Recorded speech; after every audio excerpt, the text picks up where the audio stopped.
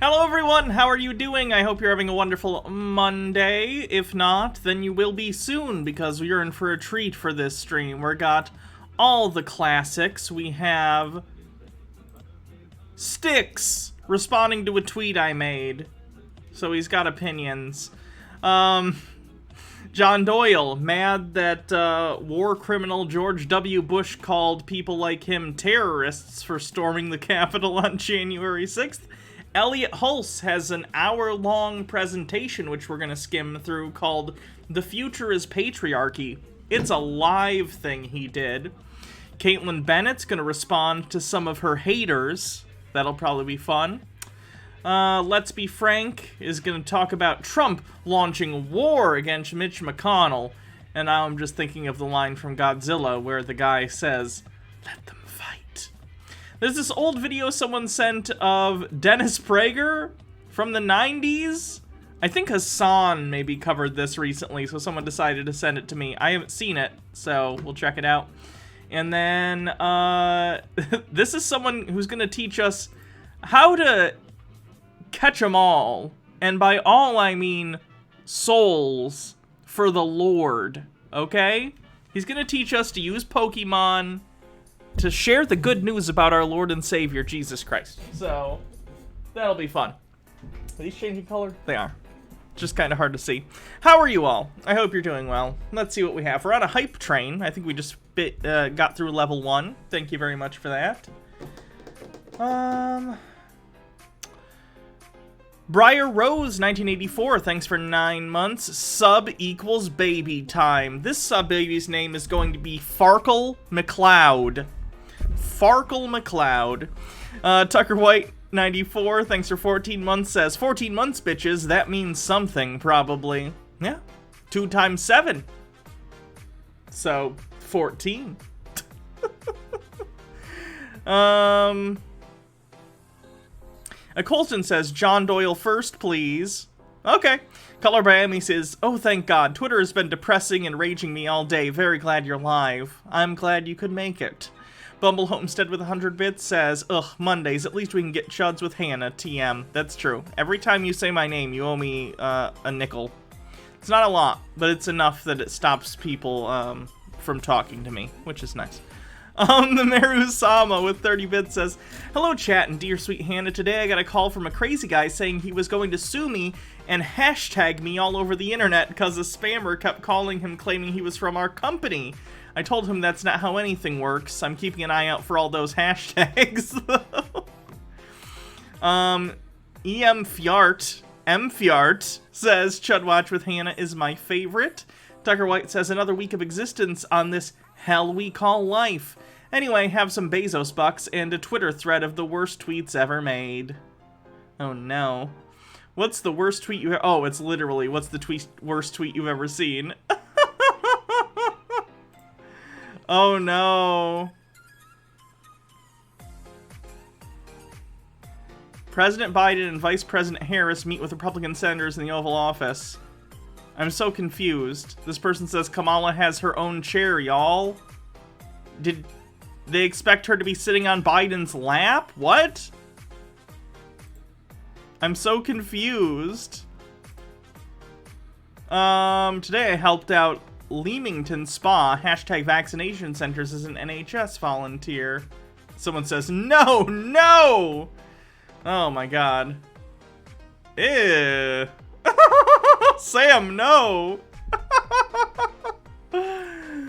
Oh god. Well, my faith in humanity's dead. E-Tune with 100 bits says, poop girl, poop girl. Blackwing Hecty, thanks for 11 months, says 1 month from my anniversary. Blackwing Hecty says, so John Doyle is upset that game recognizes game. I guess so. Stone Corbell, thanks for gifting a tier 1 sub. The Amazing Physicist says, if you haven't checked out Pathfinder Kingmaker, you should. It's on PC and pretty good D&D 3.5 style. There's a non-fan funded one that just released to Hannah. Released to Hannah.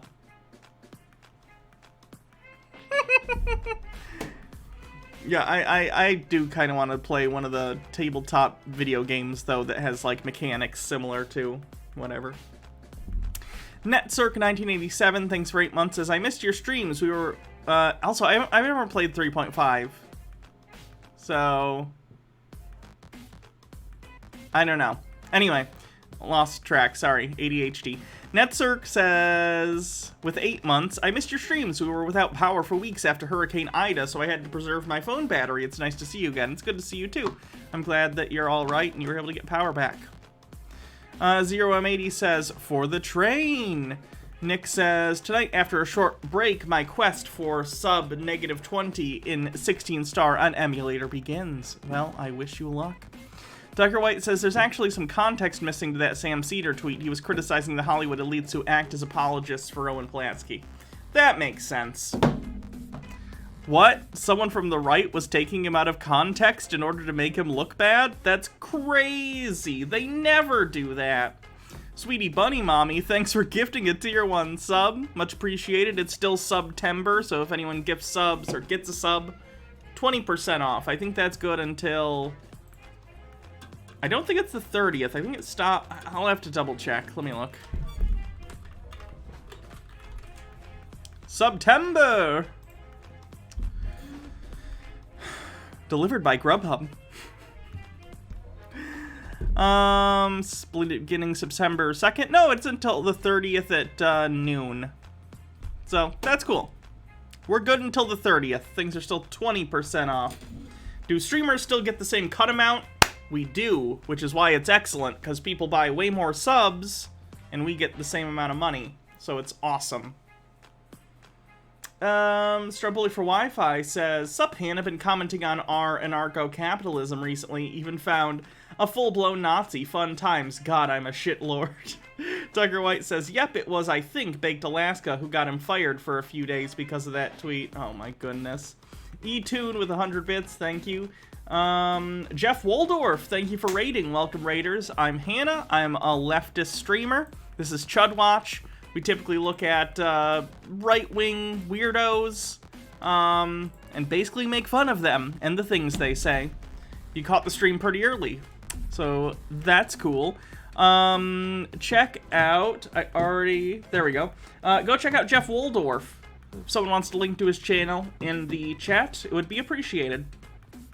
NetCirc1987, thanks for gifting 5 Tier 1 subs to the community. Amazing Physicist with 35 bits says released. Also Hannah, released also. Damn grammar Nazi. Sweetie Bunny Mommy, thank you for gifting 5 Tier 1 subs. Thrashmio, thanks for gifting 10 Tier 1 subs. We're killing this month's sub goal, by the way. And Field Weddell, thank you for 9 months, says it actually was Mike Cernovich who got Cedar fired from MSNBC for a couple days. Also, baby. Yeah, let's figure out a name for this stream, baby. 217% of the hype train. Awesome. We did it. September's been a really good month for hype trains. Name generator. Fantasy name generator. We will come up with a name for this stream, baby. We're gonna give it a Bionicle name. Type 1 names, Type 2 names. Type 1 names. This baby's a sweet Bionicle named, This baby is a sweet Bionicle named Hungy. Hungy. This baby name is Hungy. Morok says, desperately trying to find a way to combine the Swarm companion ability and the Construct companion ability. May need to ask the GM for an allowance. Blackwing Hecate says, Hannah 317 for Hecate so loved the streamer that she gave her only begotten bits. Baby Hungy. Yep. Bitter old ass broad, thanks for gifting 2 Tier 1 subs to the community. You think it's pronounced Hungy? I'm gonna go with Hungy. But I'm not a Bionicle. I don't speak Bionicle. Bionicle was one of the reasons Lego almost went bankrupt. That's hilarious. I liked Bionicle as a kid. But, you know, maybe that's just me. Sweetie Bunny Mommy says, was very blessed this month. I wanted to spread it around. Well, thank you very much.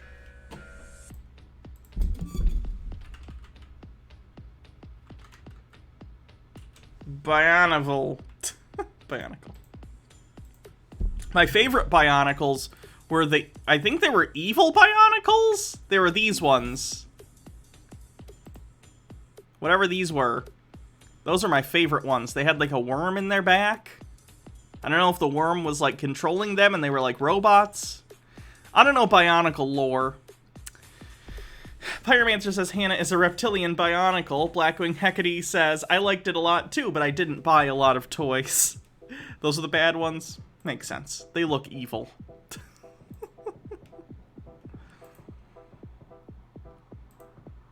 That's a pretty sweet Bionicle. Alright, this is officially... Chud Watch is canceled. This is a Bionicle appreciation stream. We're gonna just look at Bionicles for 3 hours. E-Tune says, got a job at Walmart again. Perhaps I can make it rain bits harder like others soon. Well, that's good. I'm glad he got some place to work, even if it is a place that doesn't respect the rights of their workers. Still, money for food, and that's what matters. Take care of yourself. Amazing Physicist, thank you for gifting a sub. Almost done with the hype train, and then we will get going on the rest of the stream. Oh, I gotta show you guys this, actually. I forgot to show you this when I planned on doing it, but it's too good. It's too good. There's a minute left of the hype train. Let's check this out. Someone in a wrestling game, I don't know anything about wrestling or the video games based upon wrestling, but someone in wrestling did a battle royale against all of the chuds that I cover.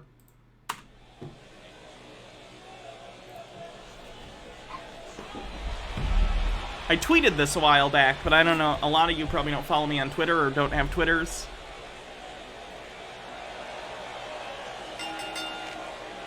The following contest is an elimination match. And the score for the Continental Heavyweight Universal Dragon Championship. Making his way to the ring from Long Island, New York, weighing in at 260 pounds, Elliot.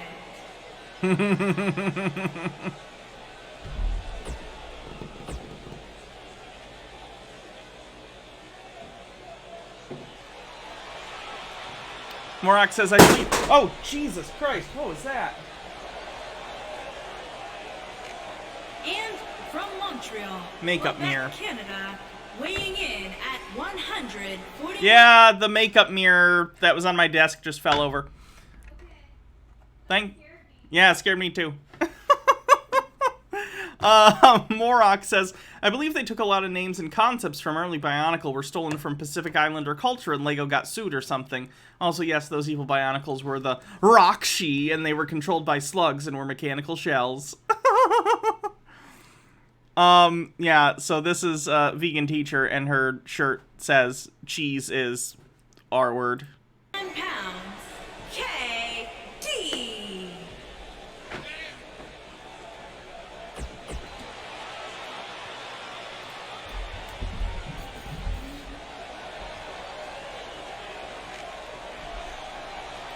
Here comes John.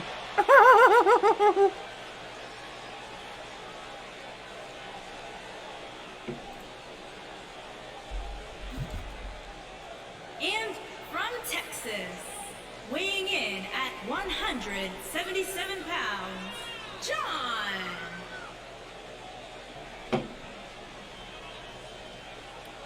Yeah, I assume they turned the music off for, like, copyright reasons, which was a good idea. But that would have been funny to give them all musical cues.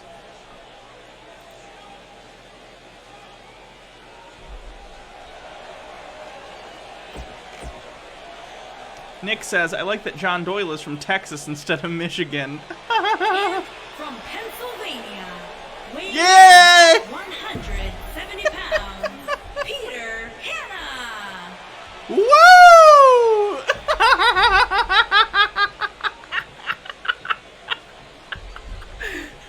Oh, that one's my favorite one. It even has the medallion. It's so good. It's so good. Tucker White says, I would link Hacksaw Jim Duggan's theme song here, but John Doyle is not worthy of it.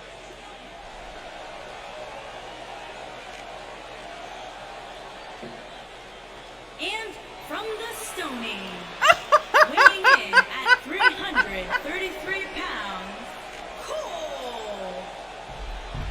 Call for an uprising. This is the best depiction of Call. I kind of love this.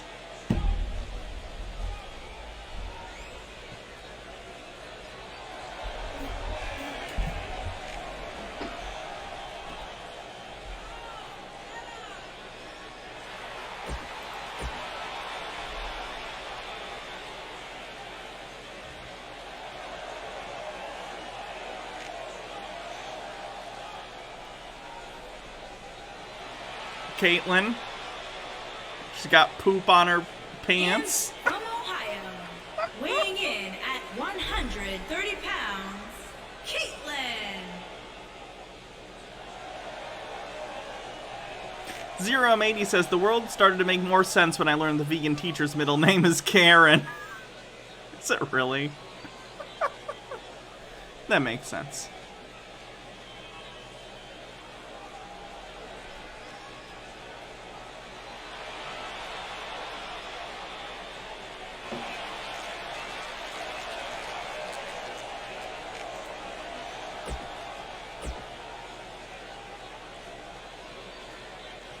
Oh yeah, the next one's great.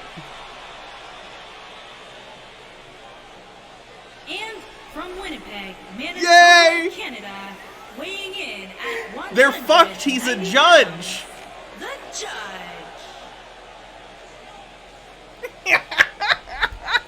They gave him the cape, it's so good! It's so good! He's won over 500 street fights. Actually, no. He's been in over 500 street fights. I don't remember if he said he's won every single one of them. I don't remember.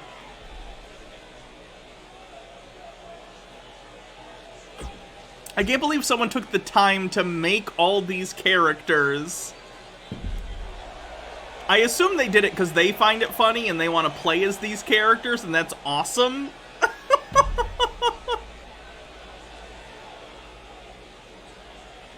Like, I don't even like wrestling, and I'd probably play this if I could download their characters, just so I could play a fighting game with all the people I cover.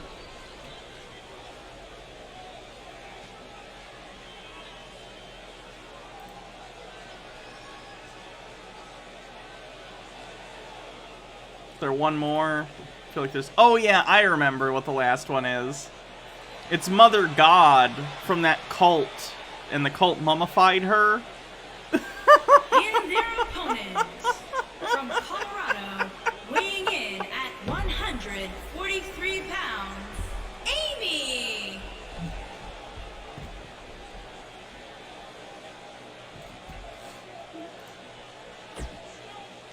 Alright, let's get to the fight.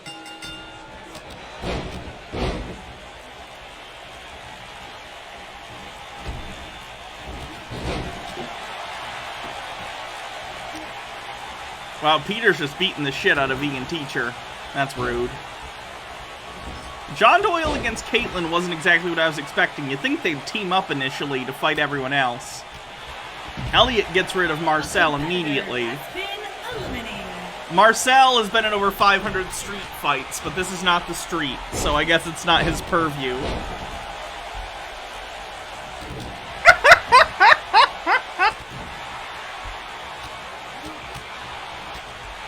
Phoenix Vengeance, thanks for 16 months, says Sweet 16. Also, what the fuck have I walked in on? Beauty. Proof that there's beauty in this universe. Blackwing Hecate says, Marcel, the jobber? I don't know what that means.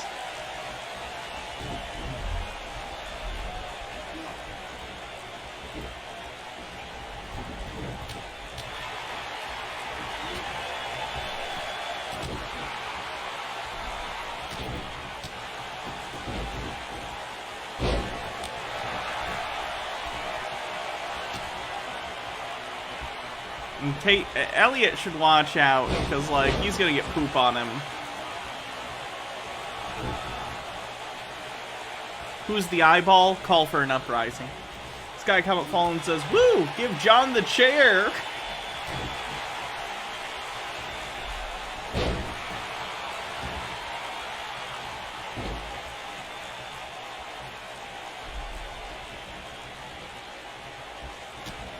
A jobber is a wrestler who loses a match quickly to make the other guy look strong. Okay, that makes sense. A competitor has been eliminated. A competitor has been There goes Kaitlin. Elliot straight up just throws her out of the ring. Clearly he hasn't come in at least 2 weeks. That's how he has the masculine energy to do that. Call pushes Peter out of the ring. See, Vegan Teacher is stronger than she looks. It's all the veggies, okay? She doesn't have all that cholesterol clogging her up. So, she's very healthy. She can straight up flip these dudes. A jobber, aka Worf.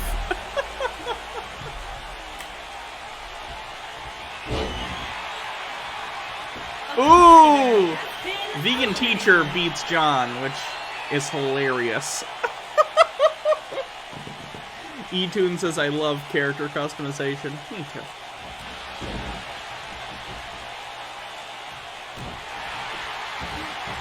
I'm pretty sure it just comes down to Vegan Teacher and Call. I know who wins, because I've seen it. I watched this one that got sent to me, but...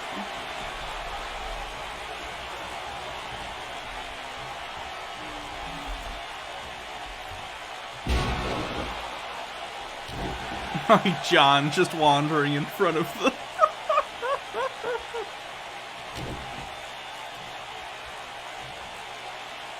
Okay, this goes on forever, so I'm just gonna start skipping ahead.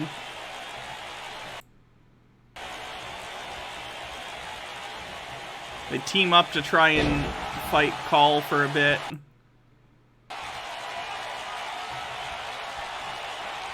Vegan Teacher's out at this point. A competitor has been eliminated.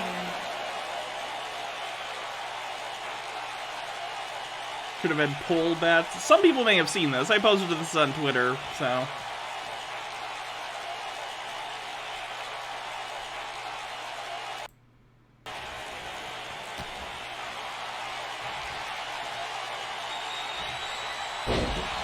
Elliot. Did I say Tate?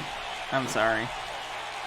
I get them confused sometimes because they're both like macho dude bros who just like give life advice. Did I say vegan? Oh, Elliot's not vegan.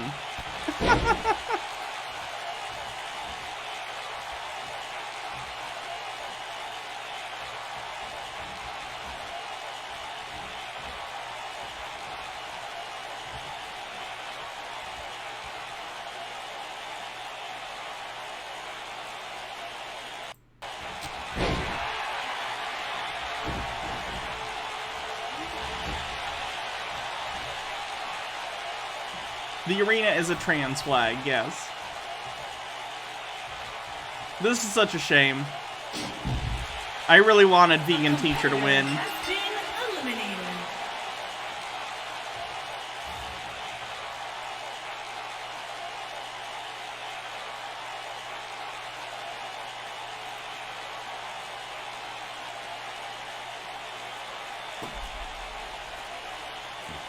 That's good shit. To whoever made that, you know, here's this person's channel, I guess. Only 2 videos, but nonetheless, if you want to give them a... Stone Corbell says, it's fitting that it comes down to the 2 most annoying people you cover. Wow. Bold. Bold claims. That reminds me. Has Peter put out anything new? Alright.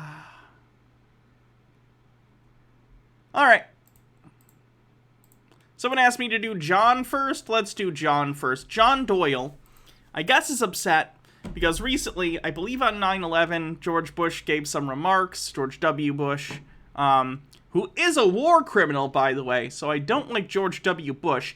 He's a terrible human being who has resulted in the deaths of countless civilians in the Middle East. Not to mention, of course, people who went over there at the behest of the United States military to kill said civilians and then, you know, got killed or have PTSD that's going to be with them for the rest of their lives. You get it. George W. Bush, basically, awful, awful person.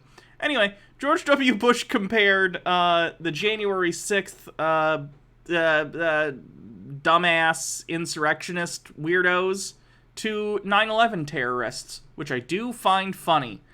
So John's not happy about that. Let's see how he reacts. And we have seen growing evidence that the dangers to our country can come not only across borders, but from violence that gathers within. There is little cultural overlap between violent extremists abroad and violent extremists at home. But in their disdain for pluralism, in their disregard for human life, in their... I feel like this is the meme from I Think You Should Leave, where it's, we're all looking for the guy who did this. Yes, George W. I'm sure you and your politics had nothing to do with the growing right-wing extremism in the country over the last 20 years. You're fine. Determination to defile national symbols. They are children of the same foul spirit, and it is our continuing duty to confront them. The real question is, who shot Hannibal? I don't get that reference. So you gonna change his intro? Because this doesn't really fit his vibe anymore. John Doyle in. Heck off, commie. Also, I appreciate that his parents let him put a cigarette in his mouth for 5 seconds to film that. Hello there, ladies and gentlemen. Welcome to Heck Off Commie. I wanted to do a 2-part series this week about the ties between liberalism and Satanism and I'm excited for that one. Conservatism and Christianity, respectively, while we're still in the wake of the new Texas abortion laws and the resultant meltdowns from the fluoride stare women who don't even live in Texas, learning that they won't be able to sacrifice their children at the altar of self-worship here in the Lone Star State anymore. But Oh. Every time I'm like, oh, yeah, John Doyle has a new video out, and then I go and click on the video, and then it's like, oh yeah, he's terrible. It's like it's a fresh experience every time. It's like I'm a character in Groundhog's Day other than Bill Murray. I just keep experiencing the same day, but I don't remember. But then I found something that I wanted to use for the intro of that video, and it's going to require a lot of editing that I just would not have had time for because it's like an audio recording, and it would just be better if it were substantiated with evidence from contemporary American culture, like displayed on screen. Even though everyone, if you hear it, you'll understand why it's been totally vindicated. I don't know. I just get very particular about these things, okay? So we're going to delay that until next week, and then this makes more sense too right now since we just had the 20th anniversary of 9/11, and I've got some pretty good takes on that, so we'll... I'm sure you do. Blackwing Hecty says they're talking about this meme. JFK, CIA. Why did Lee Harvey Oswald do that? just get those out now. Holly Holmes says, you're Sisyphus but hot, and he's bolder but more dense. And then we'll do the two-part series next I'll keep pushing him up that hill. week. Very epic. But when I talk about 9/11, I acknowledge that I probably sound pretty... Was John Doyle even alive on 9/11? He just turned 21. He turned 21 prior to the 20th anniversary of 9/11. So, yes, but he definitely doesn't remember it. calloused. I don't mean... Nick says, hey, what happened to his homophobic dissertation? Yeah, did he ever post that? Did he decide not to? Did he just put it on his website or do it privately so he didn't get his channel removed for that?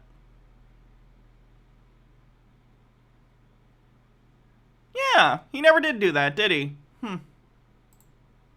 mean to. I would imagine that's because I was like 2 years old at the time. I don't think anyone who either doesn't remember 9/11 or who wasn't alive for it can really understand the impact that it had on the country emotionally. So I would say, to give me the benefit of the doubt, just keep in mind that, just because I'm not joining in with everyone else talking about how we can never forget how we were attacked because of our freedoms, that doesn't mean that I don't understand how horrific that day was. It's just that I can't help but be honest about how I look at it 20 years later. So I will read to you the bullet points that I posted on Instagram about 9/11. I used to be able to do this on Twitter, but then I got kicked off for advocating for participation in the democratic process like a good... You doxed people, John. You doxed people. Hats off. That means I gotta put a hat or something on. Let's go. Which hat? You were just talking about Satanism, and they seem to think witches and Satanists are the same thing, so that seems to qualify.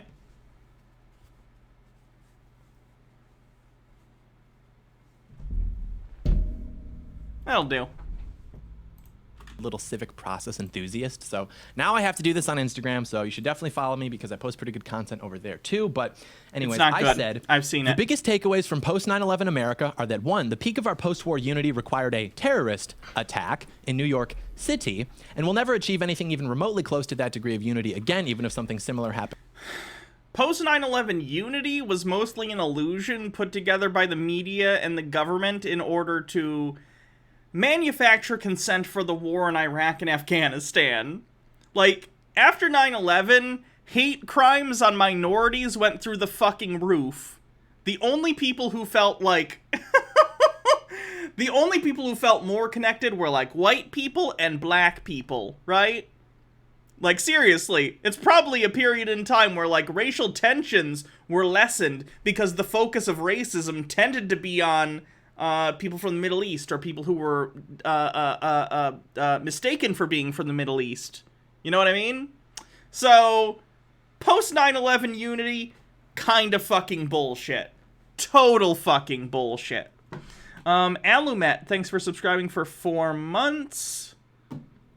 Rublum says, hearing about 9/11 from the baby facial who wasn't conscious during 9/11 will be as fun as teaching the elderly how to use a cell phone. And Colston says, oh god, he's a 9/11 truther now. Wait, why is city in scare quotes? Yeah, I don't know.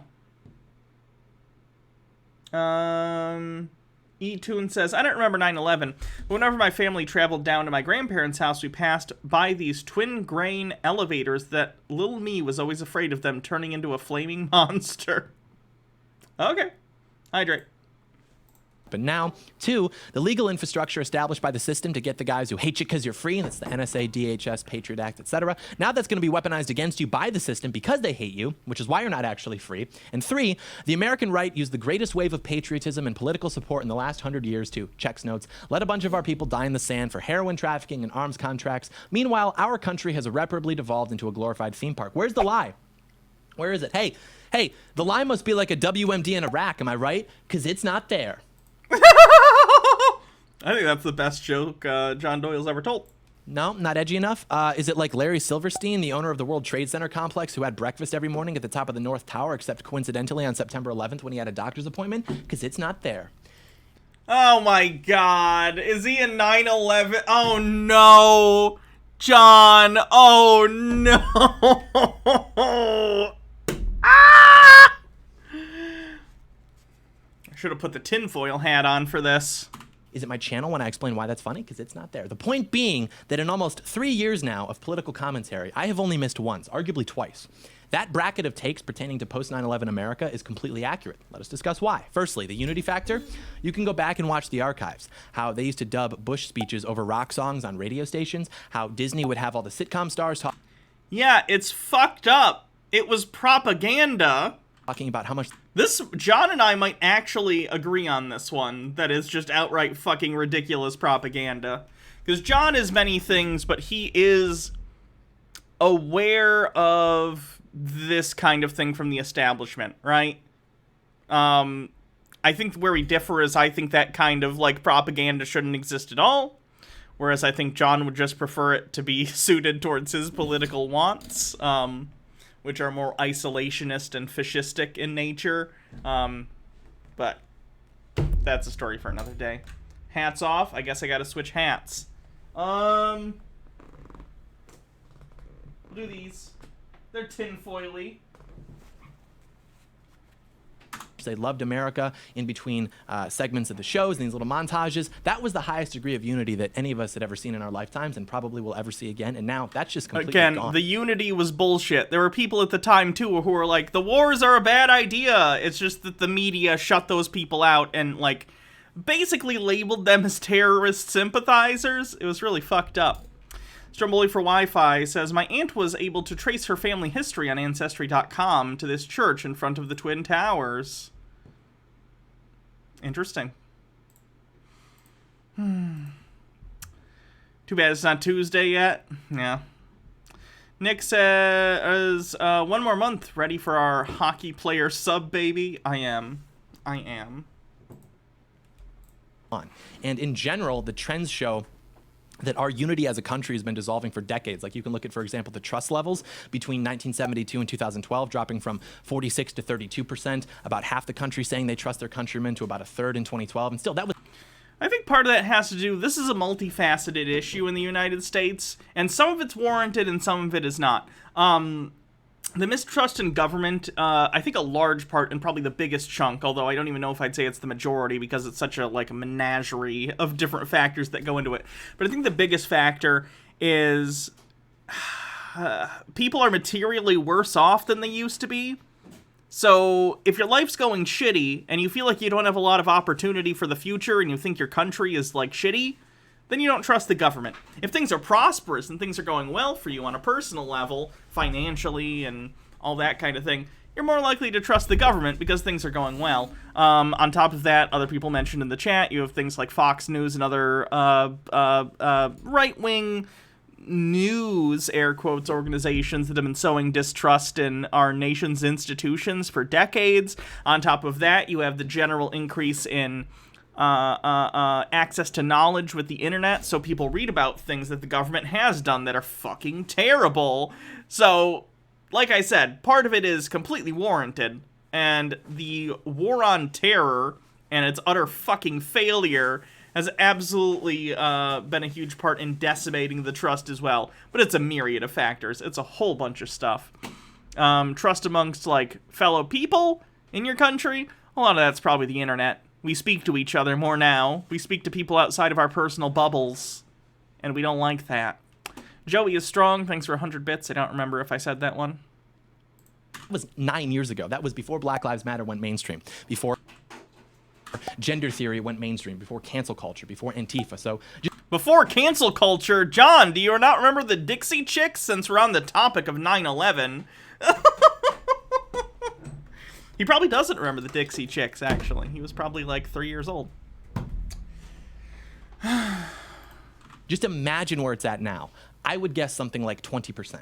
That is not sustainable for a country. And we've been declining for a while because of many different factors, namely mass immigration from the third world and the post-industrial restructuring of the... Yes, John, clearly the problem with the United States' economy is immigration and not the fact that income inequality is the worst it's been since, like, the 1920s.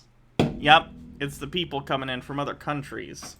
The economy, but the point is that to get to a state where you could come together with your neighbor and say that you were proud to be an American, to wave the flag, to actually be unified as a country, that required, as we said, a random office stuff, hats in one of them.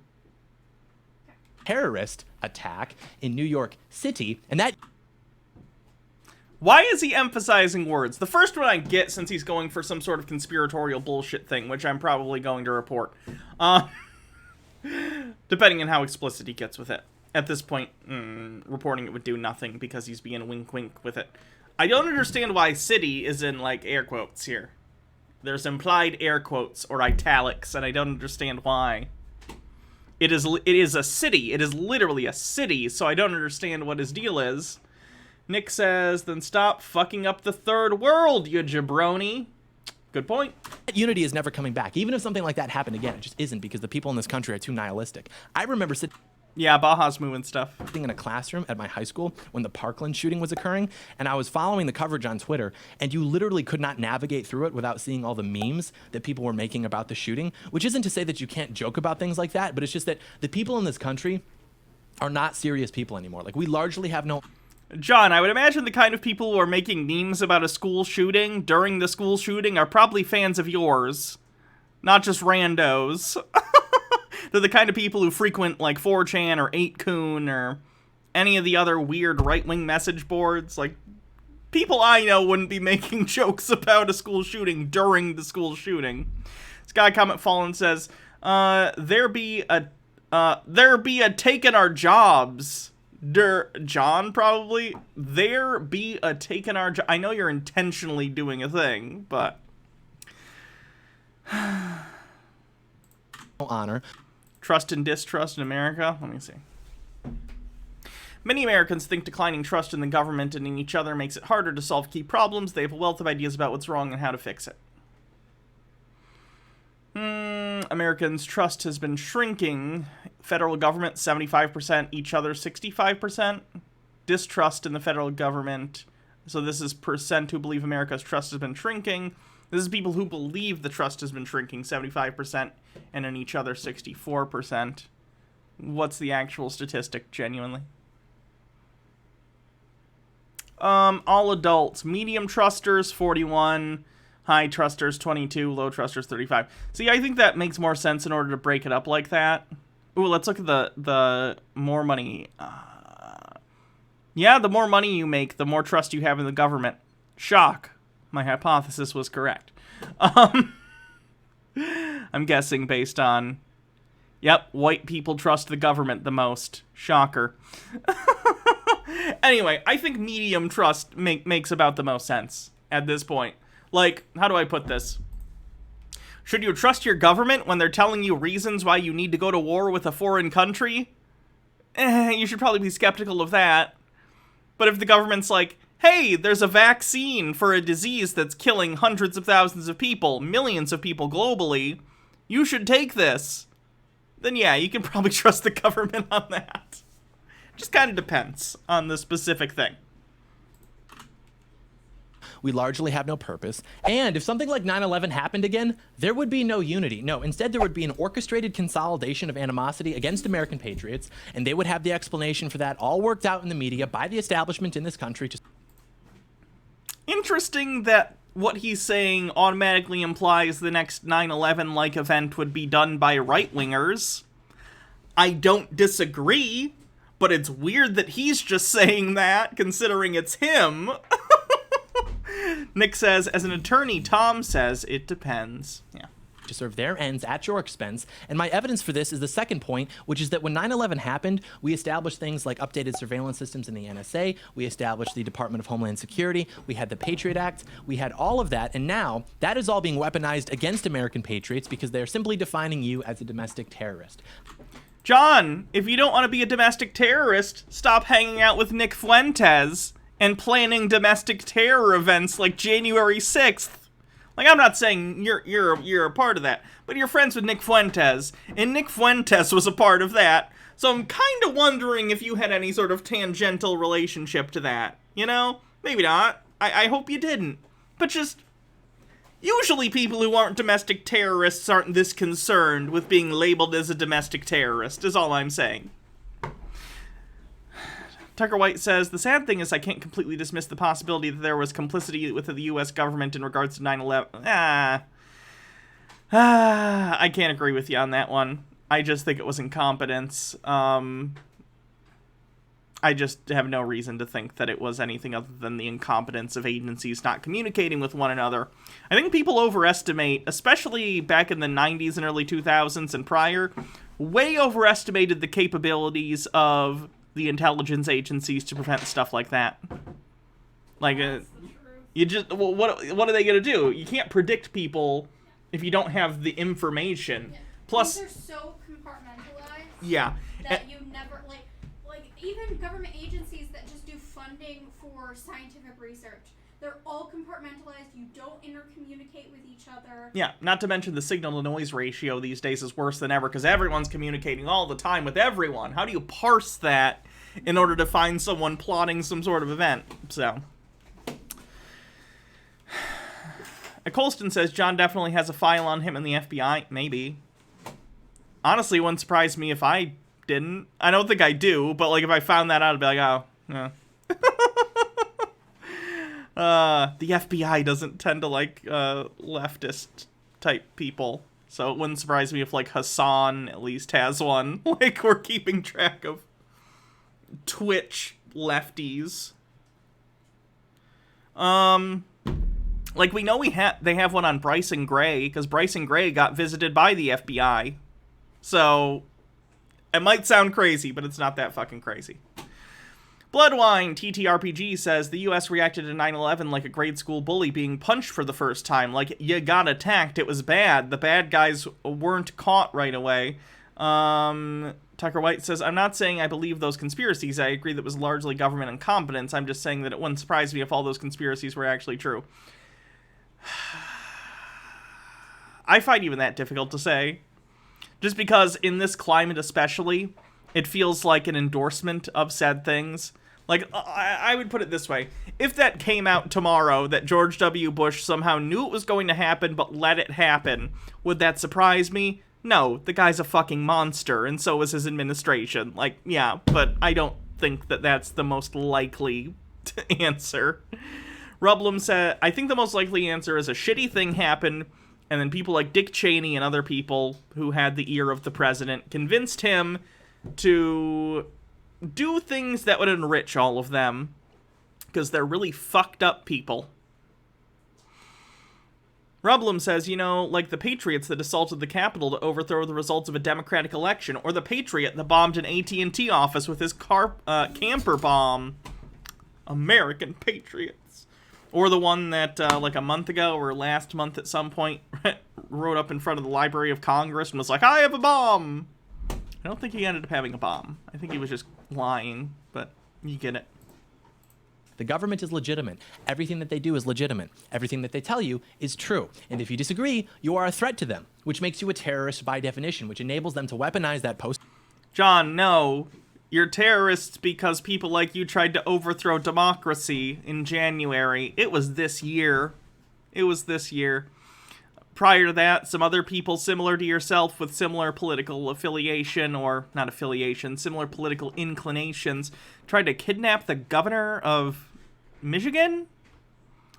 Like, these are not isolated incidents, John. These are patterns of behavior. You and people like you have helped radicalize your audience intentionally in order to push for this sort of, like, terroristic action. Because you can't win in the court of public opinion, because most people hate people like you and your shitty opinions. So instead, you've decided, I don't know, the Taliban seemed to work out for them, so let's start doing the terrorism. Because you're assholes. Morak says, as a former employee of a 3-letter agency, the amount of bureaucratic red tape we had to go through to talk to another agency was a real headache. And even then, actually getting what we needed was a nightmare, because nobody wants to share their info with each other. Yeah, to my understanding, prior to 9/11, like, the FBI and the CIA, one of them knew... Sorry, I'll get the bits that I missed in a sec. One of them knew that there was an imminent terrorist attack planning to take place on American landmarks. Like the World Trade Center and the Pentagon and the White House. And the other agency knew that there was terrorist intent on hijacking planes or something. There was some separation of information that if they had put it together, theoretically they could have figured it out. But even then, I think that hindsight, what, are they going to stop every flight in the country? What every day? Like, what are they going to do? I don't know. I really don't. Honestly, if I've learned anything as I've gotten older, it's that I'm shocked stuff like 9/11 doesn't happen more often.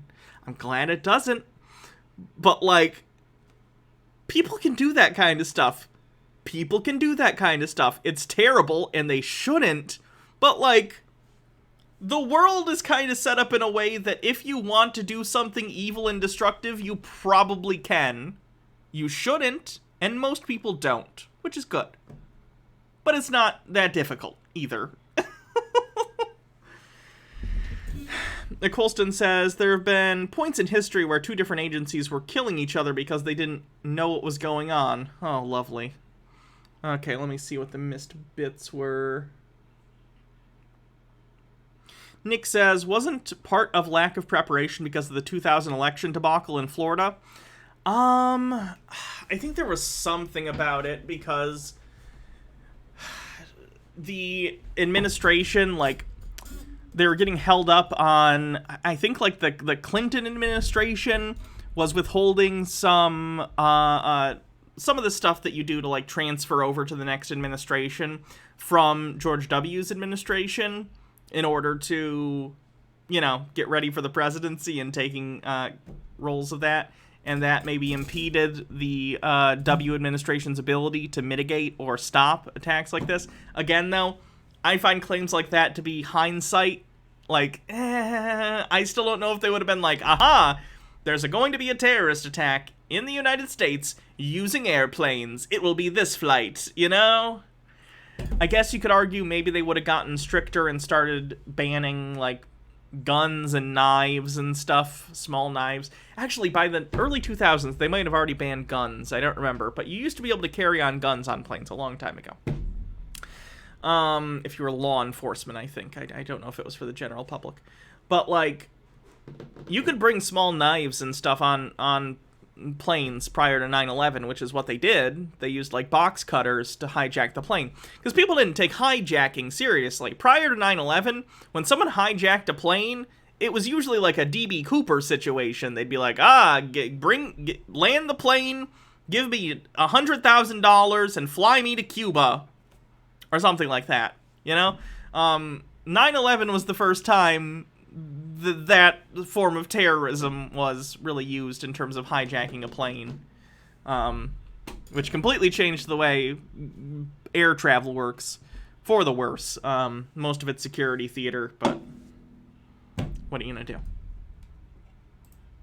9/11 infrastructure against you, despite the fact that it was supposedly created to defend you or whatever, which, by the way, It is. Again, John, I agree that the overreach of the government in terms of, like, search and seizure, in terms of monitoring phone calls and phone metadata and stuff and text messages and all that, it's ridiculous. I agree. But when it gets used against, like, extreme right-wingers, or heck, extreme left-wingers, like, if there were tankies out there who were actually planning an overthrow of the United States government, I would hope the apparatus of American intelligence agencies would be able to catch that and stop them. The same for right-wing terrorists, which, by the way, actually happens. Tanky left-wing, like, terrorism is a rare thing. I don't even know the last time that happened. You could probably go back and, like say, like, there's been environmental terrorism. Like, you could argue that's left-leaning. People who, like, blow up, you know, animal testing labs or whatever. Stupid shit like that. Sure, but right now, that's not a problem we're facing en masse. Right now, we're facing a problem of extreme right-wing terrorism egged on by people like Donald Trump and yourself. That's just a fact everyone can see unless you're already in, like, a weird right-wing bubble. Tucker White says, also, let's be honest, how many terror reports do you imagine the CIA gets on a daily basis, even pre-9/11? Probably a lot. Stromboli says, sorry if you don't want to stream, but this is a good example of the American airport security mindset pre-9/11.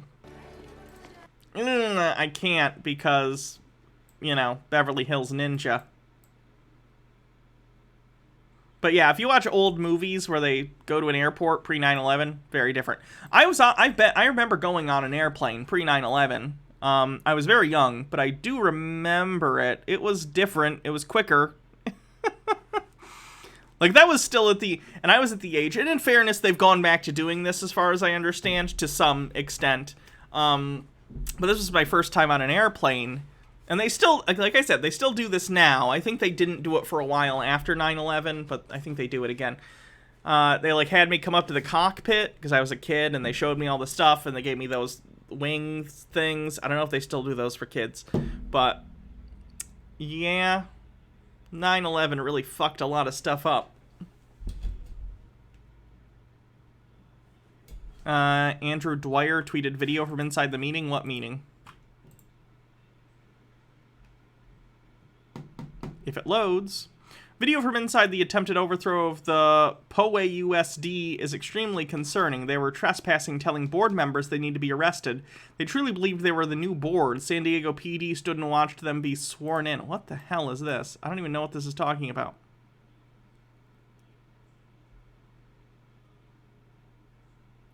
People just trying to do a coup on the school board?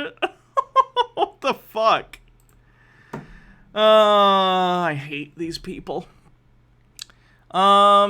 Sure, Mike Marshall Stack, thanks for 6 months, says, I'll figure this out one day.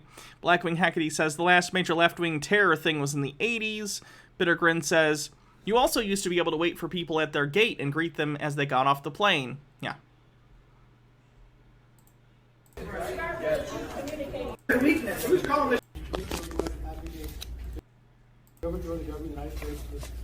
Have lost their jobs. So what the fuck, America? I promise you is going to happen provided that things don't change. Why would it not? As we saw in the beginning, George Bush literally took time out of his address to compare Trump supporters to the 9/11 terrorists. He literally said they're cut from the same cloth. You are? Can you find me a history book where one of the most powerful members of the ruling class, with the support and agreement and endorsement of the media or its contextual equivalent, says something like that, says that a subset of the people over whom they govern are equivalent to the perpetrators of the deadly... John, he was literally talking about the people on January 6th. He didn't say all Trump supporters or all right-wingers. He's George W. Bush. He's specifically talking about those people who did the terrorism. If you think he's talking about every Trump supporter, then you have a very, very poor opinion of Trump supporters. Worse than me, in fact. Which is impressive, because my opinion of Trump supporters isn't even in the toilet. It's beneath the sewer. So, Color by Emmy says, I used to work for Poway USD. That coup attempt was awful because the San Diego PD escorted the school board out and just stood around watching this fake quorum happen. What the fuck is wrong with the police? What the fuck is wrong with the police? Nick says, John Doyle be like, I resemble that remark. ...deadliest attack on their soil in recorded... Did W even mention Trump's name? I don't think he did. I think he was just talking about, specifically, the people on January 6th who did the terrorism. History, and they've established the necessary legal infrastructure to go after those people, and it's because they took some silly photographs and broke some windows, or the... When John Doyle hears about Black Lives Matter protesters fucking up a Wendy's or something, it's a terrorist attack. And they should be, like, hung or something. But when Trump supporters literally beat up the police, pepper spray them, and, like, chase Congress members and the vice president through the halls of Congress after breaking in and destroying property in the Capitol building, then it's just fun. It's just fun, guys. They're just taking pictures. It's just fun. It's just funsies. John, I streamed January 6th. Many of the people watching were probably here when I did. They were beating people till they were bloody, okay? And then Ashley Babbitt got shot because she was chasing the vice president. You can't gaslight this. You just can't. You got caught in HD. Like, what the fuck do you think you're gonna do? Talk your way out of this? Nick says, "Sir, that was a Wendy's. This is a fucking Capitol building of the United States of America." Color by Emmy says, "Hanged Hannah, Antifa is already hung, winky face." Tiger White says, "To be fair, I consider Wendy's far more sacred than McDonald's and other fast food joints." Wendy's is better than a McDonald's. I would agree. The contextual equivalent being equally insignificant and inconsequential. And then, in the immediately succeeding chapter of this history book, everything just goes back to normal. But then it all went back to normal. Everyone just forgot about it, and they moved on. No, it doesn't compute. These people hate you because you love the country that they're trying to destroy. It's really that simple. And that's why the third point especially resonates with me, which was that the... John, you don't love the country. You love the imaginary, like, white ethno-state that you've imagined in your head that doesn't exist. I know you were raised pretty well off, John, so in your head, like, everything's great until insert current social trend or insert current group that you don't like talking. But no, things have been shitty for a lot of people for a really long time. Only now is it getting bad enough that people like you are starting to see some negative outcomes because of the current state of the United States. Income inequality, shit like that, racial inequality. And the things that hurt you about it, it's not even like when we talk about racial inequality in the United States, it's not like white people are being discriminated against, okay? You're just not. I'm not. But it seems like you take umbrage with people even bringing up racial inequality, and to you that's enough of a slight to be like, I hate BLM. They're awful. It's just wild. Sunday Starship, thanks for tier 1 for 5 months, says, I don't know what just happened. Blackwing Hecate says, everything was great until the Fire Nation attacked. True. The American right used the greatest wave of Sozin's Comet was an inside job. Patriotism and political support of the last 100 years, and that's probably generous, but still, to checks notes, let a bunch of our people die in the sand for heroin trafficking and arms contracts. Meanwhile, our country has irreparably devolved into a glorified theme park. I really believe that. And the moment that occurred to me was actually last spring. I think I was in this downtown area, and there were lots of really nice shops and restaurants. And this area actually used to be like a nice area, you know, pretty safe area. People would bring their families there all the time, etc. And I'm looking at the people who are there now, and they're all from the third world. Like, they're all...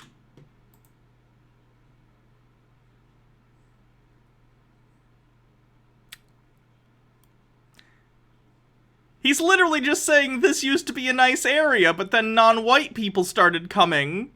What the fuck? all wearing the traditional clothing from the countries to which they actually pledge allegiance. They're all... Oh my god, John, shut your fucking racist mouth. That occurred to me was actually last spring. I think I was in this downtown area, and there were lots of really nice shops and restaurants. And this area actually... Report, report, report, report, report.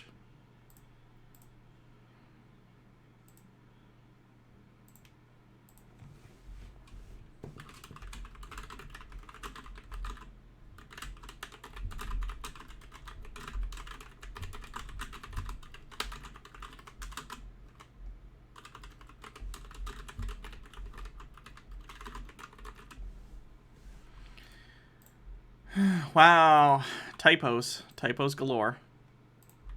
Oops, my fingers tripped. And, oops, they tripped again. It used to be like a nice area, pretty safe. Colston says, this guy is getting two mask off. He'll be going the way of Fuentes soon. I wish. Tucker White with 30 bits. I corrected immigrants to immigrates. Oh my god, of course I did. YouTube should get it. This guy come up fallen says, please give us a link to report this racist bastard. Oh no, my fingers are clumsy again. Oh, shut up, shut up! I've said this before, and I think the trend continues. What timestamp is it? 7:13. So John, I think he's been hanging around other far-right extremists too often, because he's getting more and more mask off. Like, he used to be pretty good at just doing the dog whistles, right? He just did dog whistles, and it was really hard to catch him out and, like, report the stuff he said, because he was dog whistling. Because I think we all have this, like, general...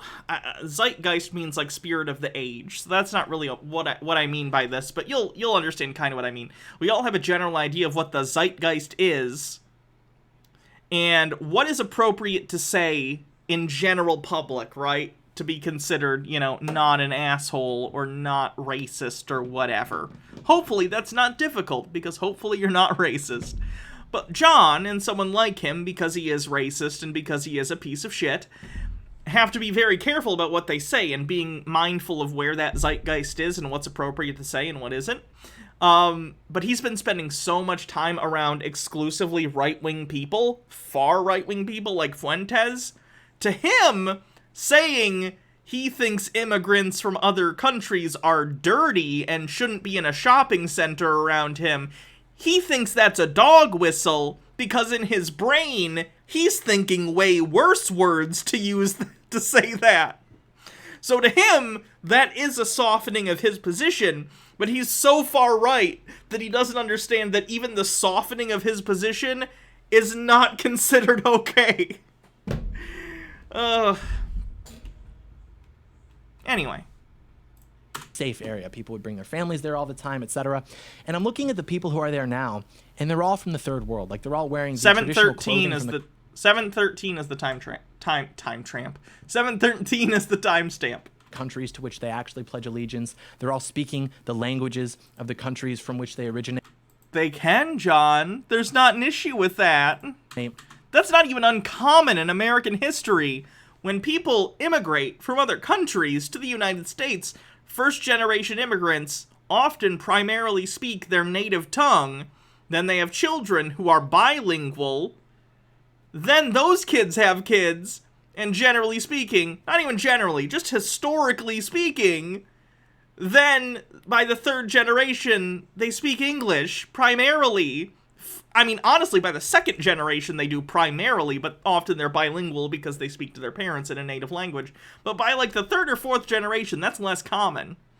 And you just see English most of the time. I'm not saying that's across the board. There are many people who, teach their kids multiple languages, and that's awesome. That's great. It's good for them. Makes you smarter or something. I don't know. I can barely speak English, so. But the point I'm trying to make is, John, you think these things are issues because you're fucking racist.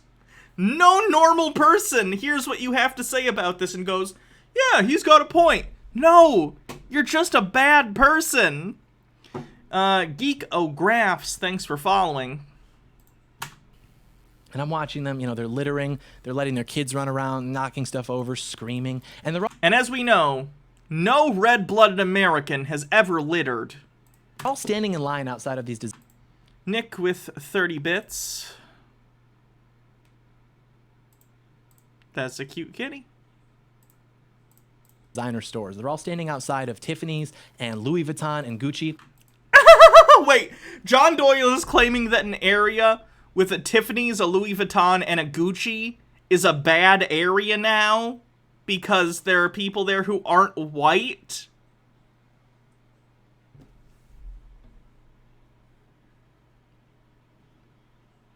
John, those aren't bad areas. You're just racist. That's a nice area with more than just white people. Holy shit.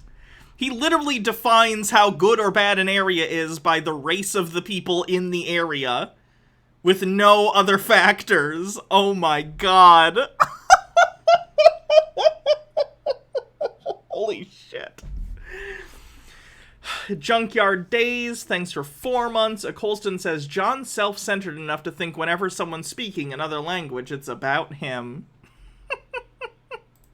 But none of them are coming out with anything. Like, they're literally just waiting in line to go into the store for the experience. So I asked one of the employees, hey, does anyone actually buy anything down here anymore? She goes, no, people don't come down here to shop anymore, and so all of our sales are just happening online. And that's when it clicked for me. Like, oh, this country is literally just a glorified theme park.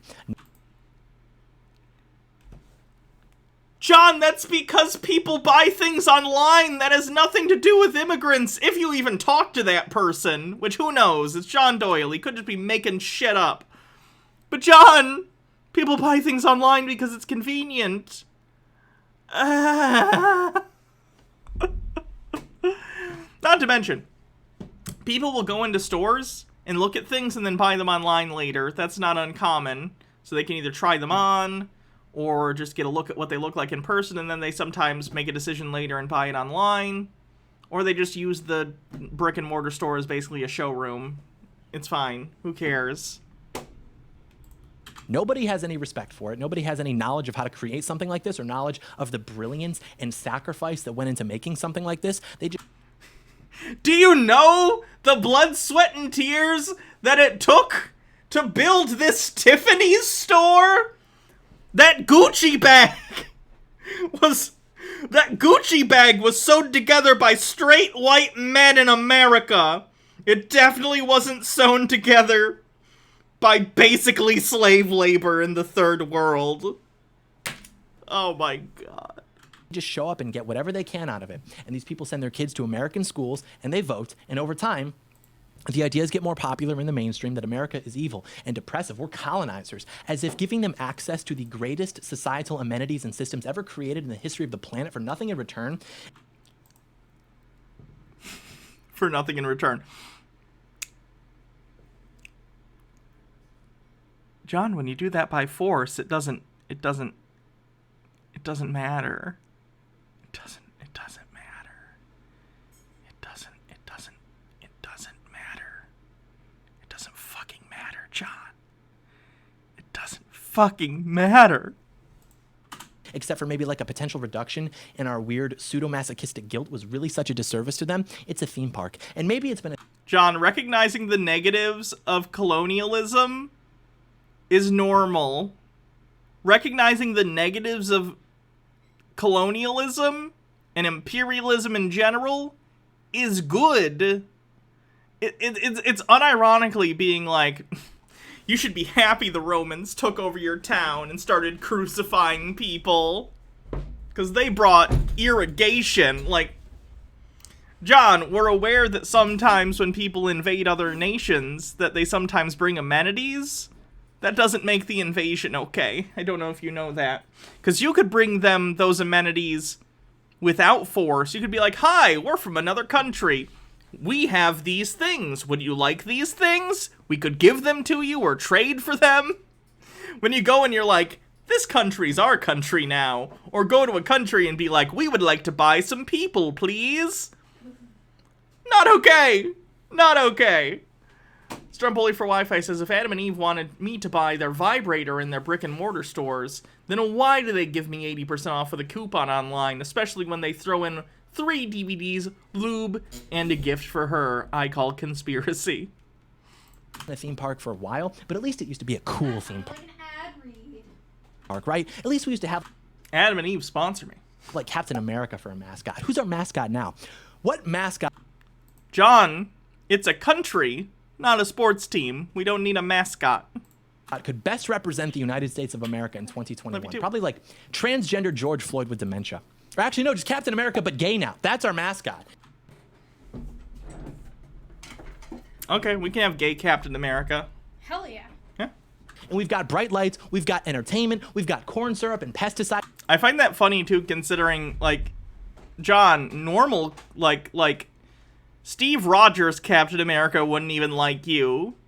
much less gay Captain America from the United States of Captain America comics that are, I think, still ongoing. Could I have one of your earphones so I could listen while I'm on the other side of the office? Okay. Thank you. Felix Night Owl says, if he thinks we shouldn't be using the internet in such a way we never leave the house, why isn't he doing his show live at a bar or next to a dumpster at an alley? Simple Cat Girl says, first of all, fuck this guy. Second, during the pandemic, a lot of people had to learn how to sew clothes through TikTok and YouTube. Third, the stores he lists are expensive as shit. Also, most people are trying to buy clothes from more local designers and support ethical stores. Also, some people just like the stores as fun to look around. Yeah. Has he not heard of window shopping?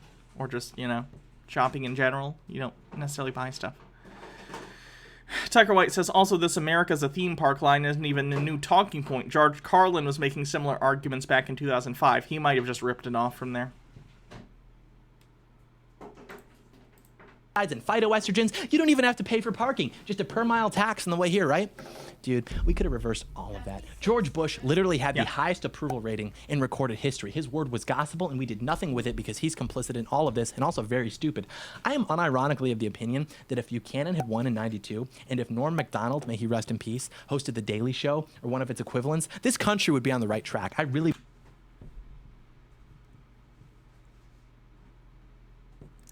believe the potential of those two men was that great. But that didn't work out, so we had to put our faith in people like George Bush. And we will discuss that speech excerpt momentarily, along with a few other points on this topic. But first, we actually have some good news. It just keeps flowing, which is that we have yet another fantastic addition to the Heck Off Commie sponsor roster.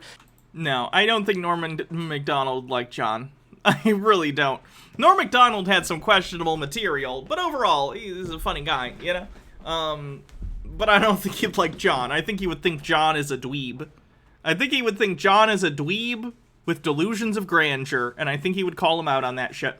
Now, in fairness, I don't think Norm Macdonald would like me either. I don't think Norm Macdonald likes most people. He was Norm Macdonald, but I don't get the impression he would like John very much. Can you tell that I want you to be armed yet? Is it obvious? Here's the thing. If you're a gun owner, you know that whether you're at the range or carrying a pistol in your everyday life, one aggravation is always having the right mag carriers on hand depending on what firearm you're using that day, because as you know, you got to change it up. Variety is the spice of life. Sometimes you want to be on the news talking about how you use the P365 to kill the bad guy. Other days you might want to talk about how you use the XD45 to kill the bad guy. It all gets very confusing. Well, you would I'm skipping the ad. Pitbull.com, Pitbull 11. In fact, many of them are saying to what we were talking about earlier. Here's how I really know that no unity is possible. This is the most obvious indicator to me.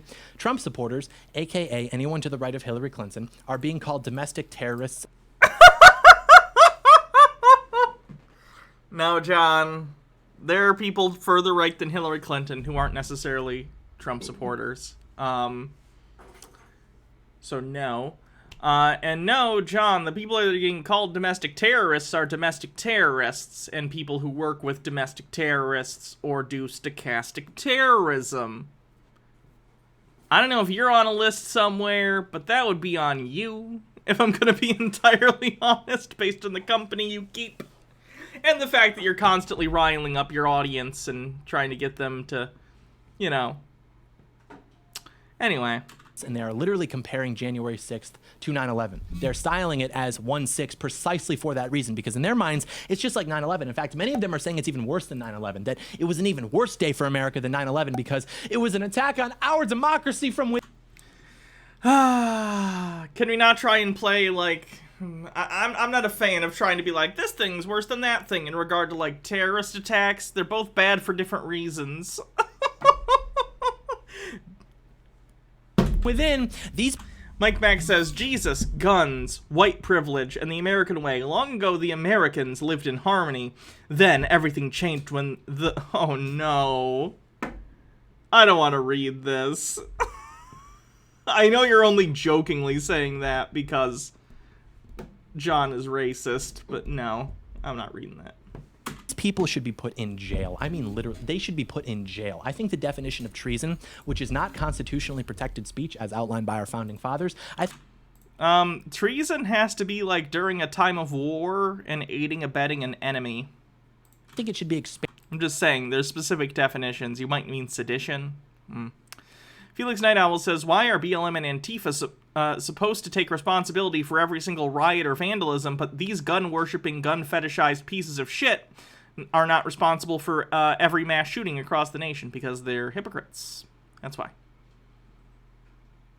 Expanded to include anyone who at any point has compared January 6th to 9/11 in a serious manner, because it's treasonous. It incites violence against conservatives as...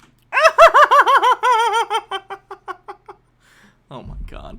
Tucker White says January 6th wasn't worse than 9/11. Al-Qaeda actually knew what it was doing. January 6th is basically on par with soccer, hockey, hooliganism. I would say we're talking about intent versus application. But again, I'm not having that discussion, because I don't think that's a fruitful conversation to have in any way, shape, or form. Daddy Sume says, I've arrived, my loves. Oh god, not John Doyle. I'll be back later. Also, free speech, John Doyle. John Doyle, all about free speech. Incredibly upset he was banned from Twitter for doxing people. Wants politicians locked up for comparing one terrorist attack to a different terrorist attack in a way that he's not happy with. So, that's nice.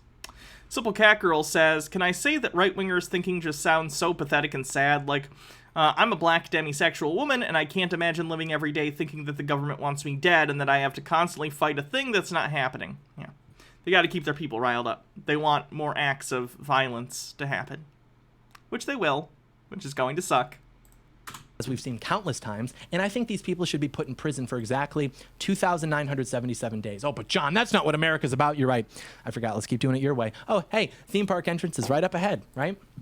If we use the government against our political opposition, how are we better than the left? That's not even what I'm saying. If I wanted to target my political opposition with the power of the state, I would just have my DOJ crack down on child pornography to achieve the same effect. The point, hyperbolic as it may be, is that a serious country would...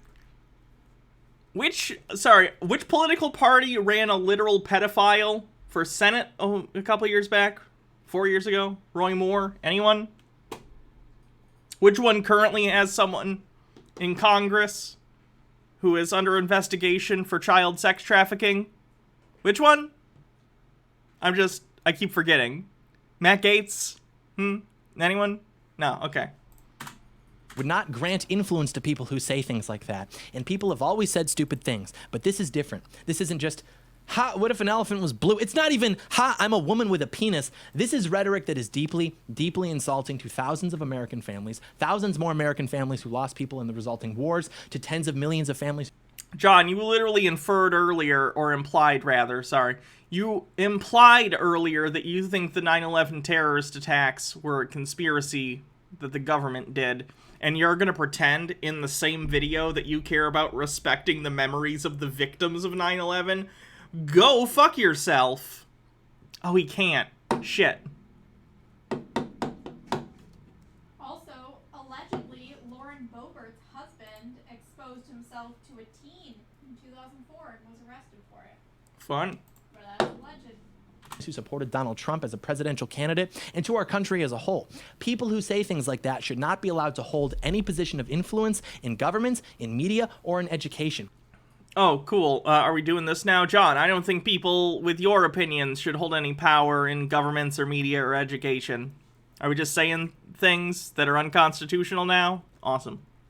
Because we are down so bad. I have to compensate by taking things to the extreme because we are down so bad. I apologize. I don't mean to alarm anyone. I'm just negotiating. I have to call for them to be imprisoned so that the counteroffer is just that they're not allowed to be teachers and...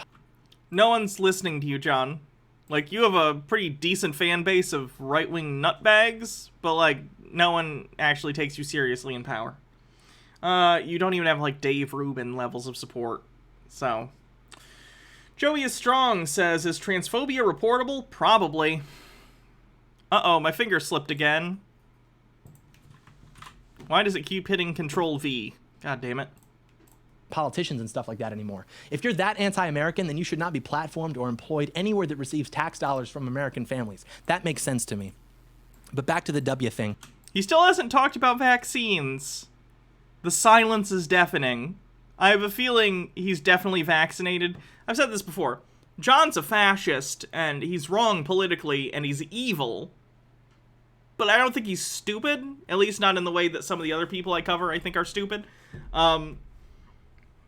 So I think John's probably definitely vaccinated, but I also think he recognizes a lot of his audience probably aren't and are against the vaccine, so he just doesn't want to bring it up. It's a guess. I don't know, though. Nick says, maybe your hand is Texan and thinks Control V means control vagina. B+. I really hated that speech he gave. The audacity of basically condemning the people who rallied behind you, who fought and died for your wars and for your father's wars, who defended you, to come out on the 20th anniversary of 9/11 and basically call them equal to the people who perpetrated the 9/11 attacks is just so purely dishonest and evil. That idea, it is so evil that could only have spawned in a meeting in Washington, D.C. I felt like Syndrome watching that because, George Bush has always been stupid, but he was charming, right? Like, he would just say stupid things. It became a meme. W became a meme. I remember I used to have a W tank top with a picture of him on it flipping the bird. And this That tracks. spirit of it was basically like, hell yeah, brother, W says these colors don't run. But then he comes out, he starts talking about our democracy and calling his former supporters foul-spirited. And it's just me and my W tank top, like, you can't trust anyone, especially your heroes. And it's so true, but the better lesson is just never trust anybody who is presently able to fraternize with those who you know to be your enemies. It really is that simple. Like, there's a reason that Donald Trump is not in the club, but George Bush is. And Because he's an asshole and everyone hates him? The stochastic terrorism doesn't help. Blackwing Hecate says, maybe your hand is a big fan of third-person shooters set in secret 3LA type org and TV show about secret alien invasions. That one's too specific for me. C-.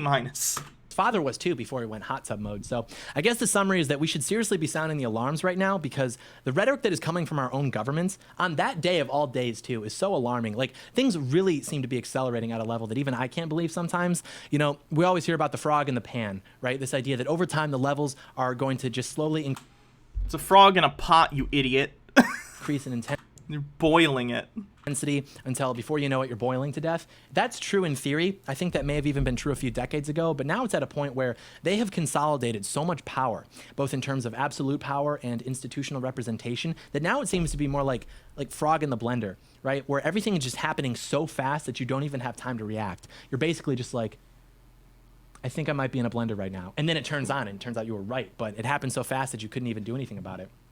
I think that's a lot more accurate, at least now. But that being said, when we take power, which we will, because as we talked about in, I think, the last video, this system really is too incompetent and chaotic to ever be sustainable long term.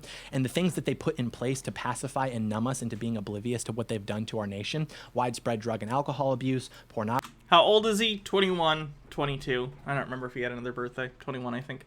Blackwing Hecate says, and yes, I made sure to do some stretching before that reach. Speedy Yoshi says, I'm pretty sure Trump wouldn't show up to a former president's thing because he's a narcissist and would be like, no, I'm still going to be president.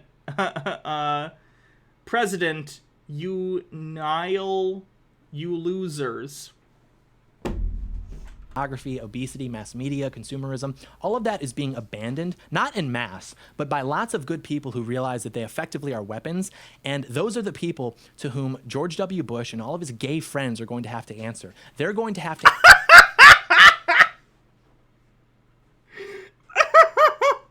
Oh, hold on. That's reportable. For the people to whom George W. Bush and all of...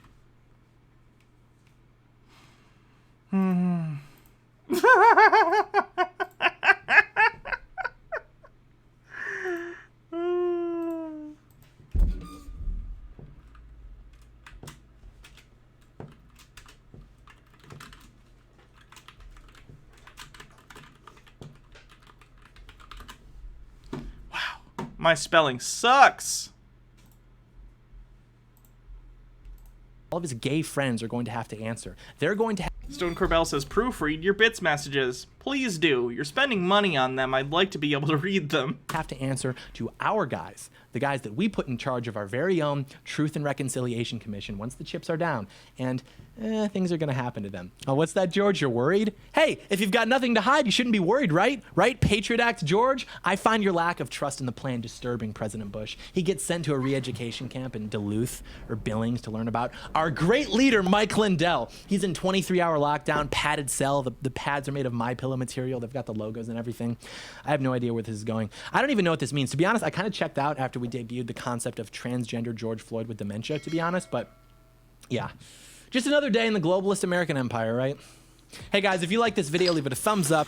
John Doyle is...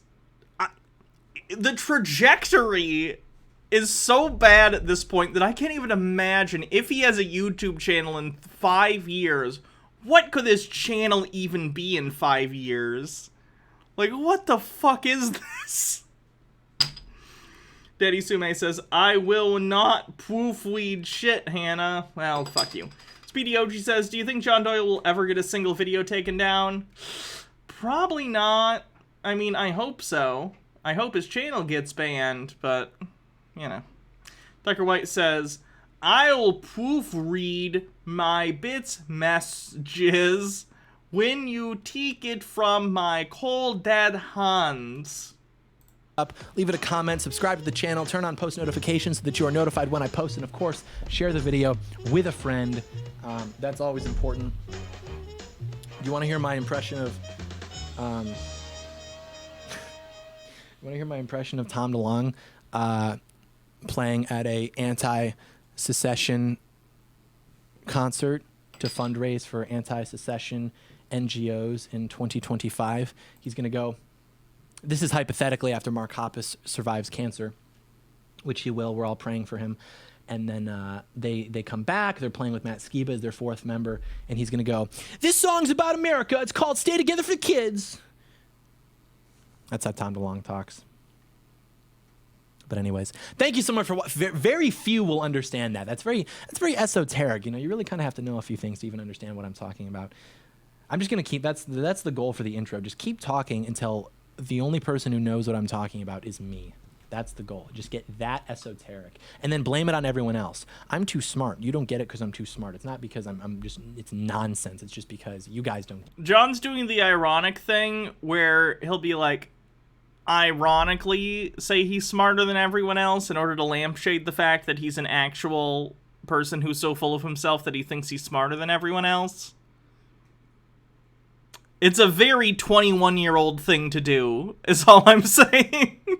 Blackwing Hecate says, typo-ness is next to Hannah-ness, though. Tucker White with a link.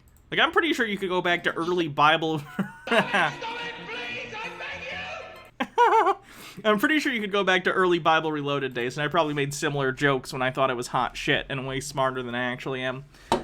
Stromboli for Wi-Fi says, I just want to see a guerrilla-style bit of footage of a hot white chick hits on John and he just shits his pants and runs home. Rublum says John's comedy, air quotes, act wouldn't be allowed in Texas because that was an abortion. That joke gets an A. Seriously though, John's awful. Get it, you're not on my frequency. Anyways, thank you so much for watching. May God bless America.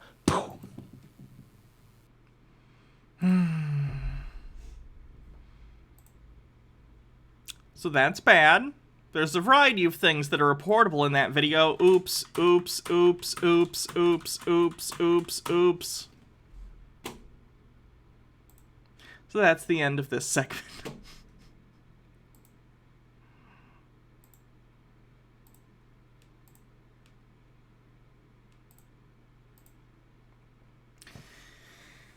Speedy Yoshi says, God, Hannah, your fingers are fucking clumsy. Baja seems to like them. I did last night. Nick says, or hot girl hits on Kaitlin Bennett and she shits her pants.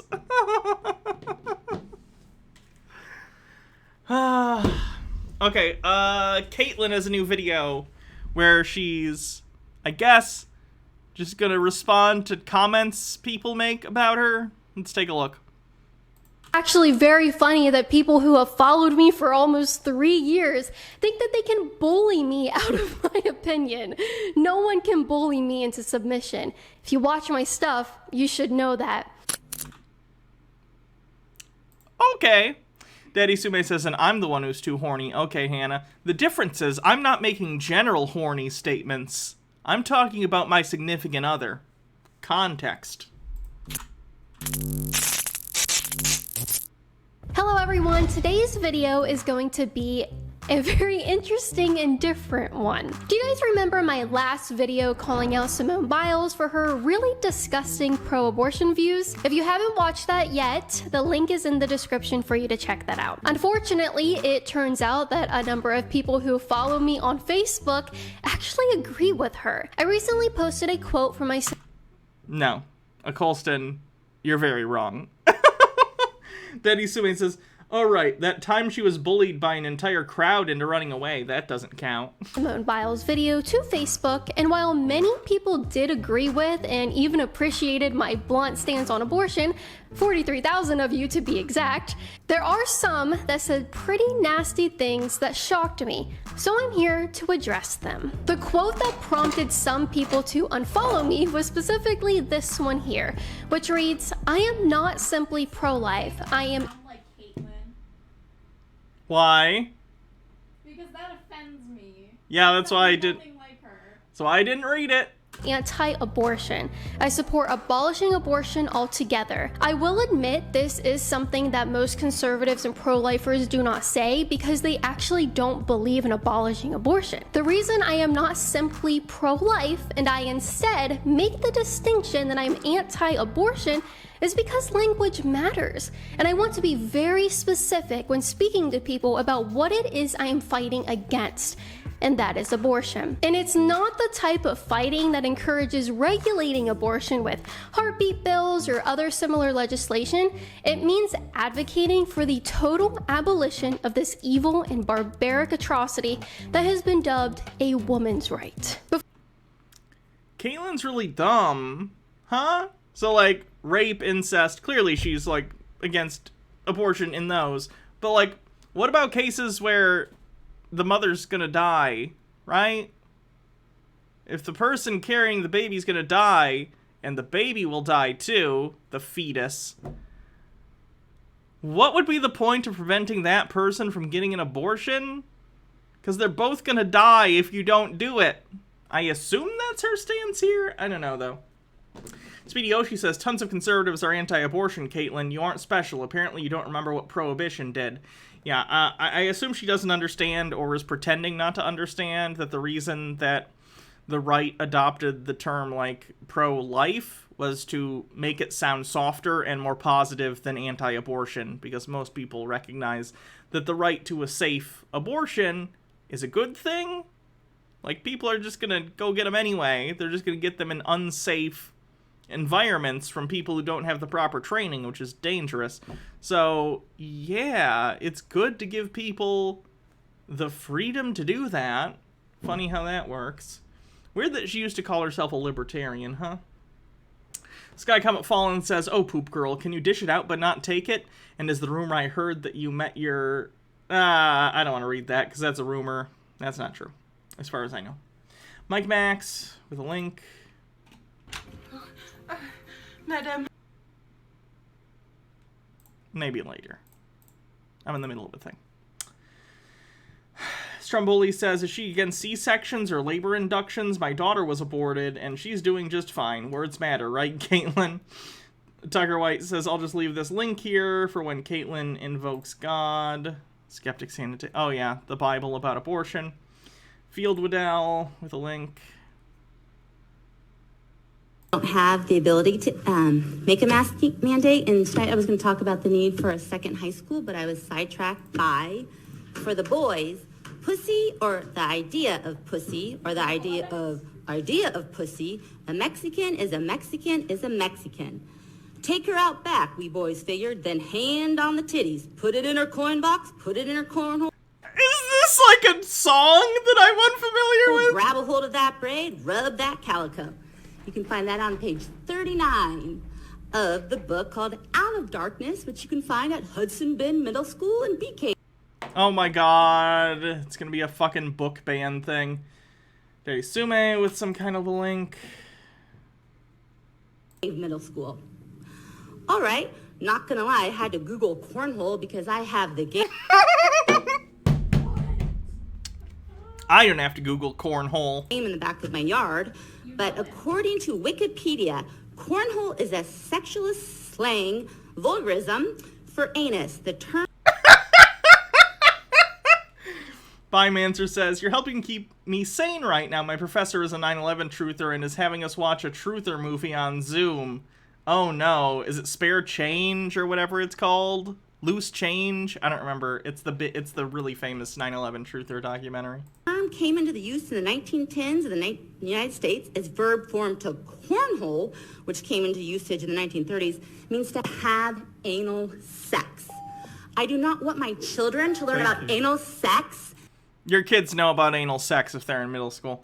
Speedy Yoshi says the reason that book uses that word is because the novel chronicles a love affair between a teenage Mexican-American girl and a teenage African-American boy in the 1930s New London, Texas, occurring right up to the 1937 New London school explosion. It took me 5 seconds to understand why. Oh, okay. In middle school. I have never had anal sex. I don't want to have anal sex. Then don't. Your kids know what anal sex is. Like, if they're in 7th or 8th grade, your kids have... Honestly, other kids have probably, like, told them, if I remember middle school correctly, other people have probably said to them, I'm gonna F you in the A, or some other dumb middle school bullshit. Like, kids in middle school know what anal sex is. The first time I ever heard about sex was pre-K, so I was 3 or 4, on a bus to a field trip. Mm-hmm. Speedy Yoshi says, I've never had anal sex. I smell bullshit. Yeah, she didn't prep properly. I don't want my kids having anal sex. I want you to start focusing on education and not public health. Stone, you're on. Officials, you are supposed to be educating our children. Ms. Do Bell, not thank you. teach them Ms. about Bell, thank anal you. sex. Thank you, Ms. Bell. Yeah, I saw the Texas doctor. Good for this doctor, by the way. I don't know the name of the doctor. What did the doctor do? I think, is it a he? I actually don't know. Yes, he. A San Antonio doctor who wrote a Washington Post op-ed claiming he had violated Texas's 6-week abortion ban now faces at least 2 lawsuits brought against him under the ban. He did so intentionally and publicly so he could help take this to court. Which is good. Good for him. That's brave. Where did she go? There she is. Before I read some sorry, we keep getting messages. Sky Comet Fallen says, I've never had anal sex. Oh, that was a painful cell phone. Simple Cat Girl says, middle schoolers are brutal people. They are. comments if you do believe that baby lives matter, like I do. Then you can get this really neat t-shirt. If baby lives matter, why are their heads so soft? Jesus clearly doesn't care about them. Right now over at lhmerch.com and use the promo code FREEDOM15 for 15% off your entire order. After seeing some of these comments, I realized that the country is in much greater need of pro-life activism than I thought. And this shirt is a great way to let the world know what you think. Now, apparently I've been a little unclear. Yes, I'm sure people will love to see your political opinions on a t-shirt. People love that. Excuse me, Stromboli says, I would have loved to learn about anal sex from a teacher in a neutral classroom instead of from Uncle Bud at the van down by the river. Clear in my messaging because people are shocked to learn, after 3 years of me being a political commentator, that I am anti-abortion. I will own this mistake, and I'm so sorry for the confusion, so let me set the record straight. I believe abortion should be illegal in every single circumstance. What about rape? What about incest? What about blah, blah, blah, blah? I didn't stutter. I said what I said. Every single circumstance. I believe women should be held legally accountable for killing or seeking to kill their child. What if they're brainwashed? What if they're forced to? Blah, blah, blah. Again, I didn't stutter. Wow, even if forced to, huh? Wow. Kaitlin has no mercy. I kind of assumed that, but hearing her just say it is like, wow. Consequences are in order for this behavior. It is a legitimate and necessary use of government power to save the lives of children in this country. Not children. Who are being slaughtered every day. Okay, now that I've cleared that up, let's read some comments. Starting out, we have the most bizarre one that I read. Speedy Yoshi says, you sure do love babies, Kaitlin. I hope you're voting for stuff that makes single-parent households with a new baby able to care for them at a lower cost. I hope you're volunteering at orphanages or adopting kids. I hope you're helping every kid no matter what. She doesn't care. She comes from a rich family. She doesn't understand the actual struggle working people go through because she was born rich. E-Tune with 100 bits says, optics. Does she even have kids? I honestly don't know. Nor do I care. I don't think it's relevant to the conversation. I used to follow you because some of your interviews, etc. were quite interesting and alternative, let's say. But with this, you've lost me completely, unfollowing and never following again. You need to regain a hold on the modern world and all that is right and wrong. Things happen in life, and not everything can be a hardline attitude. I believe, for one, I believe life begins at ejaculation, so I think Kaitlin Bennett should probably be brought up on charges for every time she's ever made her husband come and didn't get her pregnant. That's a controversial opinion, but it is my view, okay? Disappointed in your blinkered viewpoint. It's not an airport. In fairness, because of the hormones, probably not a lot of motility there anyway, so. Yeah, but you don't know that for sure. That's true. Poor Karen, it's Facebook. You don't need to announce your departure. But this comment shows exactly what's happening to the ability to remain rooted. Nick says, I noticed she didn't say anything about the life of the mother because she doesn't give a shit. Tucker White says, not everything can be a hardline attitude. Didn't you take a literal hardline stance just 10 seconds ago? She did. And morals and convictions in this country. This person wants me to disregard what I know to be true about when human life exists. What you believe to be true. So I can regain a hold on the modern world and all that is right and wrong. There are so many things in this modern world that are promoted as right when we know they are wrong. The modern world tells us to reject Jesus. Are you touching the earphone? Sorry, it was falling on my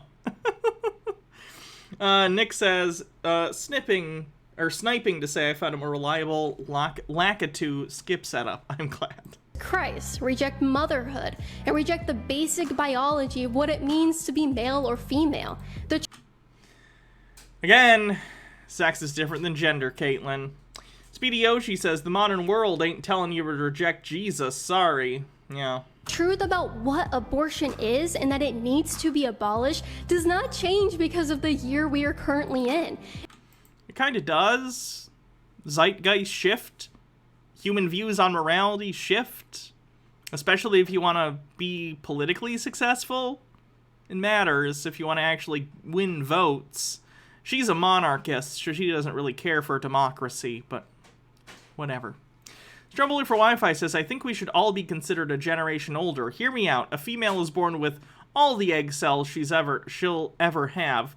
I believe life begins at egg. We should all count our ages starting at when our birth givers were born.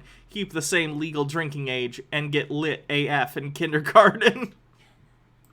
It always has been and always will be wrong and evil. The next comment demonstrates what happens when someone opens their mouth without actually watching any of my content. So then you also should protest outside of IVF clinics as well, since they destroy countless amounts of embryos. I think she has actually said she disagrees with that. Oh wait, that's right. It doesn't fit your logic. They only want to sit outside abortion clinics and harass females going to a routine doctor's appointment. Real cool, pro-lifers. I actually go into great detail about my opposition to IVF treatments on my show at libertyhangout.tv. If this person actually took the time to learn what I believe, they could have prevented themselves from looking. You want them to come and pay to visit? In fairness, I don't know if her website you need to pay to watch videos on there. I'm just used to it because John Doyle's does. But, like, I don't know. I think they're arguing just from a position of what a lot of anti-abortion people are. Being so foolish, but... What's IFV? In vitro fertilization. Felix Night Owl says, I killed 3 chickens this morning when I made a cheese omelet. Actually... On the other hand, their next sentence shows that there's probably no saving them. I can confidently say, as a woman, I've never gone to an abortion clinic for a routine doctor. Okay, you're wealthy, Kaitlin, Planned Parenthoods offer a lot of, like, women's health services to women who aren't as well off as you. So people go there for various procedures. I don't even think abortion is, like, the thing they spend most of their time doing. I could be wrong. I don't know. I don't care. I'm perfectly fine with abortion. I have zero issue with it. So, don't really care. But they provide other services, Kaitlin. They provide many other services. Doctor's appointment. If this person truly believes women are getting routine care for their general health at an abortion clinic, they do. They do. would call it a doctor's office. This comment is clearly not from a fan, but I'll take it anyway because I like it. Also, does she think all abortions happen, like, at Planned Parenthoods? Because you can, like, go to a hospital and have that done, too. Like, you don't have to go to a Planned Parenthood to get an abortion. It's for the record. Just like the fascist you are, can't wait to see what other BS hardline you'll take next to stay relevant. Now you see, I don't care what you call me. If wanting to outlaw Alright, Poopy. all the slaughter of children makes me a fascist, Abortion is maybe 3% of Planned Parenthood's activity. Is there a source on that? I'd love to see it. then I don't care. Because that's even lower than I would have thought. The second right-wingers who actually want to accomplish political goals in this country stop caring about being called names is the second we regain our political power. You can't bully me. This next comment is from someone who remains polite but ends up having one of the worst opinions I've ever seen. Love you. Wow. I assume you listen to yourself, so that means a lot. Okay, but you should change your position on this unless you want to see millions of crack babies born into the US who will likely be abandoned by parents who never wanted them to begin with. Giving irresponsible people the right to terminate babies they don't want to care for is better for our society. I honestly don't disagree with that. They could have worded it differently, but I don't think our system needs more children to be abandoned by people who have no business being parents in the first place. Speedy Oshi says, if you don't care about being called names, you wouldn't be making this video. Probably true. I didn't believe that until I lived in inner cities. Oh no, it's gonna get racist. It's gonna get racist! It's a crime to murder an innocent, no argument there. But sadly, those babies will be born into homes without parents or a dysfunctional home altogether. Why subject children to this treatment? They'll likely turn out to be a burden on our society. That's just my opinion. Oh, fucking yikes. This person posts a thing to the 3%. Cool. I probably should save this for another time. Yeah, in case I ever need that saved. Thank you.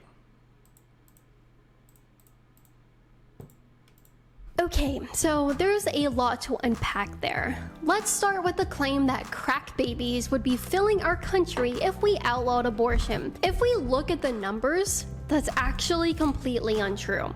According to the research arm of Planned Parenthood themselves, the Guttmacher Institute, roughly all abortions are sought out because the woman isn't ready to have children or children would change their lives. That's pretty broad. That could be a number of things. Again, I don't want to go down this path because this isn't about this, but like, someone who's addicted to drugs probably doesn't feel they're ready to have a kid and they don't want a lifestyle change because they like doing drugs. Those things are applicable, although I don't know what else is on the list. Let me see. Let me see if there's anything for a specific drug thing. Because even if there is a thing that says something about drugs, I doubt someone would check that one very often.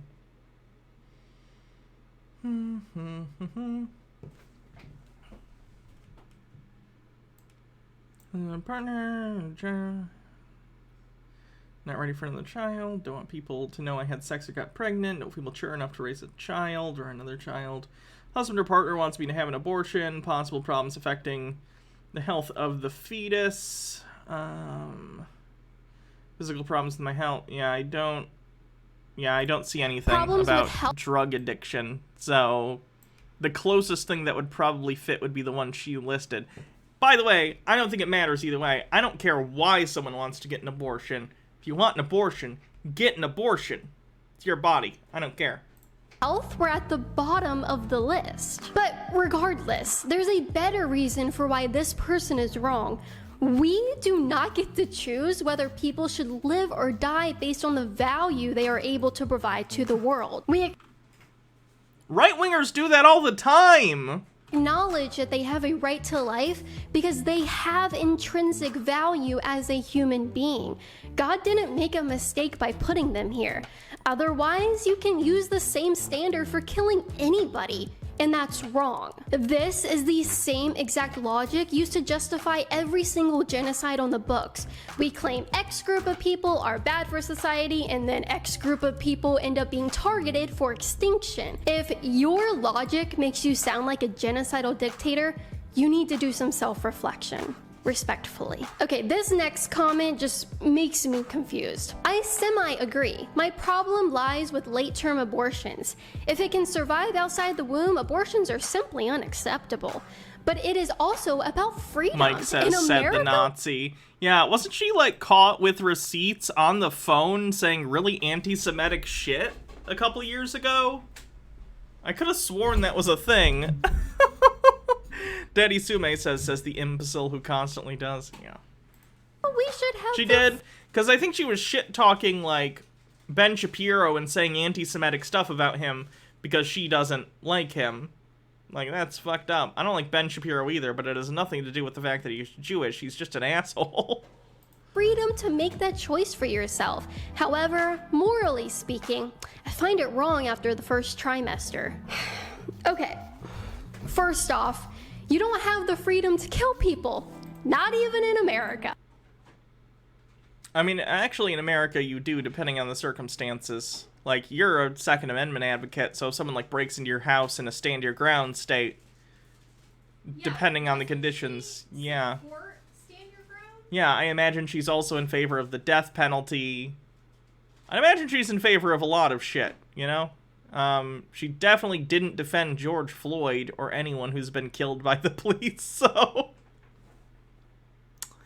That's hypocritical. But also, you know, fetuses aren't people, so... Yeah. That's not an example of freedom. Second, what exactly happens at the transition between the first trimester and the second one for you to see the humanity in a baby? Is it magic? Ooh. Oh, printer. It's the printer. Sorry. No, it's fine. Is there a secret formula that I... No, Kaitlin, see, the thing about the development of a fetus, is that it's a slow process. It takes 9 months. So there isn't, like, a direct line where someone can say, oh, this is exactly when it's like a human being, morally or ethically or whatever. Which is why the right to choose for people who get pregnant is incredibly important, because there is no objective answer to this. This is not a thing with an objective answer. This is a philosophical question. So every individual person needs to make that decision for themselves, because there isn't a right answer. There isn't. And Kaitlin, this is the thing too. Personally, if you think life begins at conception, I disagree with you. But we're talking, you know, philosophy here, and I know there you could. I'm sure Baja's probably over there like, no, here's all the facts as to why that's not the case, because developmental genetics and stuff. But like, I'm just saying, when we're talking about the value of a fetus and its relation to the value of a human being, that's a philosophical question, and no one has an objective answer to that. So if Kaitlin wants to think that life begins at conception, that's her right to do so. She shouldn't be allowed to impose that belief on anyone else, though, because that's not an objective answer. That's her subjective answer, specifically one that she gets from religious teaching. Now, don't get me wrong, the Bible doesn't say that. I want to be clear. The Bible, you can extrapolate that from various different unrelated verses and put them together, but the Bible also has instructions on how to give an abortion. So, the Bible's kind of all over the place. You can't be imposing your religious beliefs on people like that. I haven't heard about? Or perhaps there's no consistent logical standpoint with that opinion. If it's B-ball and chill, thanks for following. wrong after the first trimester, it's wrong during the first trimester for all the same reasons you can come up with. And again, Kaitlin, if that's your opinion, that's fine. That's fine. You just don't get to tell everyone else that that's the correct opinion. Tucker White says Exodus 21, 22 through 23. That's chapter 21, verse 22 through 23. Quote, if men strive and hurt a woman with a child so that her fruit depart from her and yet no mischief follow, he shall be surely punished, allowing as the woman's husband will lay upon him, and he shall pay as the judges determine, and if any mischief follow, then thou shalt give life for life. There's also, hold on, here's just a whole article someone linked earlier, what the Bible says about abortion. That's that one. I kind of wish this wasn't in, I think this is NIV. Or, no, this is KJV. I prefer NIV. And if it be from a month old unto 5 years old, then thy estimation shall be of the male 5 shekels of silver, and for the female thy estimation shall be 3 shekels of silver. So again, this starts the value of a human life. Not even at birth, but after they're a month old. You get it. The Bible, written by all sorts of different authors, different time periods, different opinions, but none of them are really explicitly don't ever do abortion ever. That just doesn't happen. Yes, I'm aware of the trial of bitter water. I don't want to go over it here because I've gone over it in the past. Just Google the trial of bitter water if you want to see the whole instructions on abortion thing. Long story short, in the Bible, it basically instructs priests how to perform an abortion if a wife has been unfaithful to her husband. She does not get a say in this matter. I should point out. So it's not pro-choice. It's just pro-abortion. We are a human being from the second of conception for all the time beyond that. Now, I will admit this next comment made me a little triggered. Hi, Kate. I appreciate your stand on our Second Amendment rights, but it almost feels hypocritical for you to be so one-sided on this issue. I would have bet that you would have been pro-choice. Yeah, that seems really stupid, whoever said that. I genuinely don't understand this one. And I don't support the right to defend yourself. Maybe just because of the libertarian stuff, because like the logo and the color scheme is the libertarian flag, right? So maybe they just assume she's a libertarian. And you'd think the libertarian stance would be people should be allowed to get abortions, but I honestly don't know. Libertarians are all over the map, so it's hard to say. Because it's written in the Constitution. I support it because libertarian colors are gold. Okay, then her thing is gold and black. It's specifically her thing is supposed to look like the libertarian flag because when she started the channel, she identified as a libertarian. She doesn't anymore. She's a monarchist now, which is just the opposite of libertarianism, basically. But, you know. self-defense is fundamental to preserving the lives of you and your family. Therefore, it is only consistent to believe in protecting the lives of humans in the womb. Next comment. We need to stop trying so hard to change the law and more time changing the reasons for the law. Change a woman's situation so she doesn't even have to consider an abortion. Abolish the desire and change the outcome for good. So, get this. A woman doesn't have to consider an abortion.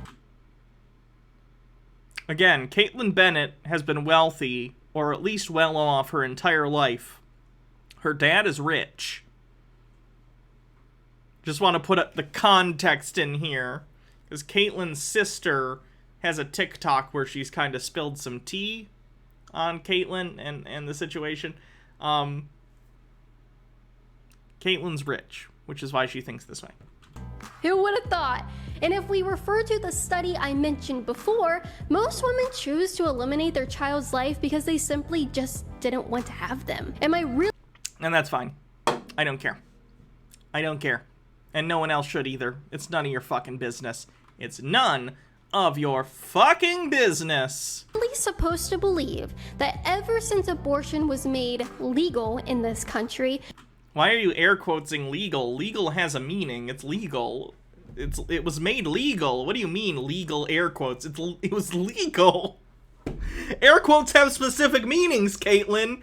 It doesn't just mean thing I don't like. Programs, resources, financial aid, and help for mothers has declined. I'm not falling for that one. Besides government programs, there are countless of private sector charities that deal with this very.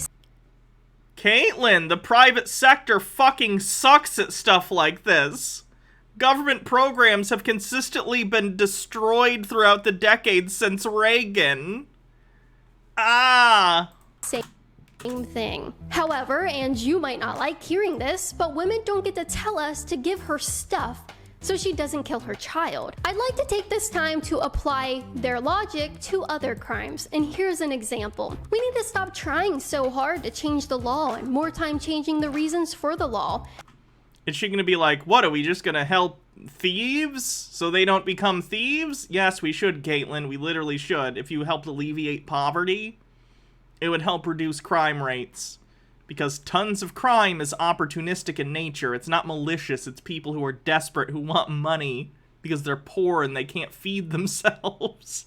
Change a rapist situation so he doesn't of course she goes here. even have to consider rape, abolish the desire, and change the outcome for good. Part of that is honestly true in the sense that you could teach that person when they're younger that they're not owed sex. That's fine.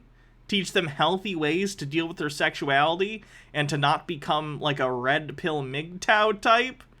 That's fine. That would actually be a good thing. Here's another one. Change a thief's situation so she doesn't even have to consider stealing.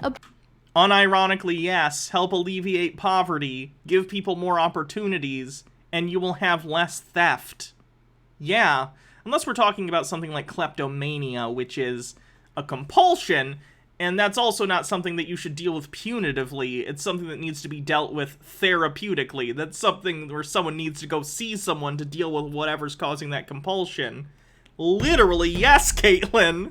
Abolish the desire and change the outcome for good. If only we thought about abolishing the desire to rape and steal in the first place. You're onto something. I love how at the end of this comment they say change the outcome for good. I agree, sir, and abolition is the only way we make that happen. Kaitlin, there has never been a single year in human history, recorded or not, where abortion has not happened.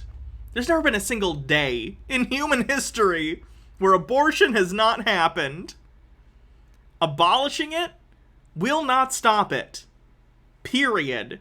There's no version of this where you get no abortions. There's zero versions of this where that happens. All you want to do is punish people for doing it. And you would say, yes, of course I do. And I would say that makes you a huge piece of garbage. And I would be correct. You're welcome. The last comment I will be addressing today is this. I'm pro-life, but also pro-choice. The government should not be involved in medical matters. Also, if we would ban abortions outright, they would still exist. They'd just be far more risky for the women involved. First off, this is exactly why I don't just say I'm pro-life. I don't want to be in the same group as someone like this. You should, because that's a reasonable stance. I disagree on where you believe, like, the concept of life or human life begins. But at the very least, you're not imposing your philosophical belief, or religious belief in your case, on other people. That's fine. We can disagree, and that's fine. The problem is, you don't just disagree, you want to impose that on everyone else.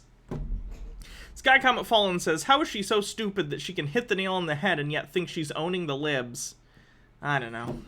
Mike Mack says, do these people not learn when they try to get, did these people not learn when they tried to abolish alcohol? I don't know. I guess not. Their point about abortion still existing if we ban them is true. And if this is their logic, then any criminal behavior that is outlawed right now shouldn't be. Here's a list of behaviors that are outlawed in this country but still happen. Rape, assault, murder, theft, drug and human trafficking, robbery, and many, many more. And guess what? They all still happen. We don't use the... Many of the things you listed are actually immoral and have real human victims. Abortion doesn't, in my opinion. Government or our laws to permit people to commit these crimes. We don't encourage it. We have consequences not only to deter people from engaging in them, but also to make sure that punishments are outlined when they do engage in them. It should be no different when a woman seeks out someone to commit an abortion to end her child's life. The last thing I'll say about this is that it is so incredibly aggravating to see people worried about risk to the mother if they were to commit an illegal... The mother is a person, a human being, a fully grown person, or at the very least, you know, a cognizant, self-aware individual. They matter. A fetus doesn't. Catherine CD says, I still can't believe she went to college. She clearly didn't learn anything. Didn't she drop out? I thought she dropped out. I didn't think she graduated. I could be wrong, though. Legal abortion. Gun photos she took were her graduation photos. Oh, were they? Okay. But have you E-Tune says, oh god, here it is. ever once thought about the risk the child endures, whether the abortion is legal or illegal? It's not a risk. You're just getting rid of the fetus. It's not a child. You can think it is, but that's not your place to tell other people that. An abortion ends with harm to an individual. No, it doesn't. Entire intent behind... This is why I hate abortion videos, because it just gets to know, it just becomes a thing of, no, you. Like, it just becomes like, no, this is an opinion. That's the entire point. It's the entire point. The action is to kill someone, and over 1 million people die every year due to the unimaginable violence being committed in this country. Fetuses aren't people. Decker White says, notice how people like Kaitlin never offer a solution to the factors economic and etc. that lead women to get an abortion. It just shows rank and obviously the hypocrisy of so many pro-lifers. Yeah. I'll wrap up by saying this. In case you still haven't gotten it yet, I am not just pro-life. I am anti-abortion. Don't mix it up and don't put words in my mouth. It's actually very funny that people who have followed me for almost 3 years think that they can bully me out of my opinion. No one can bully me into submission. If you watch my stuff, you should know that. And especially isn't gonna happen on an issue where people are literally dying. If this makes you unfollow me at all, make sure you announce it in the comments so the people with a backbone in this country can show you the door on your way out. That was an abrupt ending. Simple Cat Girl says... So 12... Oh, good lord. I hate that guy. Simple Cat Girl says, if we go by pro-lifers illegalization, we're just going to have Prohibition 2.0. You know, who are going to capitalize on illegitimate... illegalization? Let's say the banning of abortion. Criminal organizations. The people you're trying to crack down, Kate. Nick says, yet you want to bully lawmakers into submission. You're very smart. Yeah. I hate Kaitlin. There's a reason I don't cover her much anymore. First of all, she's not, like, super relevant. In fairness, not everyone I cover is very relevant. Some of them I just find very funny. But Kaitlin I don't find very funny anymore either. It's just the same... You can predict what she's going to say. It's not particularly interesting. She's just wrong. The funniest thing that has ever happened to Kaitlin Bennett was her pooping her pants, and I feel like the joke is old. We get it. She maybe pooped her pants, allegedly. Anyway, that's Kaitlin.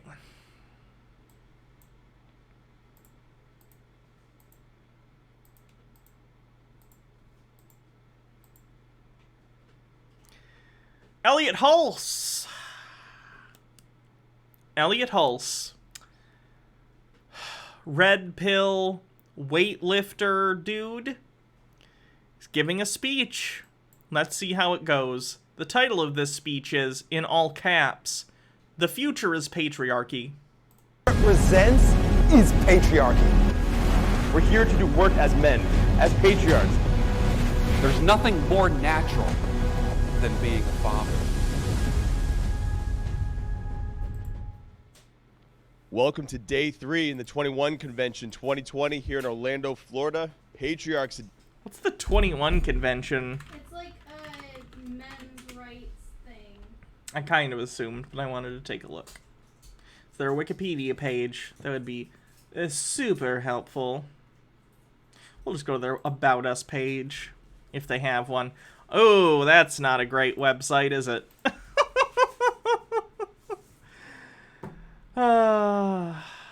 About Us? About Us. About Us? Oh my god. They have a 22 convention that's just for women. Is there About Us? Where's the About Us? I can't wait for John Doyle to hang out at one of these.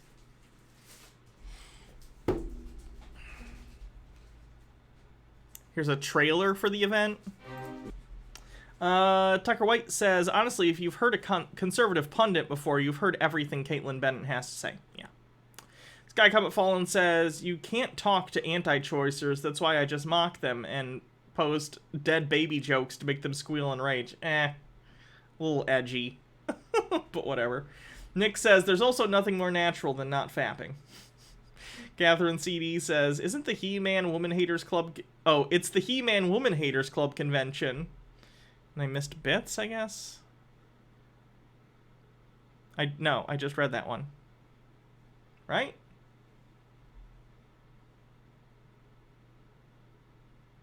Yeah. Welcome back to the 21 Convention Second Patriarch Edition live in Orlando, Florida. Florida! Welcome to the 22 Convention. Welcome back to the 21 Convention 2020 of Orlando, Florida, being held for the first time ever at our very first and inaugural 21 Summit event.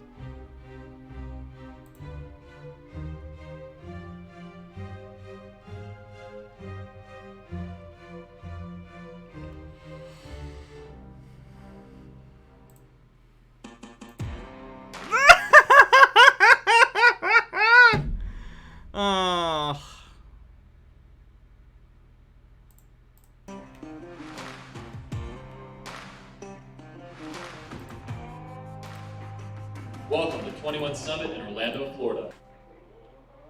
Tucker White says, I suck at web design, and I bet I could make a better website than this. This web design is ass, and not a nice ass either.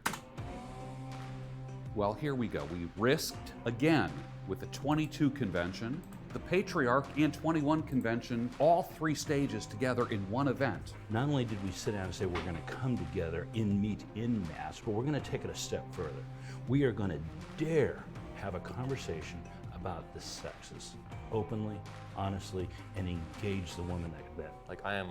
Ari Anand says, women aren't allowed at the 21 convention, only men speak at the 22 convention. Also, tickets are over $1,000. Bless you. Amazed at how well this went. We did a brand new event, we did the second Patriarch, and we did the main event for the 19th time. It's so much more than sitting in an audience watching a man on a stage. The conversations in the hallways, the connections that people make. I would honestly, to be a fly on those walls and hear the absolute ridiculous amount of like posturing coming out of these guys towards one another in an attempt to one-up each other's manliness would probably be hilarious. Nick says, Dream, the fucking pickup artist? I'd rather take advice from Dream the Minecrafter. The challenging, the collaborations. Oh, Jesse.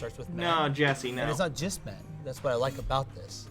You know, we don't want to like overreact to feminism and then hate women. That's not it. This is about men getting their act together, doing what they're made to do. You had meals, you had to run security, you had to run travel plans, you had to ensure people were where they needed to be.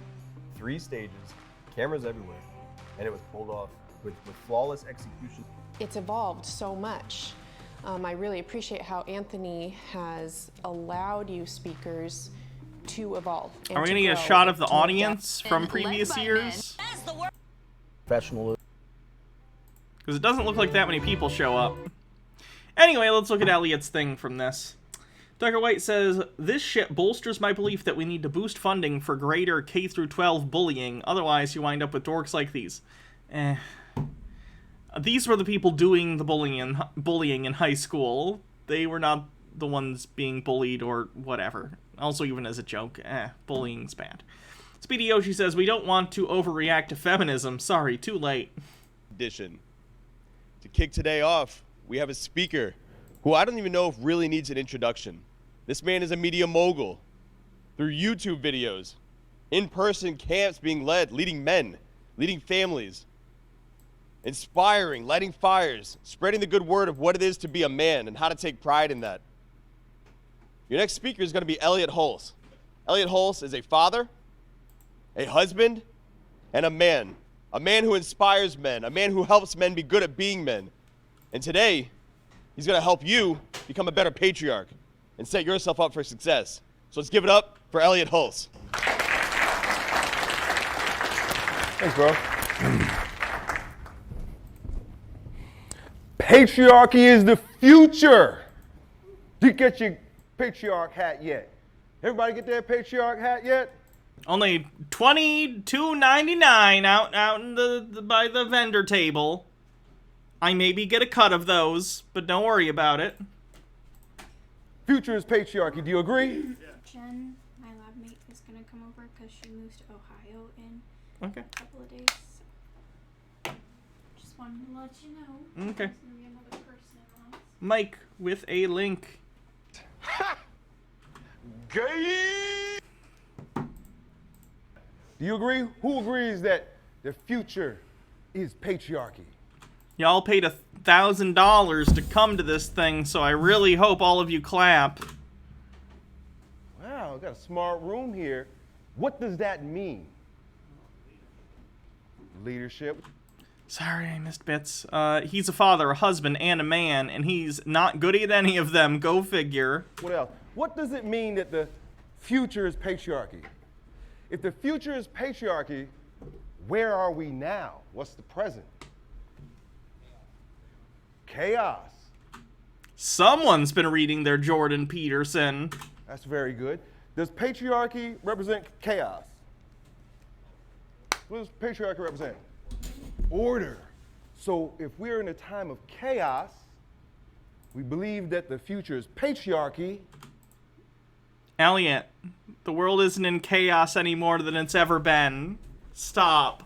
Women having rights and having the ability to do what they want isn't chaos. You're just butthurt. We're living in a matriarchy. Elliot, we are absolutely not living in a matriarchy. We aren't. You know how all the presidents we've ever had are women, and most Supreme Court justices are women, and almost everyone in Congress is and always has been a woman. How most CEOs are women and have always been women. Come on, Elliot, really? Marcus Drake says, excuse you, Hannah, it's Dr. Jordan B. Peterson. My apologies. But nobody says that. Nobody wants to admit that. Nobody. Because it's not true. Will say anything except anti-patriarchy. So you know that you're living in a time of matriarchy because we live in a time of anti-patriarchy. Being anti-patriarchy doesn't inherently mean matriarchy. Ideally, you would have some sort of egalitarian system that regardless of someone's gender, they would be treated equally under the law and socially. You know what I mean? That's...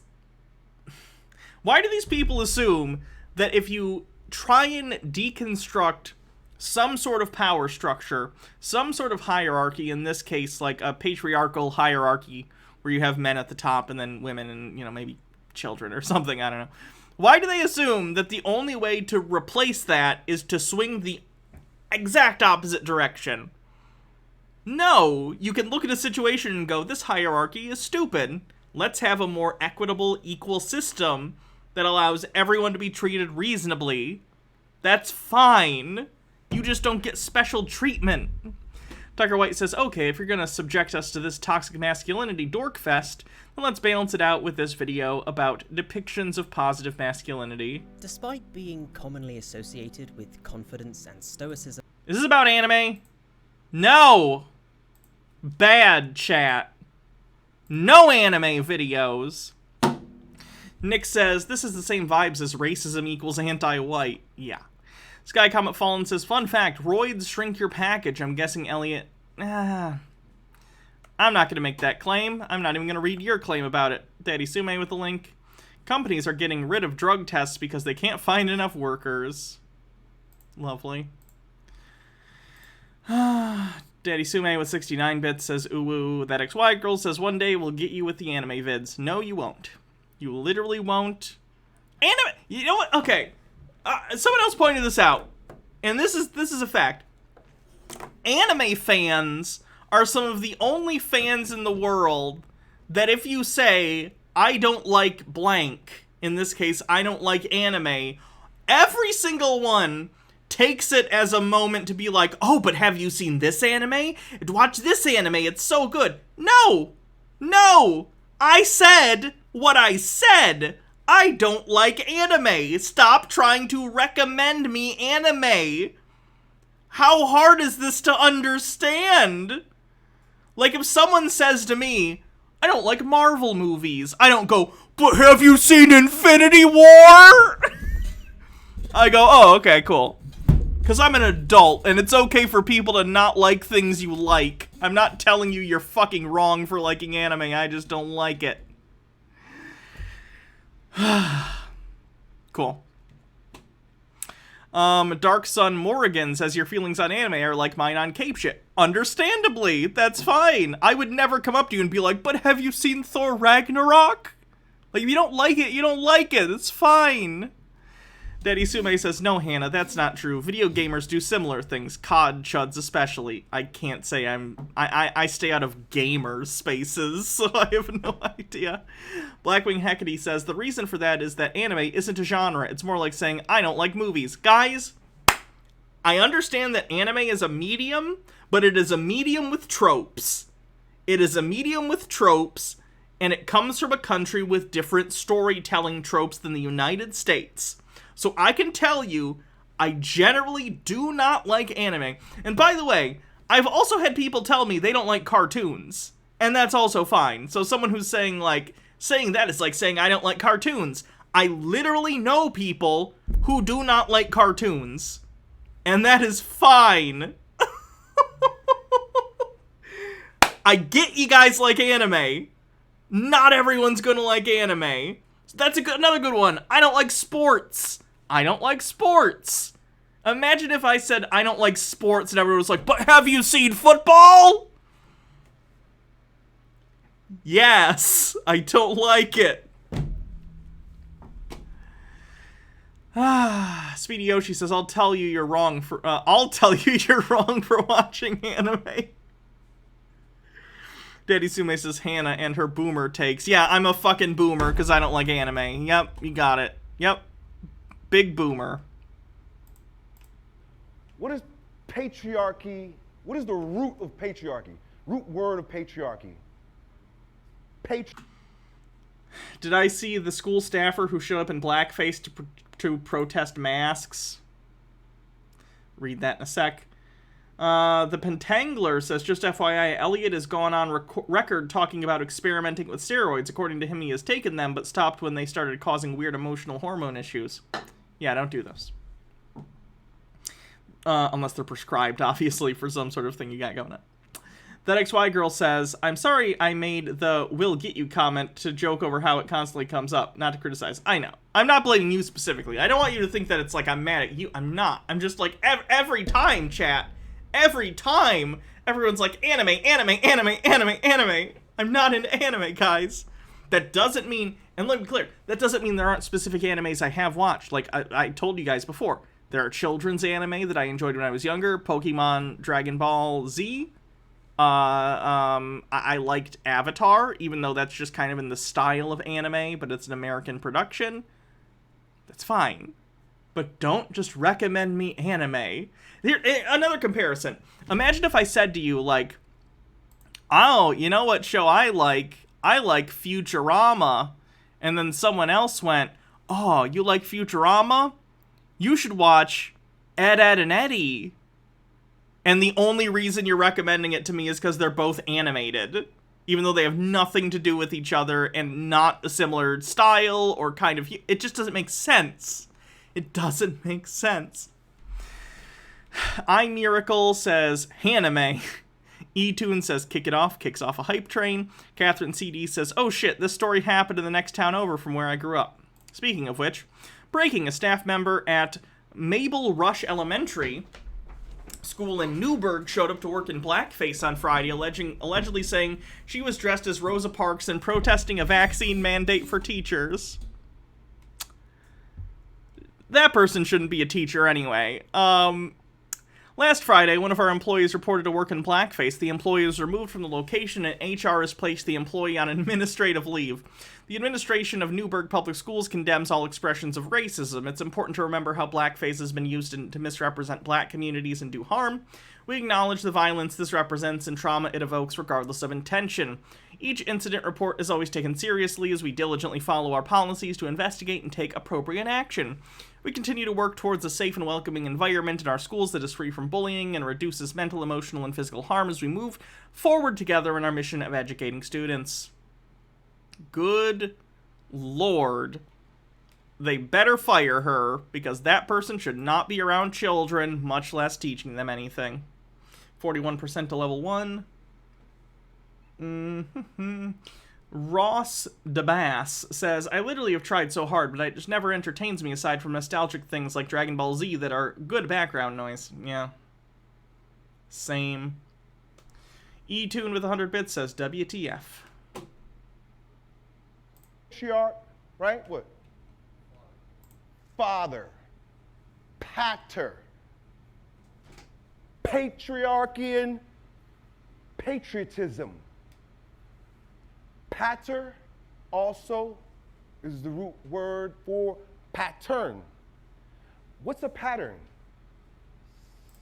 Etymology of words is not the argument you think it is, Elliot. Where a word comes from is not super relevant. Something that's sort of secular, something that you can kind of count on. It's kind of always going to be that way. So we got the fact that we're living in a matriarchy, moving into a patriarchy. There's a pattern, it's predictable, and it's about the father. Now, this whole event's about the father. You guys are fathers. You might want to be fathers. We're talking about patriarchy and fatherhood. Pater. Paternity tests. About the only thing you hear about pater these days. But we got to dive into both. If we're sitting in here, and by the way, you guys are ahead of the curve. We are so ahead of the curve right now that people can't even stomach that term patriarchy. They hear the word yeah, you didn't waste $1,000 to come and listen to me talk about the same stuff I say on YouTube. You guys are ahead of the curve. Grizia says patterns come from patron, not pater. Patriarchy, and they cringe. There's a whole lot of bad feelings about it. Not just women. It's always fun when their etymology arguments aren't even accurate. Men. Purple Pondini, thanks for gifting a sub. We're living in a time of diabolical disorientation, and men. E-Tune says spurious symbology on the bingo card. Oh wait, that's tomorrow.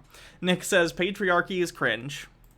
Are effeminate, more effeminate than we've probably ever been in our entire culture. If you have an aversion to the word patriarchy and you're a man, if I had to make a choice between a world of all femboys or a world of all manly men like Elliot Hulse, I'm hitting the femboy button.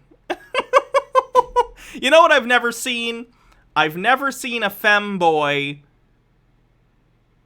be complete shit. I've never seen a femboy be an alt-right piece of shit. I'm sure they exist. All I'm saying is, I think if we really cracked down and did a statistical analysis of femboys, I think we'd find fewer chuds than the general masculine population. Mike Mack says, femboy hooters, anyone? Blackwing Hecate says, Lolly Sock says hi. Oh, that's true. People did tell me about that person. You're actually a woman with a penis. Oh, yeah. Nick Fuentes' boyfriend. technically, that guy's doing it ironically. So, Daddy Sume says, what about the cat boy that Fuentes went on a date with again? He claims he's doing it ironically. You're not a man because you don't respect authority. You don't recognize the pattern. You're not stepping in to what's true. You ain't gonna be ready for what's the future. That's ironic coming from someone so out of touch. They probably would be out of place anywhere except for like the 1850s, and even then, he's not really a white guy. So it's always weird to me when like just straight up like when non-white people get involved in this stuff, because they're like echoing back to a time when they would have been treated like shit just because of the color of their skin, which is of course fucking wrong. But it's weird to me that they don't make the connection and say, oh, these backwards regressive policies on how we treat women also went alongside regressive policies that treated me and people like me poorly for the color of our skin.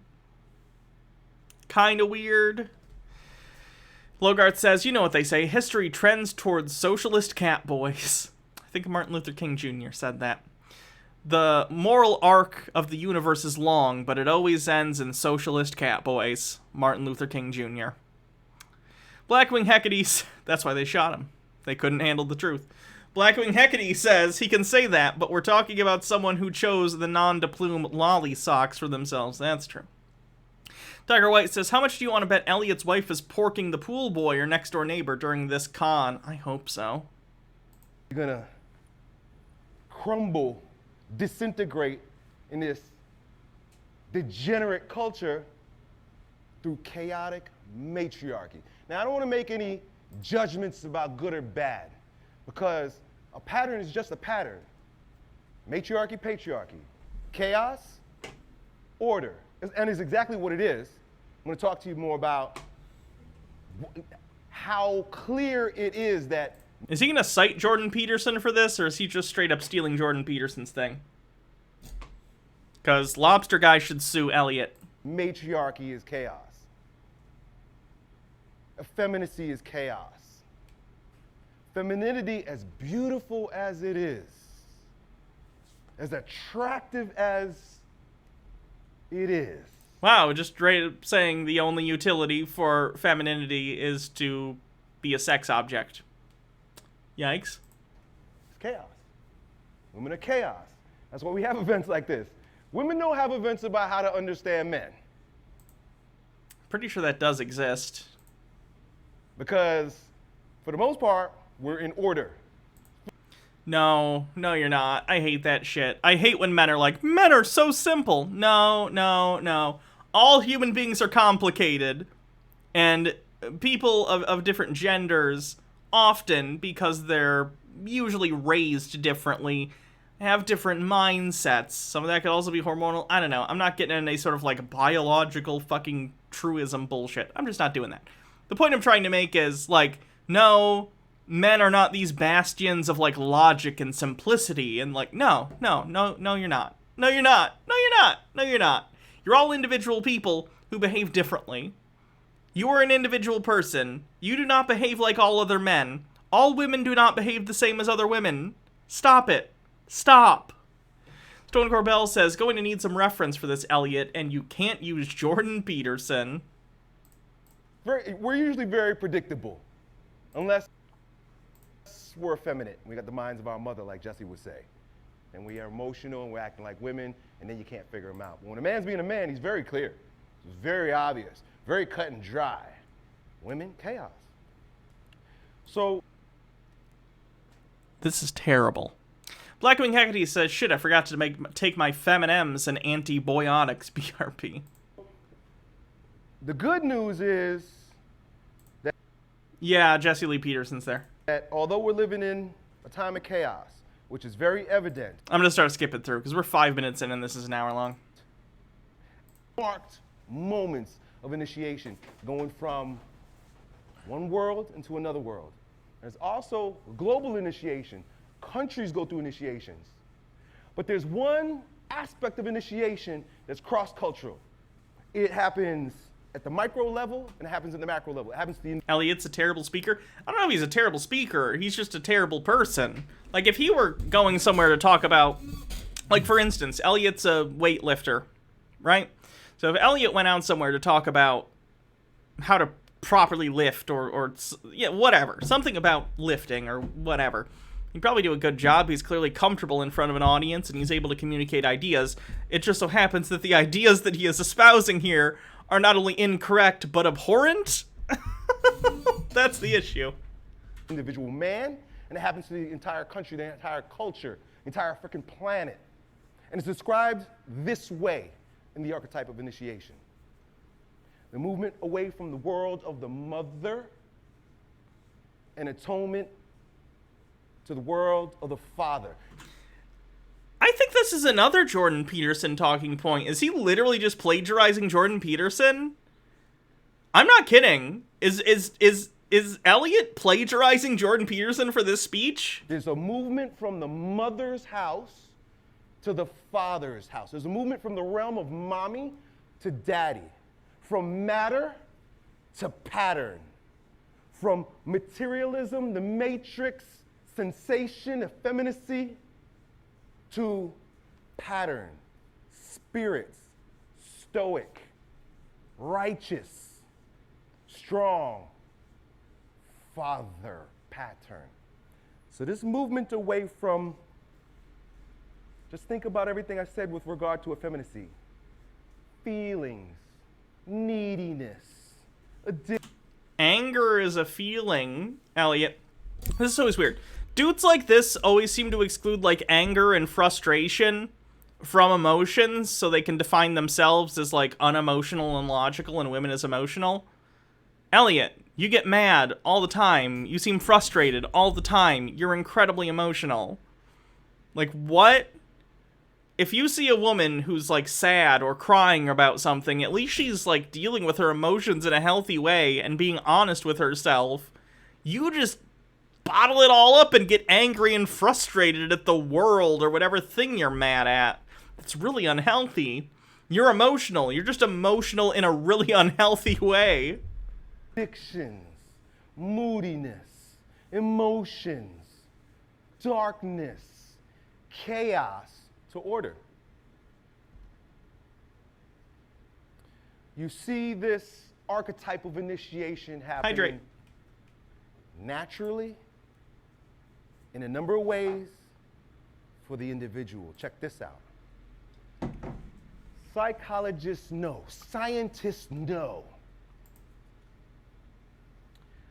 that when a baby's born, whether male or female, it doesn't know the difference between itself and its mother. Have you ever heard this? Anybody ever heard this before? The baby don't. I've never heard this claim. I can't speak to its veracity. I've never heard that. No, because the baby doesn't have an ego yet. Ego has to be developed. Babies don't even have object permanence. I don't know if this makes any fucking sense. Let's look this claim up. Newborn babies, because this feels like something he probably read somewhere, but I don't know if he's understanding it correctly or if this is just something I haven't heard of. Could be either. Don't differentiate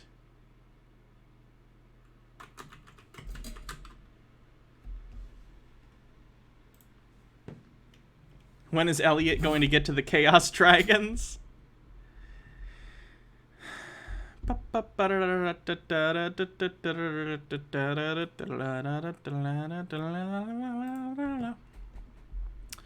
Separation of the Bennett. That's a different thing.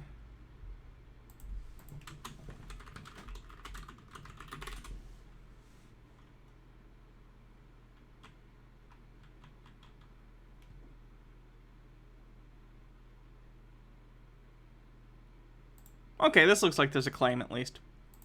And this is from the government of Australia, looks like.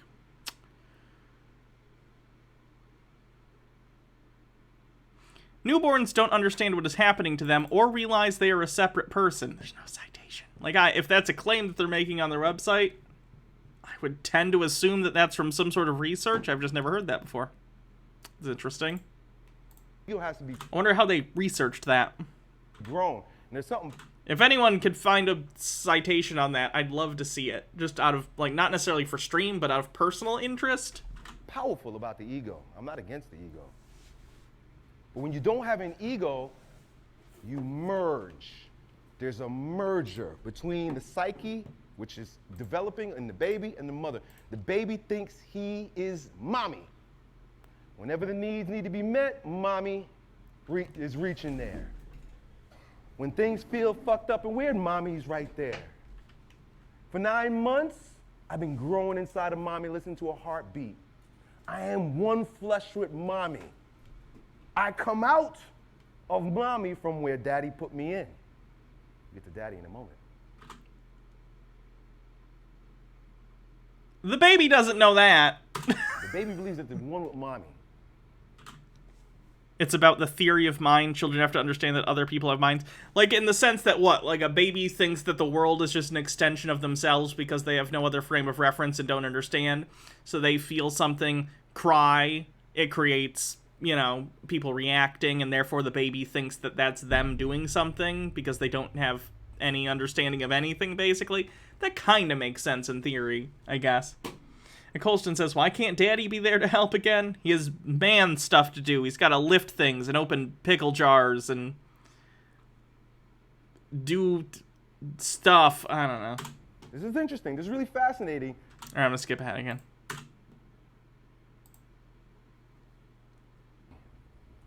Mommy's still giving me cuddles. Mommy's still giving me ice cream. Mommy's still fluffing my pillow. Ice cream is dope. So you should definitely get some ice cream. Mama's still powdering my booty. Mommy, mommy, mommy, mommy. But when that man juice comes up, all of a sudden that boy... Can we not call it man juice? And his mother, the relationship changes. And if the father doesn't step in, there will be either... And this happens because nobody wants to make women aware. Part of the reason why we are where we are right now is because the world has kept men and women unconscious. Women are totally, what we hear about is toxic masculinity, but women are totally unconscious of toxic femininity, the dark mother side that will turn that little boy into a substitute husband. Or... What does that mean? What does substitute husband mean? Well... Is that a cuck thing? Hold on, let me look. Let me see if that comes up on Urban Dictionary.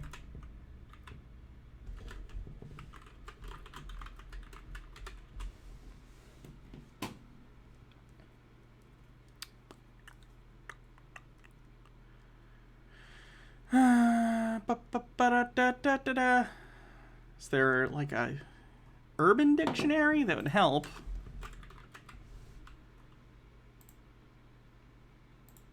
That's just husband. Anyone?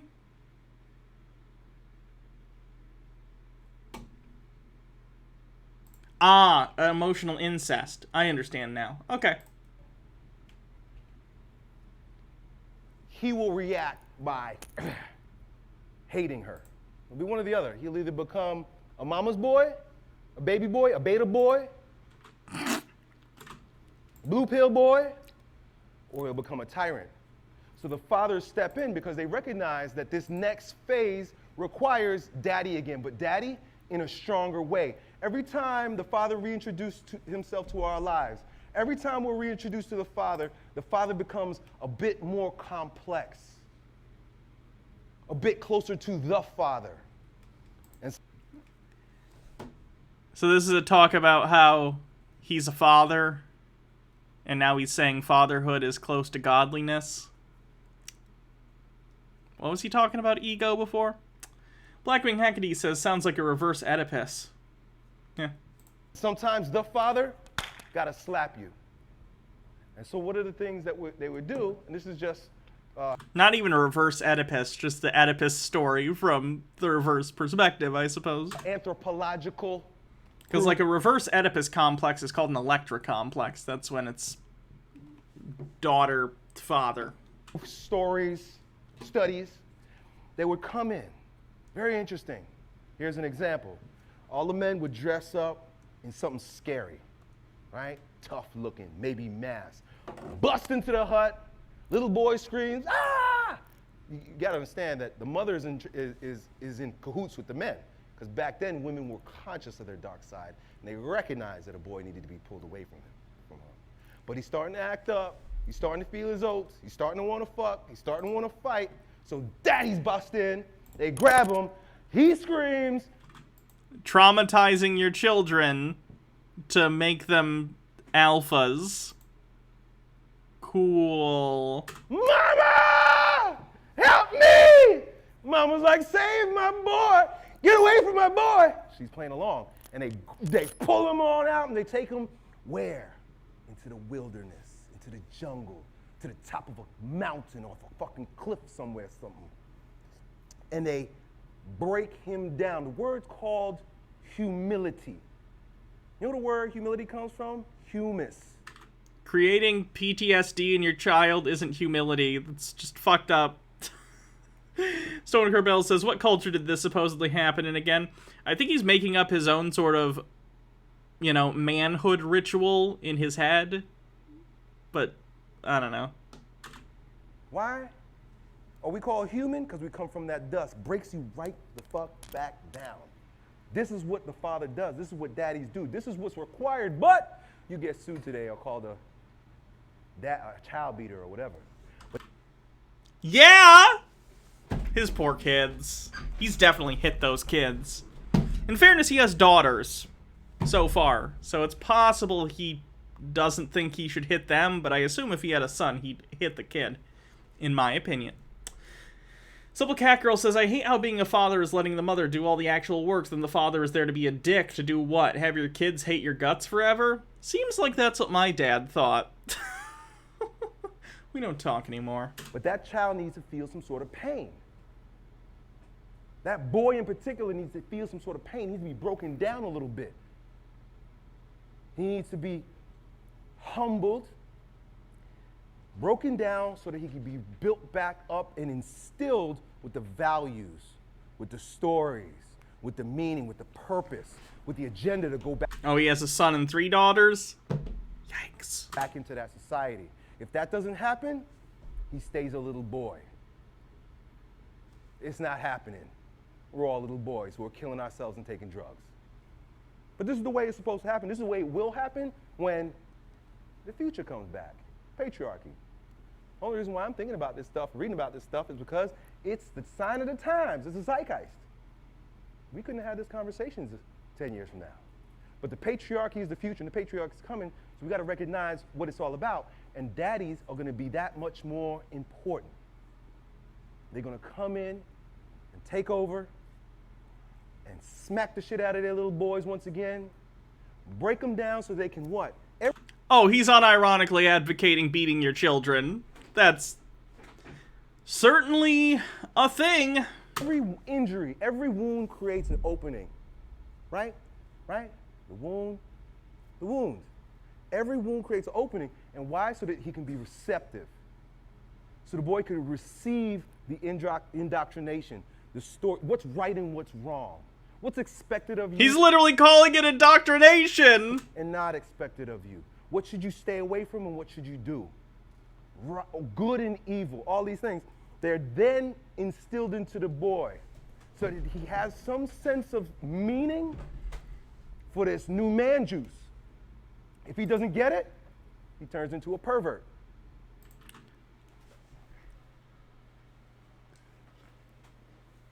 If you don't beat your sons, they'll turn into perverts? What? Spends his days jerking off, playing video games, seeking sex from little girls. What the fuck? So is his claim that the natural state of a man is to be a pedophile unless your father beats you?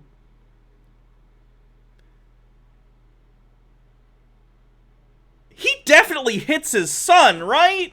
Or if he's young, then he's gonna hit the son someday. Because if he legitimately believes that if you don't beat your kids, they're gonna grow up to be pedophiles, he's definitely gonna hit his kid. What the fuck is life? Blackwing Hecate says, wait, did he just quote an epic rap battle of history? What are you talking about? Or he turns it on himself. Suicide, gangs. Most of us can't do this for boys because nobody did it for us, but it's coming back. So it happens on a natural level with a child. Even, it don't end there. How many of you guys are middle-aged? Some sort of fucking awakening happens around 38. 38, 39, 40, something happens, it's another initiation. In this world that mocks us, they call it midlife crisis. The fact is, what's happening to us once again? By 38, we become so addicted to the matrix, the material world, the mommy world. Money, family, clothes, homes, doing stuff.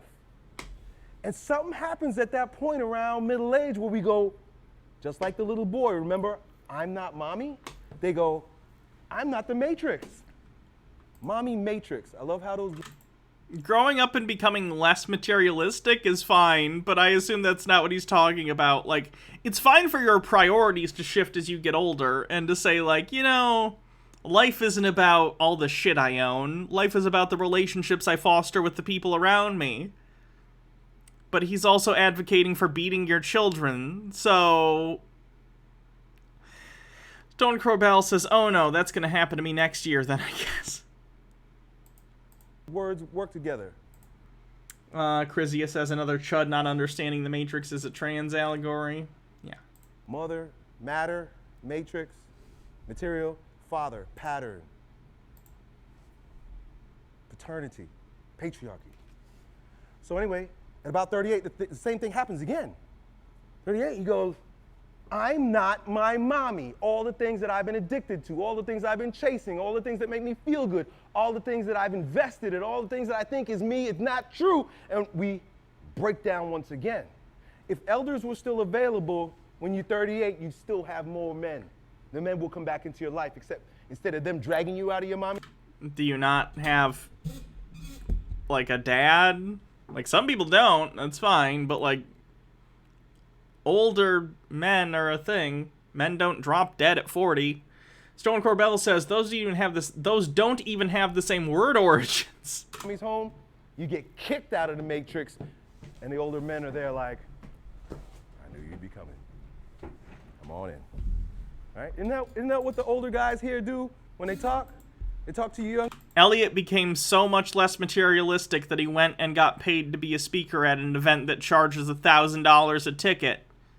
That's how not materialistic Elliot is. Younger guys, I know. Come on over. Right? This is what happens at that junction. My point here is that it never stops happening. Yeah, he's pro-capitalism. He owns a business. And he's talking about, you know, what like hustle culture. You know, he talks about that kind of stuff. So I don't know what he's talking about. Men are constantly dying and being reborn. And it's always this movement away from the mom, the world of the mother. Well, first it's our original mother. That's a real mother, our earthly mother. But after time, it becomes more figurative. And the same thing with the father, because at this point, the father becomes more figurative. Because at a lot of points, our earthly fathers are dead, or we've atoned with our fathers to such a degree that we can see him for his sinfulness. We can see him for his fallenness, and it doesn't bother us anymore. And we can see through our father to the father. And this is when men start becoming religious. Our world. Men only become religious after 40. Good to know. And its disorientation through communism, atheism, and feminism has taken our fathers out of the home, feminism, and the father out of our lives. That's why we're killing ourselves. Feminism is taking fathers out of homes because whenever I beat my child, my wife files for no-fault divorce. That wouldn't even be no-fault divorce. That'd just be divorce.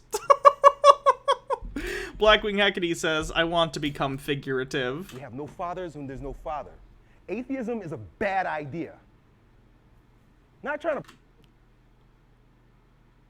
Okay, then provide evidence that it's not true. That's fine. Elliot, if you want to be religious, if you're religious, that's fine. I don't care. As long as you don't use your religion to try and impose things on other people, I don't care. Most people on the planet are religious.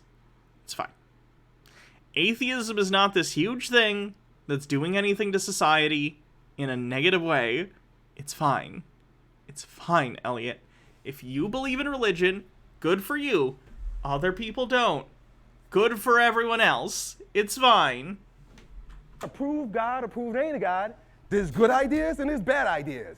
Atheism ain't working. What? Some of the least religious countries in the world have the highest happiness indexes, have the best health, have the longest lifespans. What? People who believe in God don't kill themselves. What? What do you even do with the claim that's... What do you do with the claim that is so untrue? I don't even need to look that up. I can... Here's an anecdote, folks. Here's an anecdote for you. When I was, like, I don't even remember. I was, like, 6 or something. I've told this anecdote before, so a lot of people probably know about it. This is just my anecdote, but obviously people who are religious kill themselves all the time. Most people are religious. Anyway, so I attempted suicide multiple times in my life for a variety of reasons. Many of the underlying reasons are probably because I was uncomfortable with who I was, my body, you know, being identified as a man, etc., or a boy in the case when I was younger. But you get the idea, right? There was a variety of issues going on. So when I was 6 years old, I tried to kill myself because I was in this fundamentalist Baptist school. By the way, it hadn't come up at that point. We were never taught, at that age at least, that, like, it's a sin to kill yourself and you'll go to hell if you do it. I imagine at older ages they teach that. I was never taught that as a kid. So at 6 years old, I tried to kill myself because every day at Christian school, I was told that heaven is the best thing ever, life sucks, the material world is sinful, and all we're doing here, this is basically just a test to end up with God at the end of your life. So I decided in my infinite wisdom as a 6-year-old, and in fairness, I was giving bad information from adults around me, so this is on them. I was a 6-year-old doing the best I had.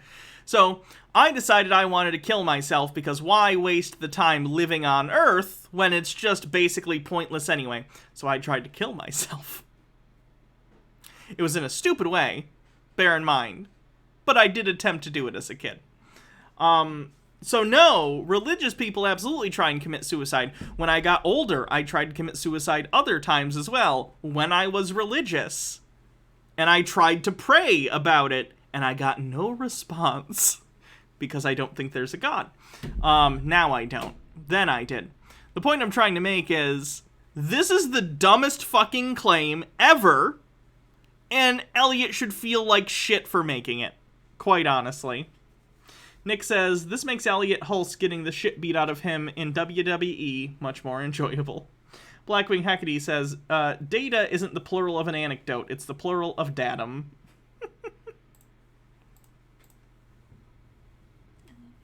Love you too. So, we got it happening on a natural level with the individual man. But check this out. There's also, well, I didn't even start going there, but the supernatural level. The supernatural level is when you start waking up around middle age and start recognizing. When is she coming over? I don't know. Okay. Probably in the next half hour. Okay. Recognizing that you've been duped. You've been tricked. Tell her I'll probably still be streaming at the time. I'm probably going to go for another hour just because she's coming over anyway. So tell her I said I'm sorry about all the boxes. It's fine. She understands. You've been attached. There's too much going on that you're addicted to. This world is dust. And you start to really recognize that at a certain point. The mama world is chaos. The world of the mother is chaos. The material world is chaos. You ain't gonna make ups and downs of this thing. Especially now. And listen, you guys are blessed. You're born to be here at this time. This is the most diabolically disoriented time on the planet. No.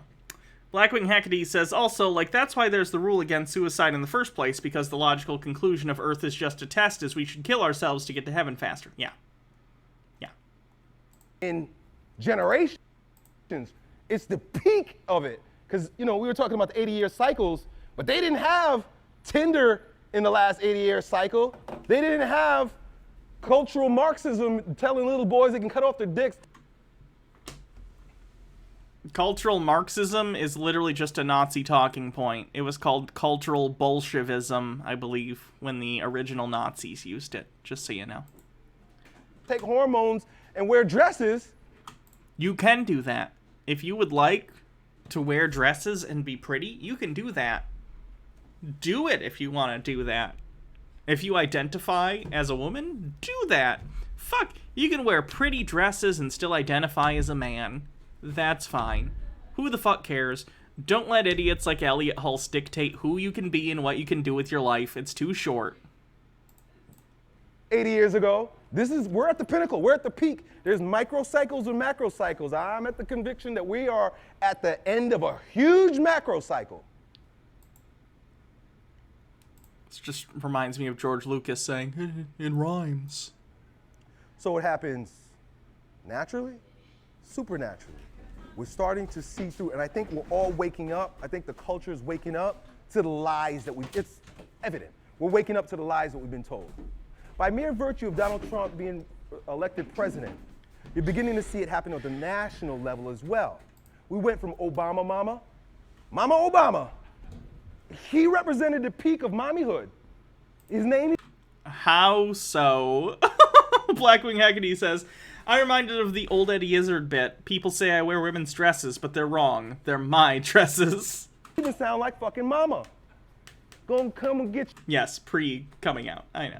Your free phone, baby. D-Zug, thanks for extending your tier 1 through October. Baby. To Trump. Right? So you're starting to see it happen in the zeitgeist. You're starting to see the pattern happen throughout. I'm going to skip ahead again. Oh, but it's a fact.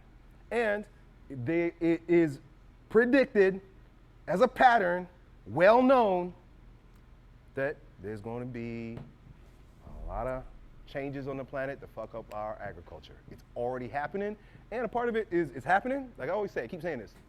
It's happening to us, but we're doing it to ourselves. Anybody knows all these explosions that are going off in like food silos, grain silos, sugar silos, all the That happens due to friction. That's not a new thing, Elliot. Like, grain silo fires happen. I don't know if anyone who didn't grow up in a rural area knows this, but grain or sugar, various small grains and stuff like that, they get kept in silos or whatever. If you store them in big piles, static electricity can build up, and you can, how do I put this? If it's very dry and hot, the friction of the various individual grains rubbing against each other can create static electricity, which can create a spark, which can set everything on fire. So that then happens, especially if something shifts and it aerosolizes the dust, sets on fire. So you can have just like, if you store your stuff incorrectly, and now they build silos in such a way to mitigate stuff like this, but yeah, they can just blow up. That's a thing. That's not a new thing either. That's something that happened a lot more in the past, actually, before farmers understood the reason it happened and started building silos and grain storage in a way to help prevent it. Simple Cat Girl says, are we done with him again? After that weird abuse thing, I feel down from listening to this dick. Yeah, we'll be done in a sec.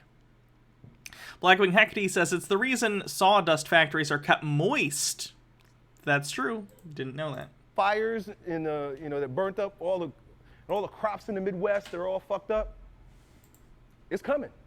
You need to have at least 3 months worth of food, more if you can. Water. You should be saving water. I know that sounds crazy, but believe me, guys, mommy ain't always gonna be there. There's chaos being sown, and if somebody wants to destroy us, they already destroyed us from our minds. And we're trying to wake up your minds. But the next is wiping you out personally. You're going to be wiped out. There is a plan in this planet by the globalists, if you will. I hear a weird whistle noise. Anyone else? No? Okay. Tea with Goblin says, according to Freud, the transition... Well, I don't give a shit what Freud says. He's a hack. According to Freud, the transition from boyhood to manhood involves the rejection of any and all femininity represented by the Oedipal familiarity of the mother, and replacing the role of the father wherein all other men become competition. But Freud was a coke-addled wanker who manipulated his patients and used anecdotal evidence, so fuck him and fuck Elliot too. Yeah. Amori Miku says, I feel like advocating for hoarding is not the best way to avoid chaos. No kidding. To depopulate the planet by 90%. Anybody ever hear the Georgia Guidestones? Oh, he's literally going into conspiracy now. You gotta love it. Check it out. Anybody hear of Agenda 21? Bard Like Moses says, better drug-addled hack, Freud or Mike Pillow. At least Freud laid the foundation to allow the study of psychology and psychiatry to be legitimate, right? Mike Pillow is just a huckster pillow salesman. One, check it out. You could call it conspiracy theories, but it's conspiracy fact. No, they're not. Conspiracy is a true thing. Conspiracy just means someone's conspiring. Who the fuck? What's Agenda 21 again? Am I confusing it with the, like, Elders of Zion thing? I should know this. I'm the conspiracy person. Oh, yeah. It's the UN thing. Oh, no. Fuck isn't conspiring. There's a conspiracy. And it's fact. Egg is going to be on your face when Mike Pillow lays down the foundation of future cybersecurity. And the AI in the future that is based on impressions of all of my videos that will clearly be saved far into the future will apologize. I know this because it's an AI developed by listening to my videos and developing a personality based on the things I've said. So if I say this now, she'll apologize in the future. Just look it up. Black Mirror episode. A shitty influencer wakes up in the future because all of their online presence has been filtered into some sort of AI so they can ask them questions about the past in the future. And they're just frustrated that they're an AI, or that the future considers them incredibly vapid. I'm not Charlie Brooker, sorry. And they want us dead. And we're gonna go. You know why? We're killing ourselves. Why? Because they have us believing that overpopulation. BRB with extra steps. Yeah. They use that technology in a lot of episodes. The cookie things. That's like an early version of the cookies from the other episodes. So, yeah. They just don't want you here no more because they look at you and believe you are you. This is the worst TED Talk you've ever watched? You should watch some TEDx talks then. There's some pretty bad ones. Fucking idiots. They got what they want. Alright, I'm skipping ahead again. I'm pretty done with Elliot's shit. Would you agree on the fact that even in times where we're struggling, all right, there's so many different forces pushing on us, and there's so many different angles that we're being attacked from, it might not feel safe, because you have that argument of who would want to bring a child into the world like this, right? Who would want to bring an innocent child into a world that's fucked up and full of chaos? There's so many transgender people now just openly existing. What will my child do? Hopefully be more accepting than you, I don't know. 74Quinn74 subscribes at tier 3. Thanks for 13 months. Much appreciated. Says, hell yeah. People with faith. Right. And to me, it doesn't matter what that faith is as long as that faith is a promising faith towards the future. Right? So what would you say? And those kind of epiphany. Okay, the rest are just Q&As. I'm sure they're cringe, but I'm very done with him. Sky Comet says Elliot gives me migraines. Yeah, he's bad.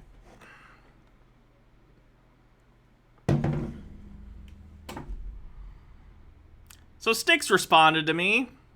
If he says even one transphobic thing, I'm bailing out. I haven't watched this yet. If he even implies a transphobic thing, I'm done.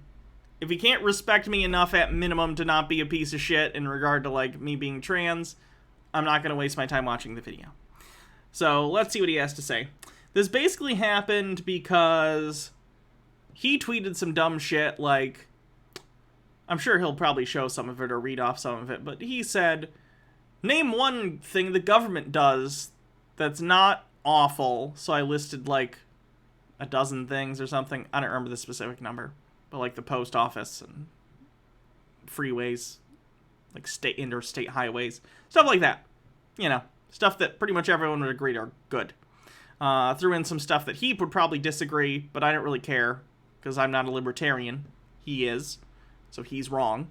So I said things like Social Security, welfare programs, whatever. This is his response. Time for a little bit of a response. Oh, God, please get a better mic, Styx. Holy hell. Let me turn that down, I'm sorry. This video here, this goes out to Hannah Reloaded, actually, on Twitter. So, making a couple of tweets responding to something I initially tweeted out. Let me give you that tweet verbatim so that nobody says that there's any word mincing going on. Here was my tweet. Name something that more government improved that wasn't initially a problem created by government prior. Of course, I add, pro tip, this unicorn don't exist. And it doesn't, as we will see, because here's a 2-tweet response with some things that supposedly more government, created and improved that weren't actually government problems to begin with. And in most cases, this falls under the blanket of things that the private market could handle better. Of course. One of the things I list is NASA. Whatever, we'll wait. We'll address it as it comes. Which means, a realist. I understand history. In some cases, though, these are... Styx, you're a Holocaust revisionist. You don't understand history. There are actually points where the government created the problem, as I posited. And then the government sells you snake oil, basically, to solve the problem that government itself created in the first place. So we'll go through these. Number 1, roads and infrastructure. Now, I hear the... What do you want to bet he's going to say? Well, infrastructure, that's incredibly broad. What does infrastructure even mean? Even though when I say infrastructure, everyone knows what I fucking mean by infrastructure. Who will build the roads argument all the time in relation to belief in smaller government. Everyone loves toll roads, so yeah, let's have private companies build all the roads. The idea that more and more government has made better roads falls short when you realize that the heyday of road construction was almost a century ago, and that more and more government has been... Styx, we still have an interstate highway system. Let's take a look.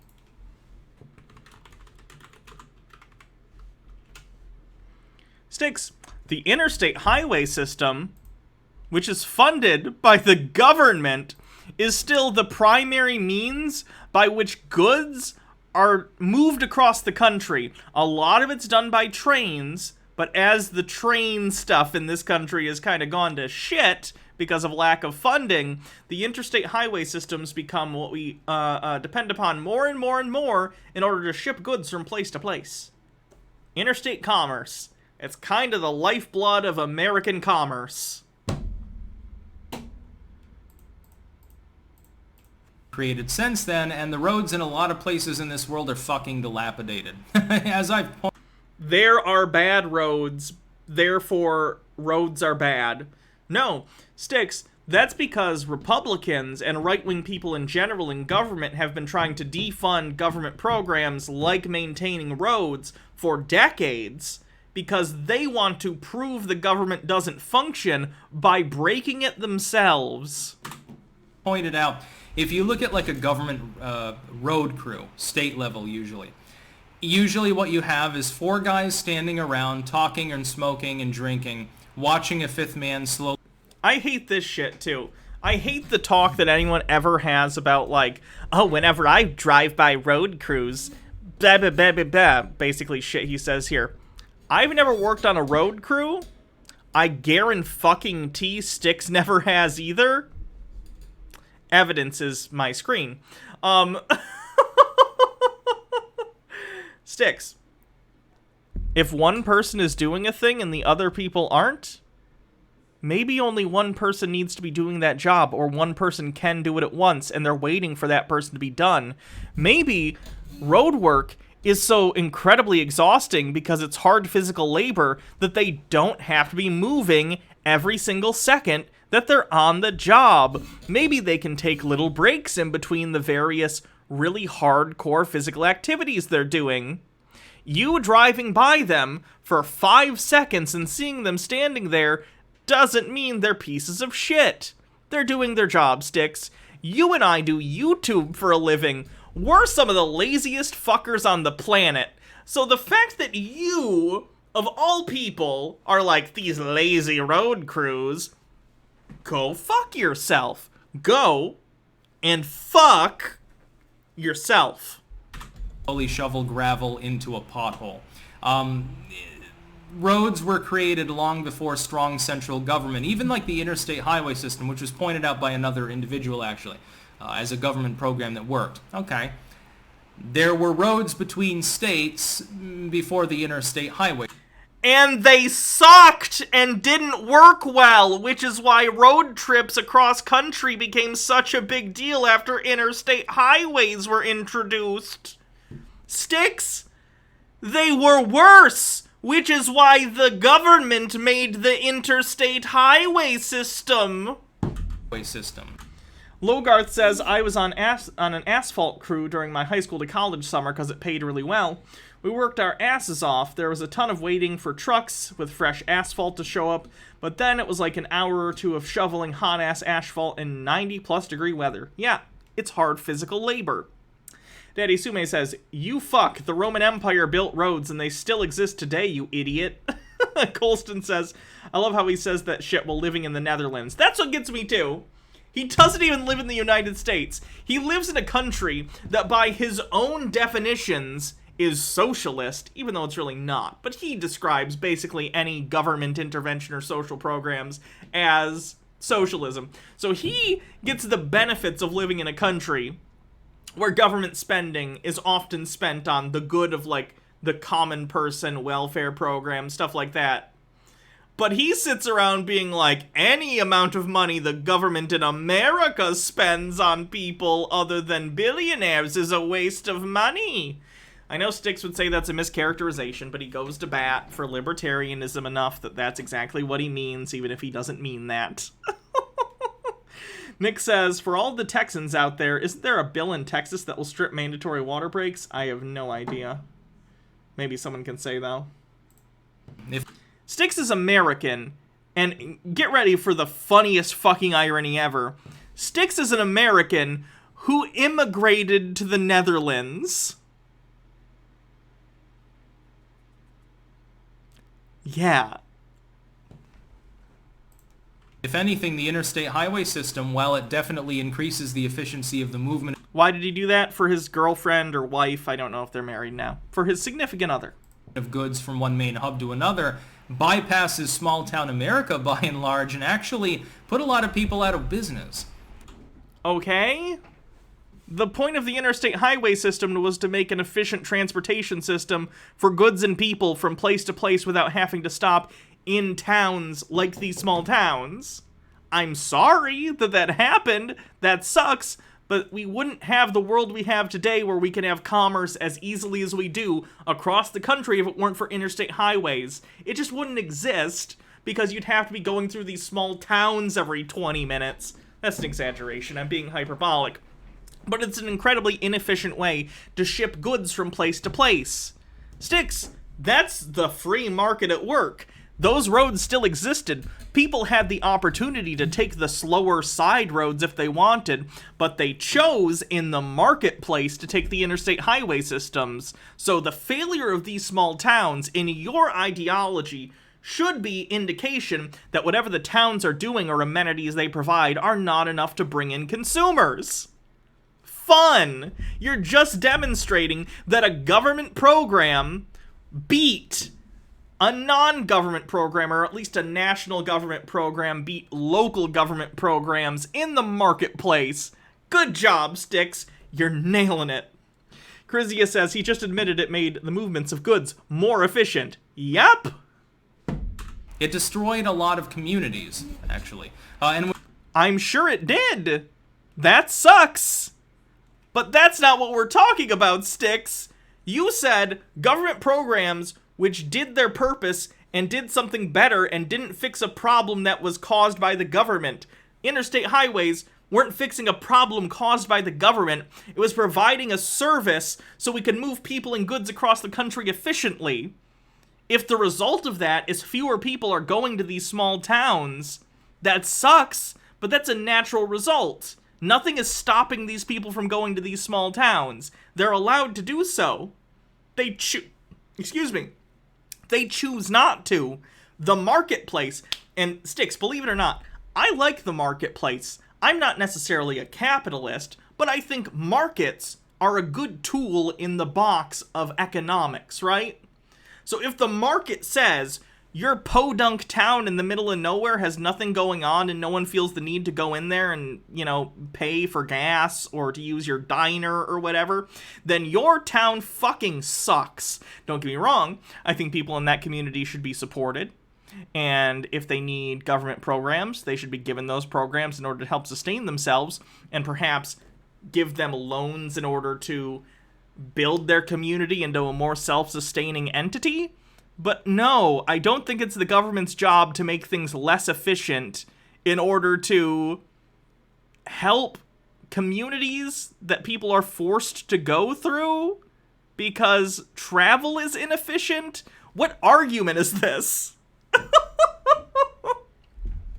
Wagrode says, is Sticks getting his rhetoric from the worst Pixar franchise, Cars? Hey, sometimes you just gotta ka-chow, okay?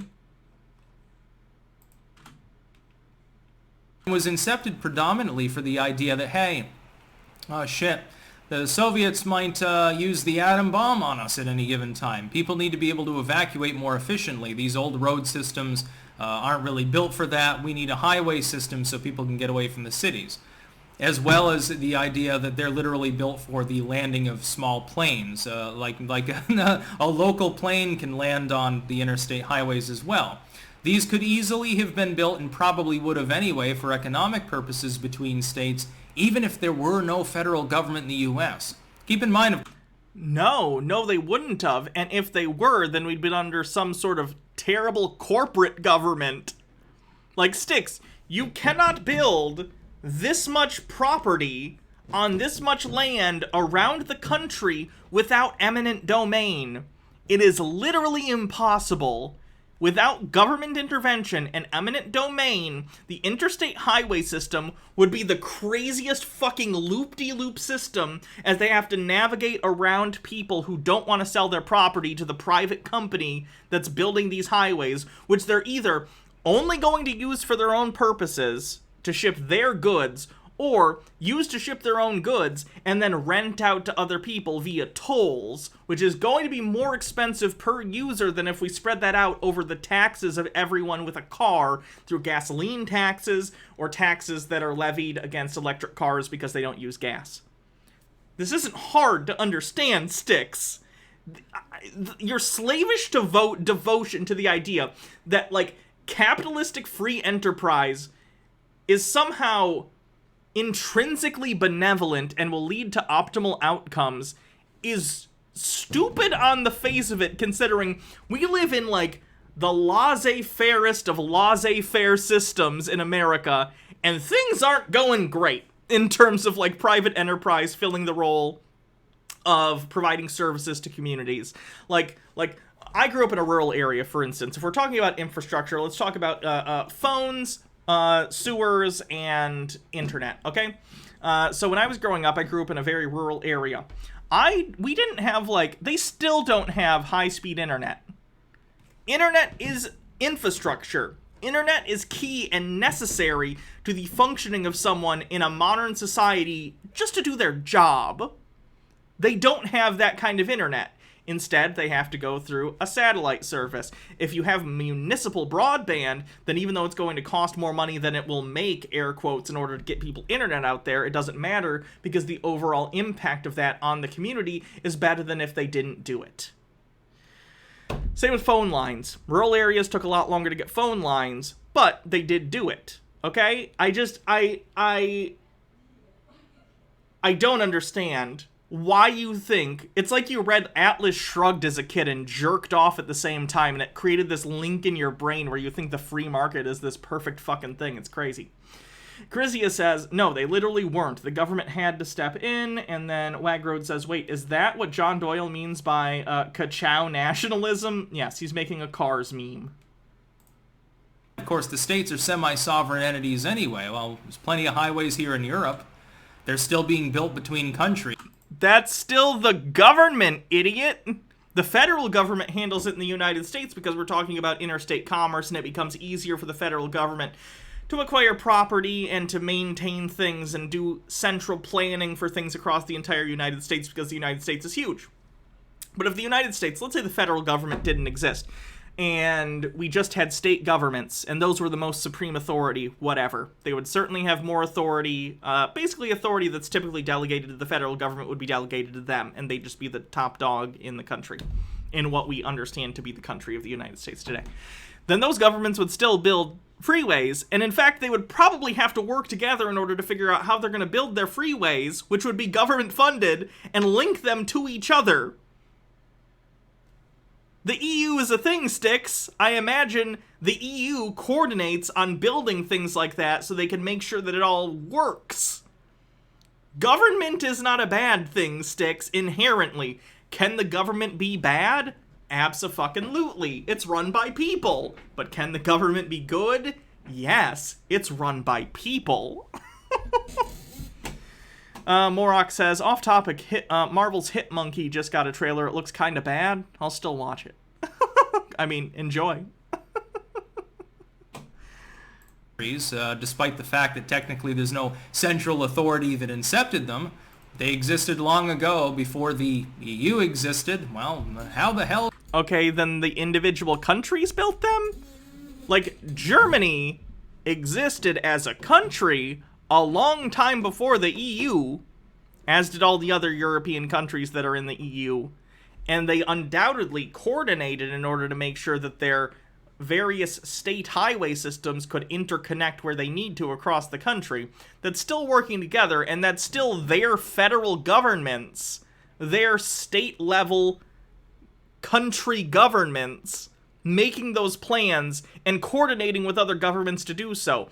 None of your examples so far are private entities. These are all just different versions of the government, Sticks. Daddy Sume says, the Romans built tons of roads across Europe and Africa and the Middle East, you fuck. Krizia with 50 bits says, it was the fucking UN. Ooh, fun. Let's take a look. International E-Roads Network. The International E-Roads Network is a numbering system for roads in Europe developed by the United Nations Economic Commission for Europe. The network is numbered from E1 up and its roads across the national borders. It also reaches Central Asian countries like Kyrgyzstan, since they are members of the UNECE. Oh, so it's a global government that did this, Sticks, and helped coordinate amongst federal level governments in various European nations. So it's an even bigger government entity, theoretically. UN. I'm sorry, did I say EU? UN. That's hilarious.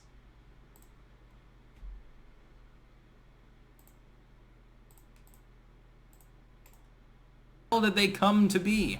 It's for economic reasons. People tend to do things in their own self-interest. People were making roads and clearing trees and brush and shit hundreds and hundreds of years ago, thousands of years ago. They did not need a central impetus to do so. Again, the people who built the roads usually were the government, the Roman Empire. There are versions of this that aren't, that's for sure. There were commerce networks, but none of them are even close to what the interstate highway system is today. You could not, without a federal government, effectively and efficiently I'm using efficiently relatively, Sticks. I know you're going to be like, efficient? It's the government. I know. You suckle Ronald Reagan. I understand. You could not do so with a private entity as efficiently as you can with a government entity because of things like eminent domain, rather, not public domain, I'm sorry, eminent domain. So, if anything, the central authority often tells them, no, you can't build a road here, despite the fact that it's more efficient, because some city or some group, some industry has paid them to prevent that from happening. Citation. Other than stuff you're making up. Number 2, the space race. This is an interesting point, actually. This is the dumbest one, because I think Sticks goes on to say, basically, I said, and we talked about this a little bit on Twitter. Sticks said, NASA's bullshit. Look at what SpaceX and Blue Horizon, is it Blue Horizon, the Amazon one? I don't remember. I'm not big on the, current billionaire space race thing. I'm vaguely aware of it, but I don't keep track. Whatever it is. They're building their work off the Blue Origin, thank you. Sticks is like, look at what Elon Musk and, he didn't say Elon Musk, but, SpaceX is doing, right? Completely ignoring the fact that modern rocketry and modern private enterprise space stuff is built upon all the work that was done by NASA and other space agencies run by governments around the world for the last almost century. 40 years off from a century. You know what I'm saying, right? How can you pretend and be so stupid that you act as though SpaceX started from, nothing? They started from nothing, they had to relearn basic rocket physics. No. All that knowledge had already been procured by NASA and the USSR, etc., etc. Colston says SpaceX uses NASA rockets and scientists as well. Yeah. Akapen says, hello, Hannah and chat. Sorry for interrupting. I just wanted to share that I got my first tee shot literally less than 20 minutes ago, and I'm extremely happy.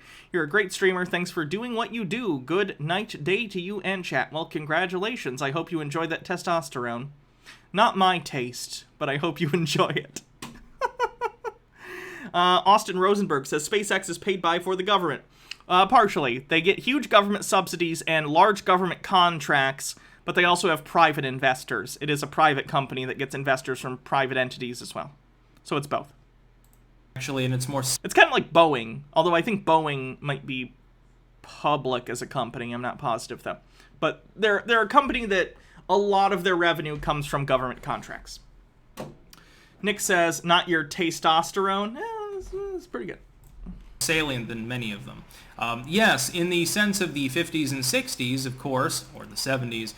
Yes, the origin of human space travel. That is what I was talking about, Sticks. You know, how we invented space travel as a species using government money and agencies. Fun. Blackwing Hecate says, I wish us trans people could just arrange to swap bodies. Yeah, that'd be nice. Much of it was centrally funded. But at the time, there was no technological corporation capable of doing what now Tesla does. Not Tesla, SpaceX, they're separate companies. The only reason SpaceX can do it is because it was already developed by NASA. It's not, let's imagine NASA never existed. Let's imagine NASA never happened. Human spaceflight is still a sci-fi concept. Elon Musk is not hiring people to come in to figure out how to do that, because it is not economically feasible to start from zero to space travel privately funded, because there's no profit in it for decades and decades and decades and decades. Sticks, you absolute maroon. You could not possibly not see the flaw in your argument. I have so little respect for you, it doesn't even register, and I cannot believe for a second that even you don't understand that what you are saying is so stupid, it hurts me in my soul. Doing what Amazon is doing what other companies, Virgin, is doing. Now private companies have taken the fore, and they've already made leaps and bounds that NASA never did. NASA got its funding cut like after the 80s. Basically, the space shuttle era was such a big clusterfuck and there were multiple disasters that NASA's funding has never recovered, especially since the fall of the Soviet Union.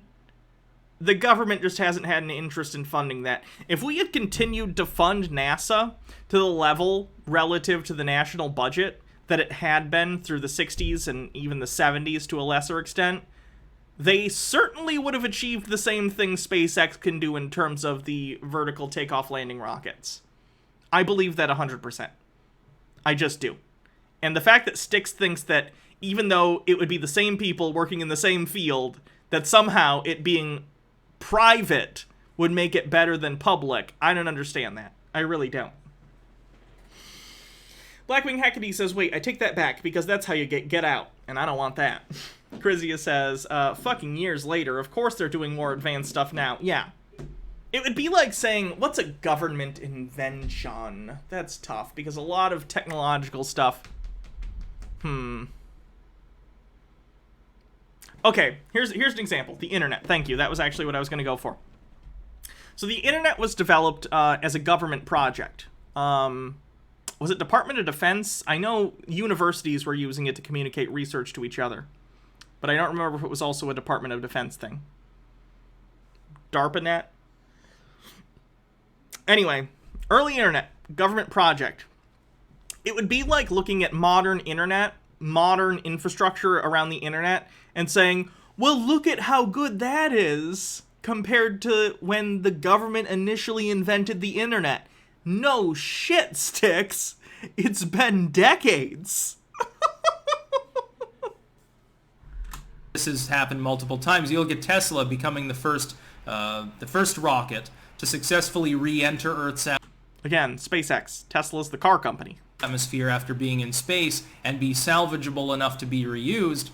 That wasn't a government thing. It's regulated by the government because the government sticks its nose in everything, but it was a private...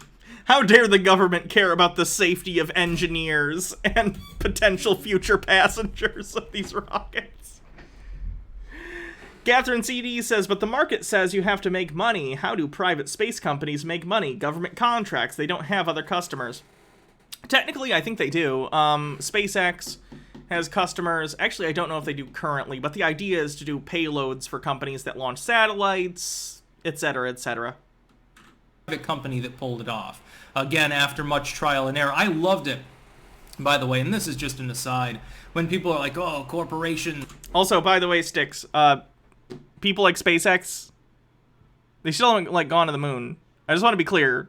NASA, of the 60s, has still done more impressive things in terms of where they have gone than SpaceX. I want to be clear about that. Because you're acting like everything SpaceX does is automatically better than the government by virtue of the fact that it is a private entity. It's not. It's not. And don't get me wrong, I honestly don't necessarily... How do I put this?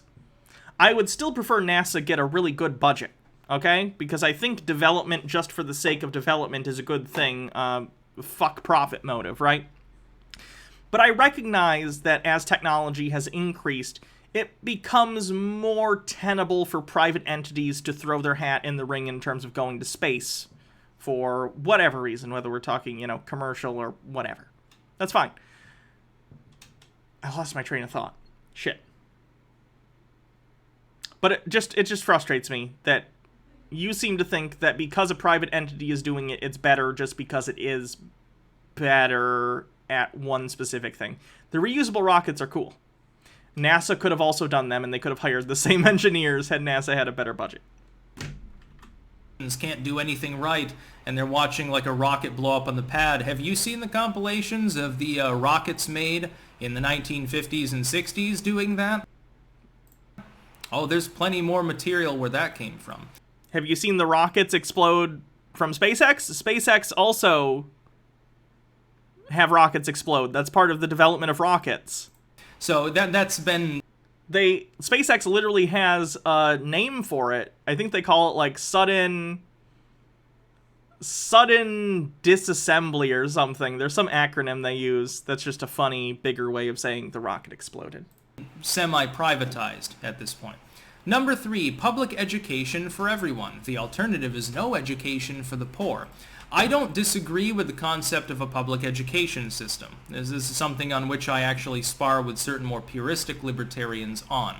What I have a problem with is that we took a very good working system, which was mainly state-run, and we decided to subjugate it more and more to the federal government. Again, the federal government, more and more layers of it, making it worse.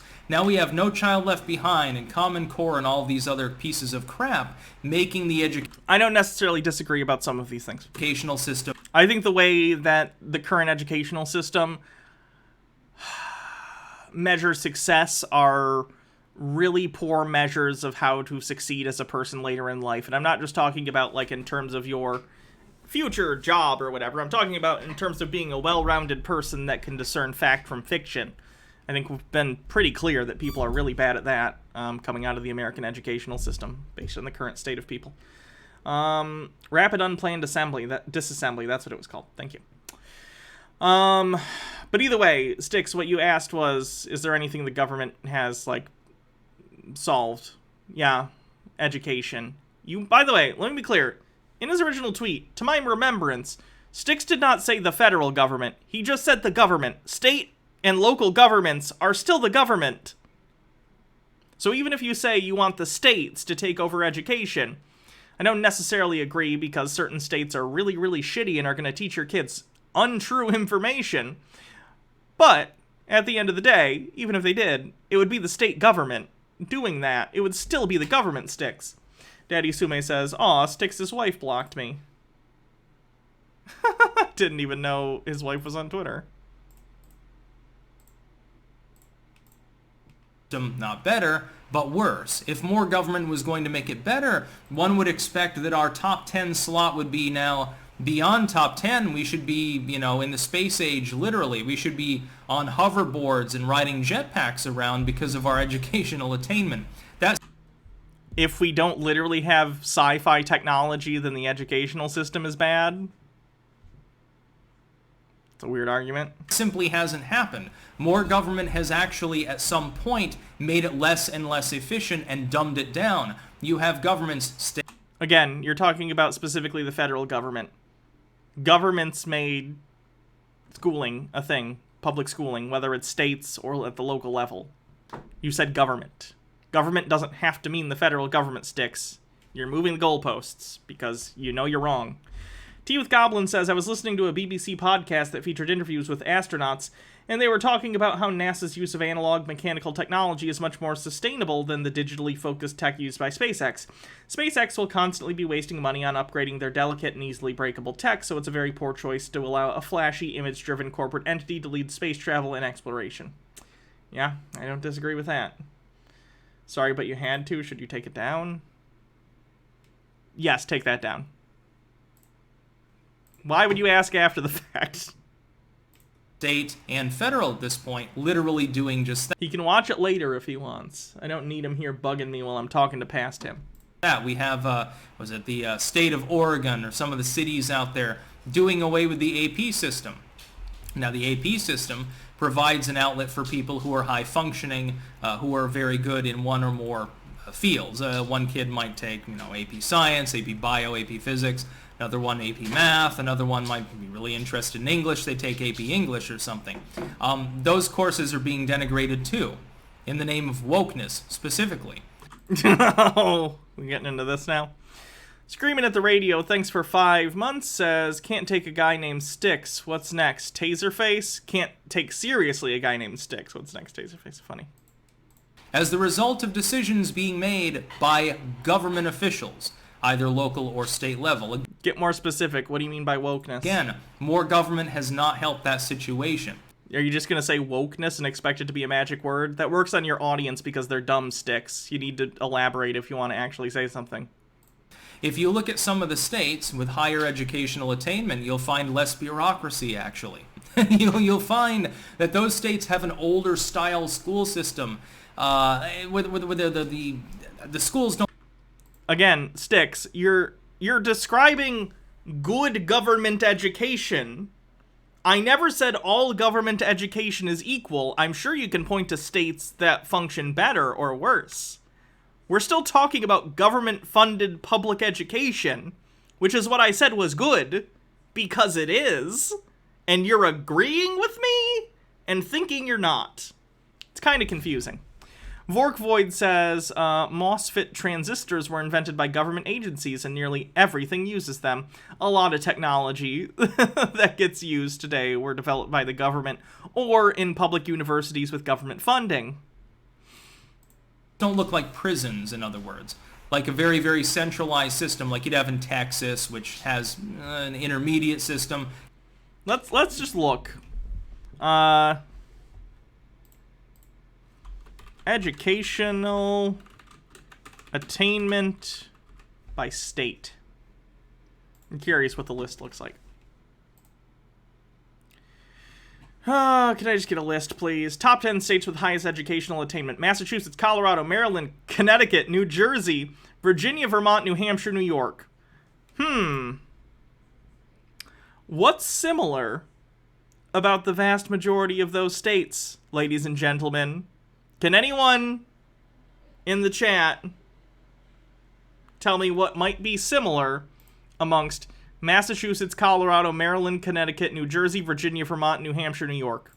What do most of them have in common? Oh, they're majority Democrat? Oh, they're blue? Yeah, thought so. Daddy Sume says, oh, speaking of fucking privatization, doing shitty jobs, we literally had people dying in Texas because of cheap corporation sticks. True. Lauren Southern has been banned from Twitch. Rad.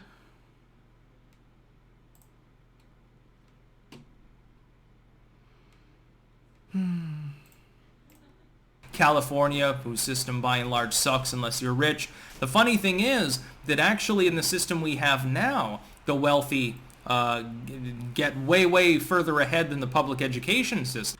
Yeah, because the public educational system is defunded to shit. Not to mention the fact that, yes, I agree that there are reforms that need to happen in the public education system. I agree.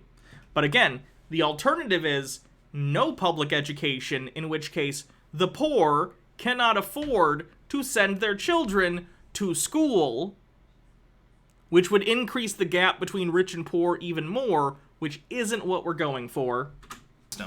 Because they use private schools, and they use tutors and things like that. So what really has changed? The floor has raised from no education to education.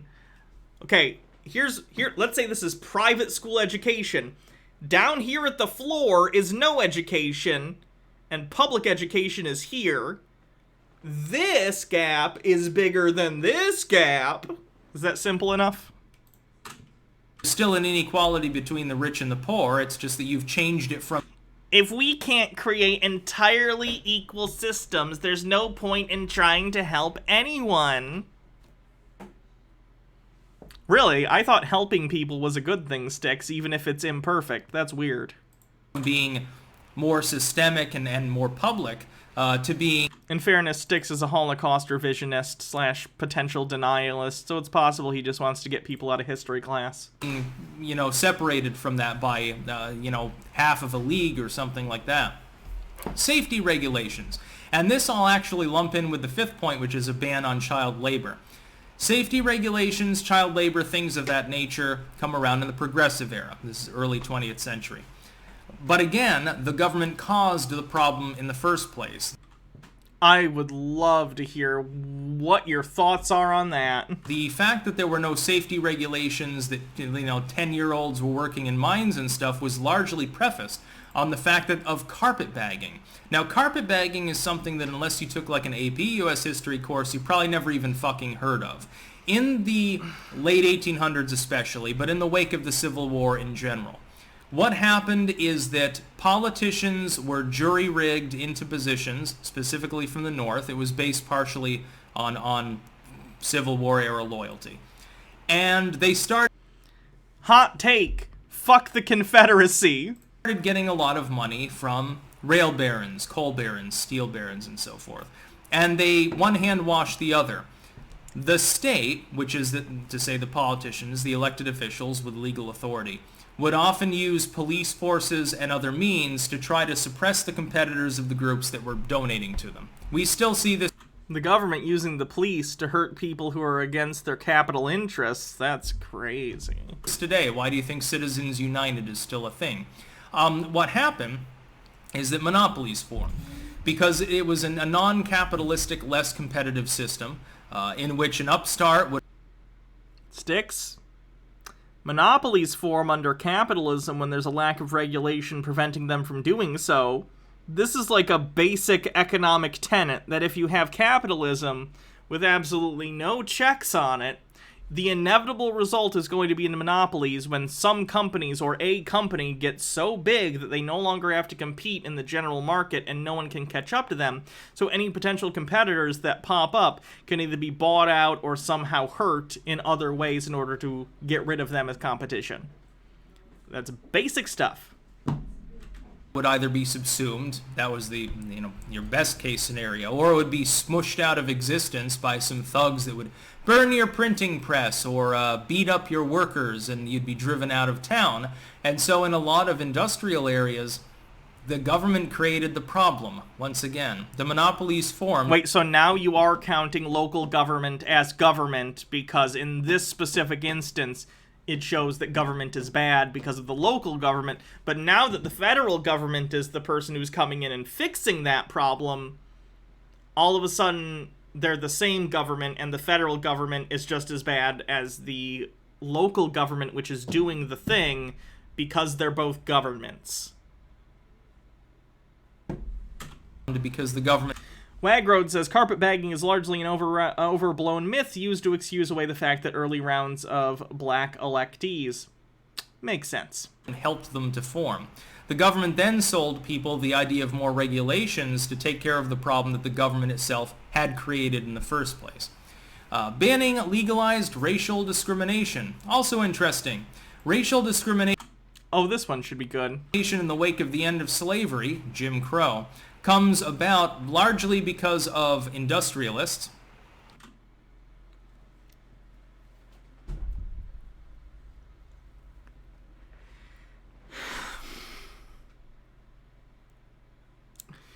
in one sense.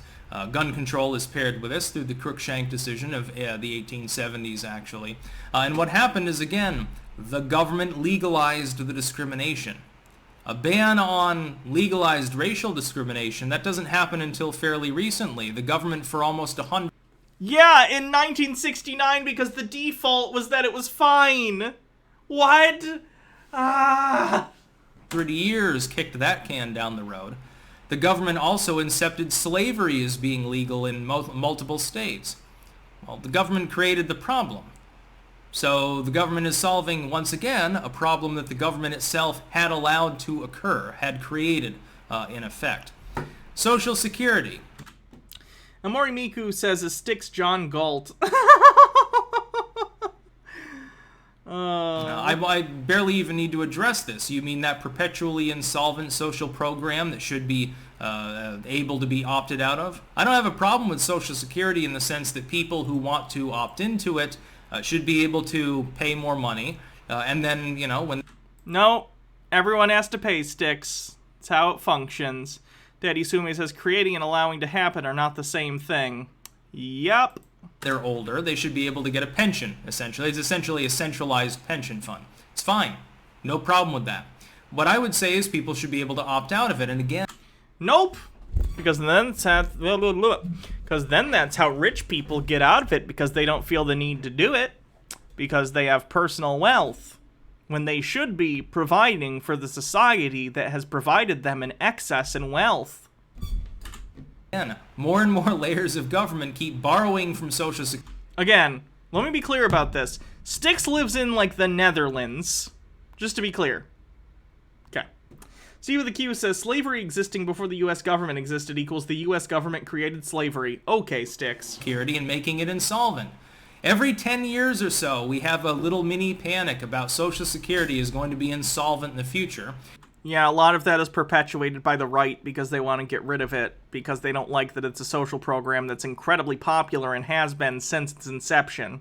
But rich people hate it, so they gotta manufacture consent in order to try and gut the thing. Then we end up throwing more taxpayer money at it that wasn't paid in because Congress took a bunch of money out, making it again insolvent over and over. Another example of the government doing such a wonderful job. It's run for, let's see, when did Social Security start?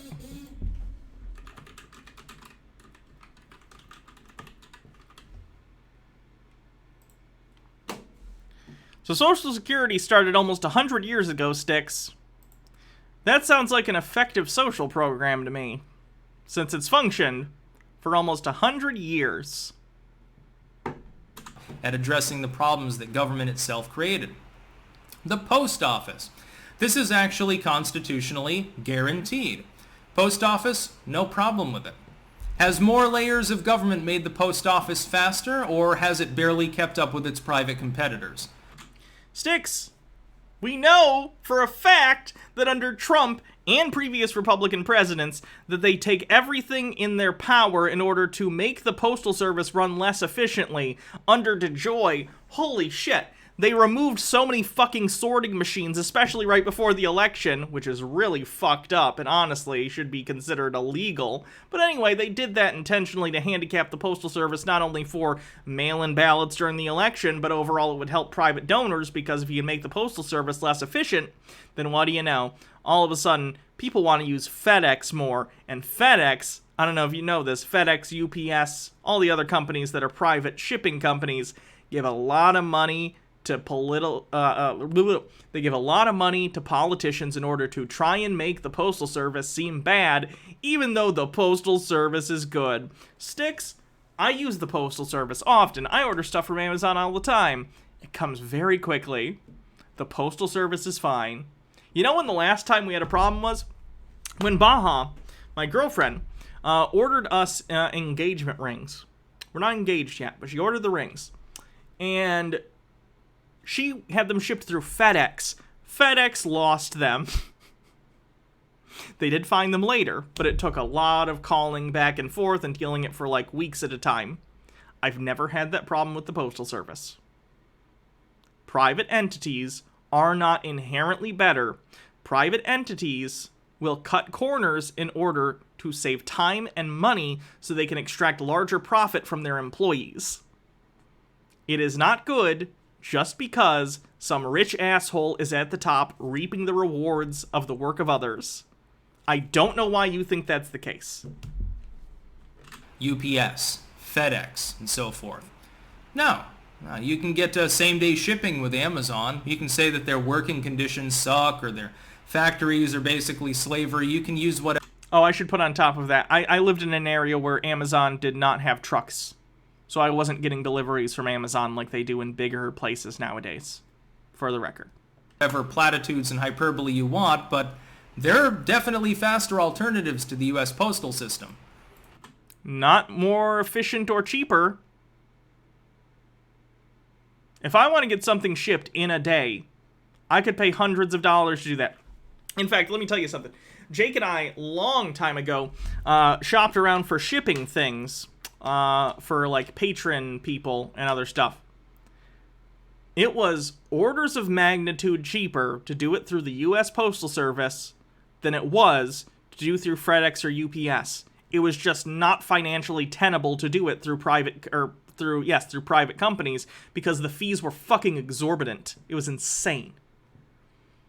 The Postal Service helps small businesses, private entities, do their business because it is a service for United States people, for citizens or people who live in the United States to use the Postal Service, and it helps facilitate private businesses to do their jobs if their business involves shipping things or having things shipped to them, because it's a cheaper alternative to incredibly expensive private services.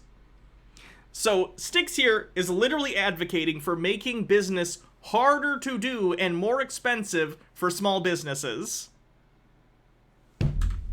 The post office, yes, it's legally incepted in the Constitution of the United States. Perfectly fine. Who cares? That being said, FedEx, UPS, and Amazon do use the postal service for like end shipping in some places. So they'll ship to like it'll ship through a private company sometimes, and then go to the postal service, and then the postal service will do the final drop off. It depends on the area, I think, and the coverage for UPS and FedEx and Amazon in those areas. Again, the private alternative is usually better. Costs a little bit more, but is not a little bit more, a lot more, especially if you're talking about something that has some weight to it. It's weight-based, so it very much depends. But especially, like, if you sell books, Amazon, I'm telling you this, Amazon could not have started in the form that it started in if it weren't for the United States Postal Service.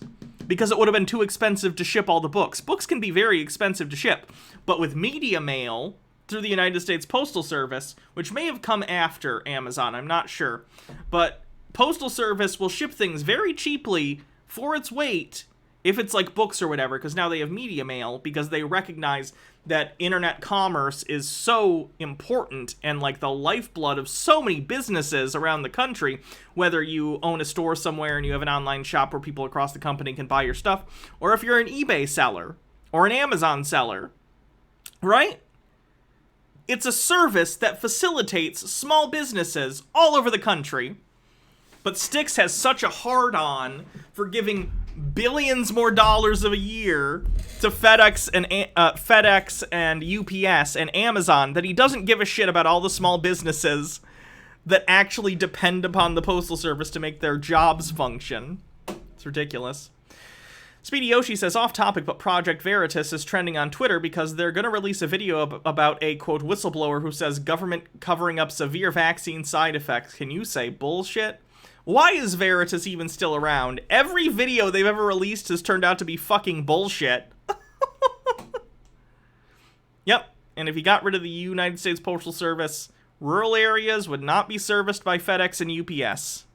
It's faster. At least not reasonably. Maybe it costs a little bit less, but it's a couple days slower. Pick your poison. You have that consumer's choice, and that's the wonderful thing about it. Those private alternatives are simply better. You can lowball it, and you can do it cheaper. You can decide to pay a little bit extra, and it gets there faster. I'm failing to see... Media mail started in 1938. Well, there you go. That's a lot before Amazon. ...the problem, and I'm failing to see how more big government has made the post office reasonably better. Well, hope I explained that for you.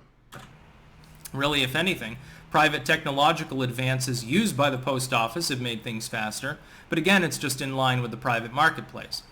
Subsidizing the development of tech like the internet. Oh, iMiracle165, thanks for tier 1, 7 months in advance. Wow. Thank you. I think that you mean the very, very early pre-internet internet that was developed by... Yes? Most technology that we take advantage of started in labs, either on public universities with funding from the government or direct military projects. Like, you wouldn't have an iPhone, you wouldn't have personal computers if it wasn't for research done that was publicly funded, if you didn't have research that was done. And don't get me wrong, I'm not taking out the developments done in the private sector either. I think both work hand in hand, right? I think that the government puts money into research for things that at the time they're being researched have no economic viability in terms of creating a product. That research comes out, they determine what you can do with this, whether it's materials science or whether it's some sort of new device like a proto-computer or whatever. And then using that, private entrepreneurs or whatever can look at that and go, I have an idea for that. And they can then use that technology to develop some consumer good, if that's something you want, right? Different people are going to have different opinions on that. But you cannot have one without the other.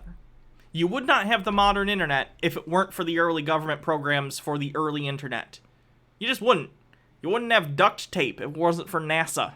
Like, these are two examples out of countless others. But the point I'm trying to make is, everything that exists in the modern context, basically, has some origin in some publicly funded government research, or privately funded, or rather, publicly funded, subsidized to, like, public universities or something like that. Wagroad says, DeJoy should be prosecuted for what he's been doing. I don't disagree. Or Velcro. True. by the U.S. military. It's interesting how the government didn't decide to make that public for half a century. Now, more government really... Yeah, they're allowed to do that. And the same thing happened with GPS. The government developed GPS, and then it wasn't until like the late 90s that they released it to the public and then allowed private companies to use the GPS system, or rather to use the GPS, Global Positioning System, to use the GPS in order to, you know, make GPS devices, your Garmin, your TomToms, and now what we have in our phones. Really helped with that one. We could have had essentially the internet back in the goddamn 1970s. Sticks, if you think the private sector could have let me put it this way. Sticks, if the private sector could have developed the internet in the 1970s, they would have fucking developed the internet in the 1970s. There's nothing saying that if the government develops something, the private sector isn't allowed to develop the same thing in parallel. The private sector didn't invent the internet in the 70s because they were incapable or unwilling to do so. Period. End of story. Sky Comet Fallen says, most tech started in the military. I mean, most tech is kind of vague, but a lot of technology that we depend upon today for our modern stuff, yes. Sky Comet Fallen says, you idiot, do you not understand national security? iMiracle says, this chud thinks blackface isn't racist. Yeah, we read that one.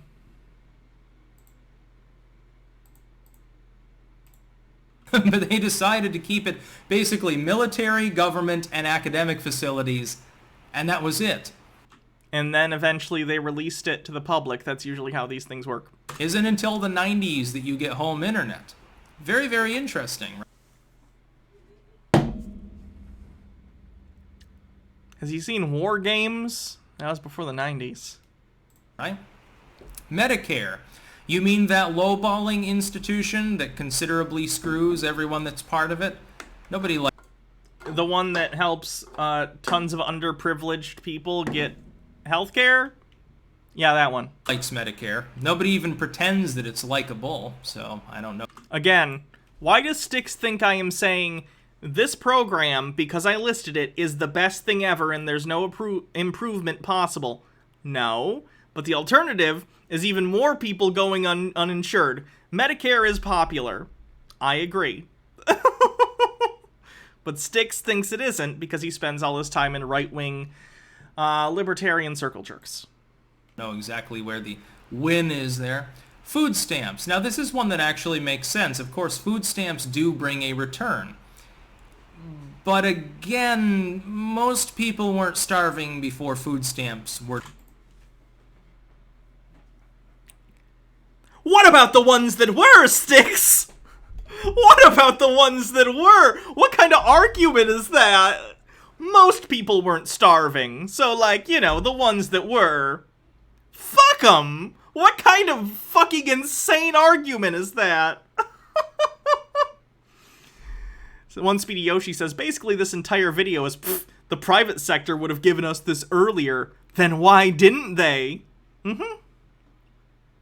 Tea with Goblin says, slightly off topic, but novelist Anthony Trollope was one of the first to propose public post boxes in the UK and then reportedly regretted it, as it would allow young ladies to correspond with their lovers without their letters being intercepted by household staff, thereby leading to immorality and promiscuity. Hooray for public mail systems and the destruction of traditional patriarchal family.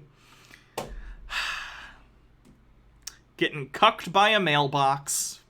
Were developed. This is a war on poverty program that was incepted later. It has done good, but as we see yet again, more and more government adding on to it has not made the program better. It's a government program, Styx. It's a government program. They marginally increase or decrease the amount of food stamps, the amount of regulatory hurdles you have to go through to get the food stamps. Why don't you just issue people literal stamps? They used to do that, by the way. It's called food stamps for a reason. Now you get a little because it's more efficient to give them. In Michigan, they're called a bridge card. I don't know what, I've never had food stamps. And there's nothing wrong with having food stamps. If you qualify for food stamps and you have food insecurity, please use the program. please apply for it. It's there for a reason. I use it if you can and you need it. I've never been on it, but I'm aware because I've known people in my life who had. They're called bridge cards. It's more efficient. Why would I want to bring a book? It's like the difference between cash and a debit card. I don't carry cash very often.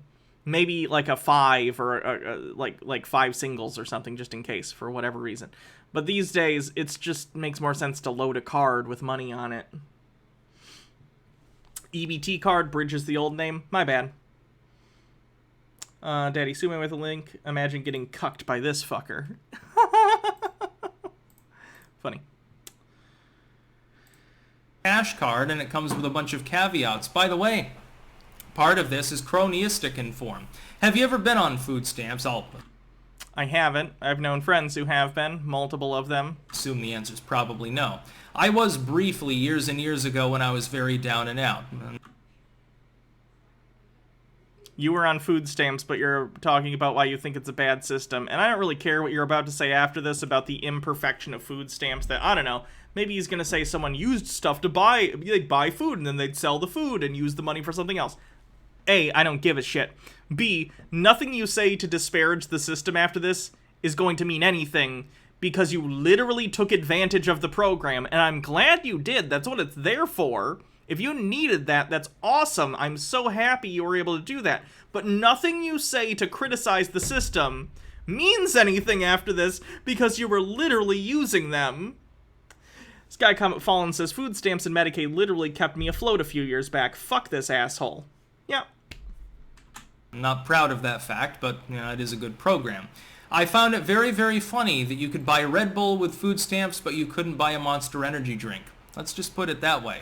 Again, why does Styx assume that I think every government program, or any government program for that matter, is perfect?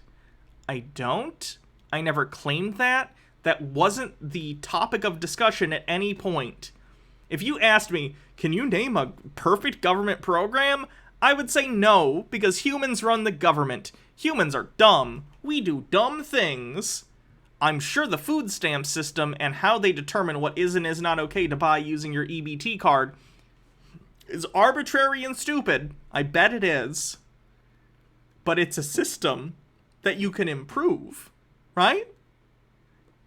Just getting rid of it and saying it's not worth it because there are flaws is really stupid. Have you heard the term throwing out the baby with the bathwater? Good example. Speedy Yoshi says, I'm a firm believer in pulling up the ladder behind me. Chrysia says, he called it a good program. He did. I guess I win that one, like, objectively. Logarth says, but I'm not proud of it. Literally a country of temporarily embarrassed millionaires. He shouldn't be embarrassed by that at all. The program is there for a reason. People, often due to no fault of their own, will come into poverty. And there are programs there as a safety net to help those people get to a place where they can better financially sustain themselves or find some success in society, right? That's not something to be embarrassed by. It's literally why they're there. Very, very mysterious why that happened. The minimum wage. The minimum wage is a goddamn joke. Is he going to say if there were no minimum wage, wages would be higher? Because I'd love to hear him explain why he thinks that's the case. If you raise it, then the wages, they rise. Of course, people that were making a bit more than minimum wage then will be very, very sad because now they're more impoverished than they were. Which is why then everyone's wages across the whole thing, then you can go to your boss and say, hey, the minimum wage just got raised and now I'm making the same as someone who makes minimum wage. I think I should make more money. In fact, you know what would help your case? Getting all your other workers together and forming some sort of collective, maybe we'll call it a union, and you can all collectively bargain for how much money you should be making relative to how much money other people are making to make sure you're fairly compensated for your work. We could workshop this, Styx. I think it's a good idea. Or before, because the amount of goods being created has not increased. And because the overall value of all goods is the same, barring inflation, what you've really done is taken people that are a little bit above minimum wage and smushed them down with the very, very poor. You've very slightly uplifted the very poor, and you've really screwed people that were just outside of that poverty. That's all that the minimum wage does. And it's all... Sticks. In a marketplace, and we're seeing some of this currently, actually. It's pretty interesting. In a marketplace, the value of one's labor is determined by the market. So, if McDonald's starts hiring people for $15 an hour, all of a sudden, a job somewhere else that pays $13 an hour, or God forbid, $10 an hour or something like that, looks a lot less attractive. So in order to keep employees and court new employees, that other business will have to up their minimum wage, not legally, but whatever they pay at minimum, in order to compete. Isn't that the heart of, like, the market that you're so in love with? all that we'll ever do. And if you lower it, well, that doesn't make any difference. It doesn't matter what you do. Yeah, don't lower the minimum wage. What? Because supply and demand still exists. The national parks. You mean those trash-filled edifices of nothing's neth?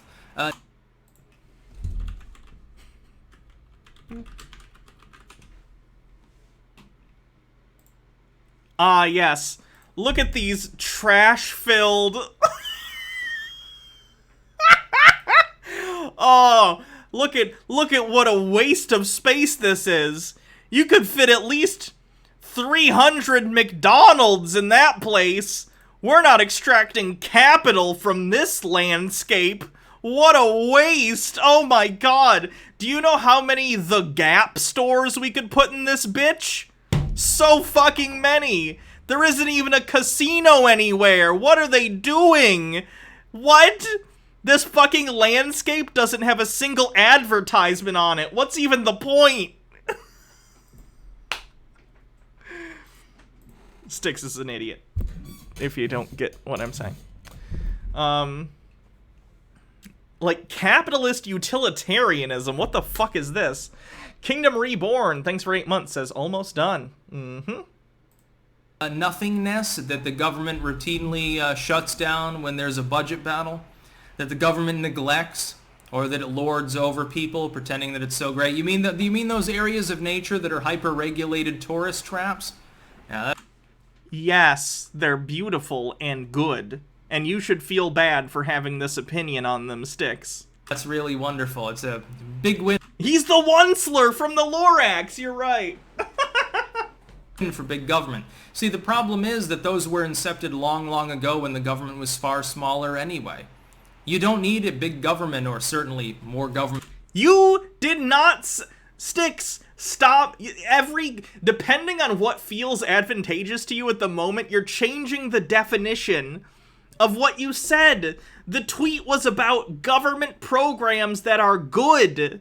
You said nothing about the size of the government. You didn't say state or local or federal. You said the government. Stop trying to move the goalposts. I'm right here. Nick says he's the Onceler without the ships. Than we have now in order to administer a national park system. All you have is some wardens there that tell people don't shoot the bears, just, let them eat you. And that's basically what it is. It's a whole lot...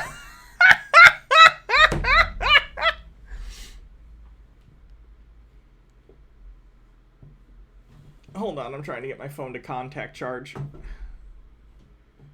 Come on, detect it, you stupid fucking thing. Why? There we go. Okay, Styx. You're stupid. A lot of nothing, it's nature. And bored urbanites go there to... Nature bad. Interesting take. Pretend that they're roughing it because they've got their $5,000 air-conditioned tent. Like, does he seriously just not see any value in, like, natural beauty? In like, maintaining some areas of the world that are undeveloped, just the environment, and not trying to extract value out of every single atom on the planet? It's so disgusting. And, it's a bunch of horse shit, basically. Like, Styx, trees have value outside of the fact that they can be made lumber. flowers have value outside of the fact that you can, I don't know, somehow use them to create things to make money.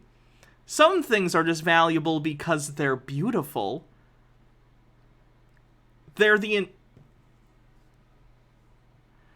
it's the natural habitat of tons of species, which he doesn't give a shit about. He doesn't care about other people, much less fucking non-human animals. But, like,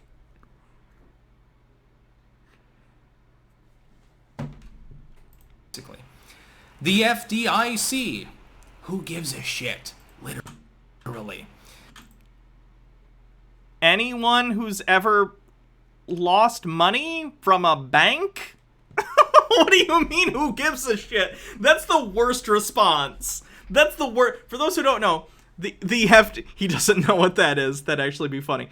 The FDIC, for those who don't know, is basically federal insurance on your money at the bank. So, like, let's say a bank somehow goes bankrupt, or a bank gets robbed, or whatever, and the bank loses your money. This, it's federally insured. It's federally insured. That way you don't lose your money if it gets stolen or if a bank becomes insolvent. Up to, I forget what the limit is now. It might be $100,000, I don't know, per account or something like that. So there is a limit. But for any average person, it's more than enough. He just didn't have an argument for that one. That's funny. That's incredibly funny. Logarth says, gotta show off the White Mountain foliage season is coming. Mute. Pretty. Tea with Goblin says, yeah, go on, Sticks. Go and build overpriced apartments over the Yellowstone Park super volcano. It'll be funny. Let's look what the FDIC insurance limit is.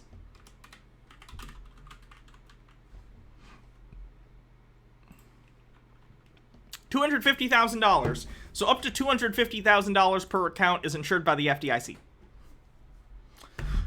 I missed your bits. I'm sorry. Sky Comet Fallen says, don't try to pet baby bears, dumbass. The FDA. Oh, Oh, is he going to do anti-vax stuff? Is he an anti-vaxxer? I don't remember. FDA. That group that keeps approving Johnson & Johnson. He did it! We did it! We did it, everyone! Johnson's products and approved oxycodone for general use for people. What is their issue? Look, guys, Oxy is addictive, but there's no reason for it not to pass FDA certification. The FDA doesn't just say, hey, this medication, like, someone could get addicted to this. There are more than one kind of habit-forming drug. The idea is that, hey, it does its job. Oxy relieves people's pain. It unfortunately is also really addictive, and they should probably move away from prescribing it and try and find alternatives. I'd agree. But, like, it's not the job of the FDA to be like, hey, people might get addicted to this because there are other drugs that people can become addicted to. Lots of painkillers are like that. People and totally took seriously the pharma companies when they said, don't worry, it's not that addictive. Yeah, creating several million fucking heroin junkies. The FDA that... beer has to be approved by the FDA, right? I think that's the Bureau of Alcohol, Tobacco, and Firearms. Until recently, didn't approve the vax for COVID. It had emergency approval, and then it got full approval for... Which one got approved fully? Was it Pfizer? Or was it Moderna? I don't remember. Now it does, but there are still caveats involved. Not really. It has full... The one that got approved has full FDA approval for those 12 and up. The FDA that approved thalidomide. Pfizer. Thalidomide.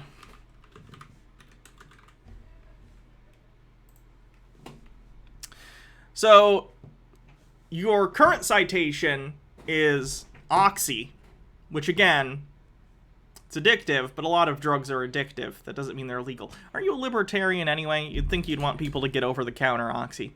Anyway, and then the citation you gave prior to that is thalidomide, which was 70 years ago. So your two examples of the FDA failing to do its job are 70 years apart. That's a pretty good track record. I think I'll trust the FDA over, you know, drug companies just determining on their own what is or is not safe. For, I believe it was pregnant women for the pangs of birthing or whatever it was. The FDA that keeps changing the food pyramid on a fucking goddamn constant basis that told... The feared food pyramid is very stupid. Let me show you. Can I also point out, I don't know a single person in the history of the world who has ever taken the food pyramid seriously, but the food pyramid, like grains, bread, cereal, rice, and pasta, are the biggest piece on the original food pyramid, and it's basically entirely because of various agriculture industries that wanted to push that shit, and because they're made of crops that can be domestically grown. So you get it. Yeah, you can make fun of the food pyramid. Told people in my generation, hey, you... Logarth says, unlike this guy, I trust hospitals over talk radio. New Hampshire hospital officials reject lawmakers' claim, saying most COVID-19 hospitalizations are among unvaccinated. Well, there you go. Nick says, it's big wheat, of course. It's always wheat. Those guys are assholes. You should get 11 servings of grains every day. I know that's not the food pyramid anymore. I know they have a different one. Don't worry if they're refined. Eat your pasta, kids. That FDA. Yeah, there's a real... Yes, that FDA that has approved thousands, probably tens or hundreds of thousands of drugs. Let's see. How many drugs has the FDA approved? Ever. 20,000 prescription drugs. That's just the prescription ones. 20,000. And your citation was thalidomide, which was 70 years ago. And the other one was Oxy, which does what it is prescribed to do, but gets abused. So like 2 in 20,000. That's pretty fucking good. Really? That's a... The FDA actually protected us from thalidomide. There was an episode on Behind the Bastards about it. I haven't seen it. I've seen other episodes of Behind the Bastards, but I haven't seen that one. I assume the FDA was the one that showed up when it was came to light and was like, hey, banning this, which is good. Lady that lives here says, they gave me Oxy when I broke my ankle. I was scared of getting addicted, so I ended up not taking any of them. Yeah, if you have an addictive personality, that's not a bad choice. Nick says, he would have been better off giving Vioxx as an example. I'm not even familiar. Let's look.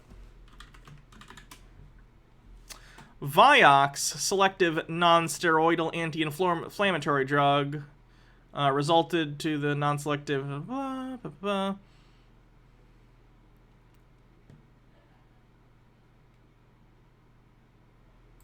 I assume this is the generic.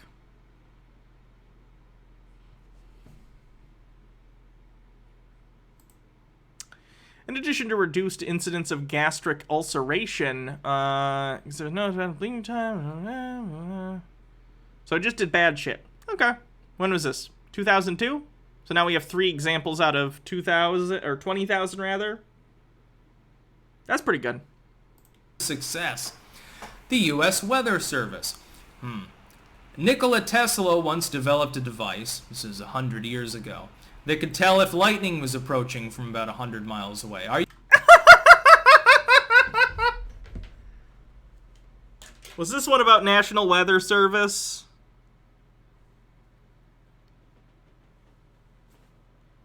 Are you telling me there would be no weather alerts if the federal government didn't administer them? Like, I'd probably have to pay for them.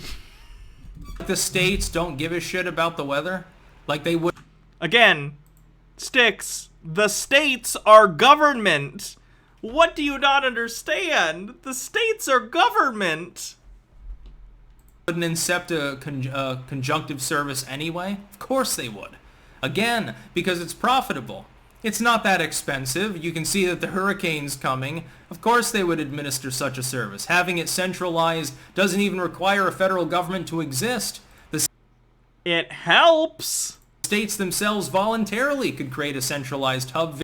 Again, you're still describing the government, Sticks. You're just describing independent governments of the 50 states working together as opposed to a federal level government over it organizing things. This is still government. Very easily for such things. Nick says profit should not be a motivation to do public good. I agree. Localities could do the same. Thanks, Greystorm 3. Glad you like it. Same thing. A lot of the, most of those people that tell you about the Doppler weather radar on TV, you realize they're not like federal scientists or anything like that. By the way, it's interesting, you're admitting Are you talking about meteorologists, like, on local stations giving the weather? I know they're not, but they're pulling from federally sourced, or at least government-sourced weather stuff. The Federal Weather Service is where they get a lot of their stuff.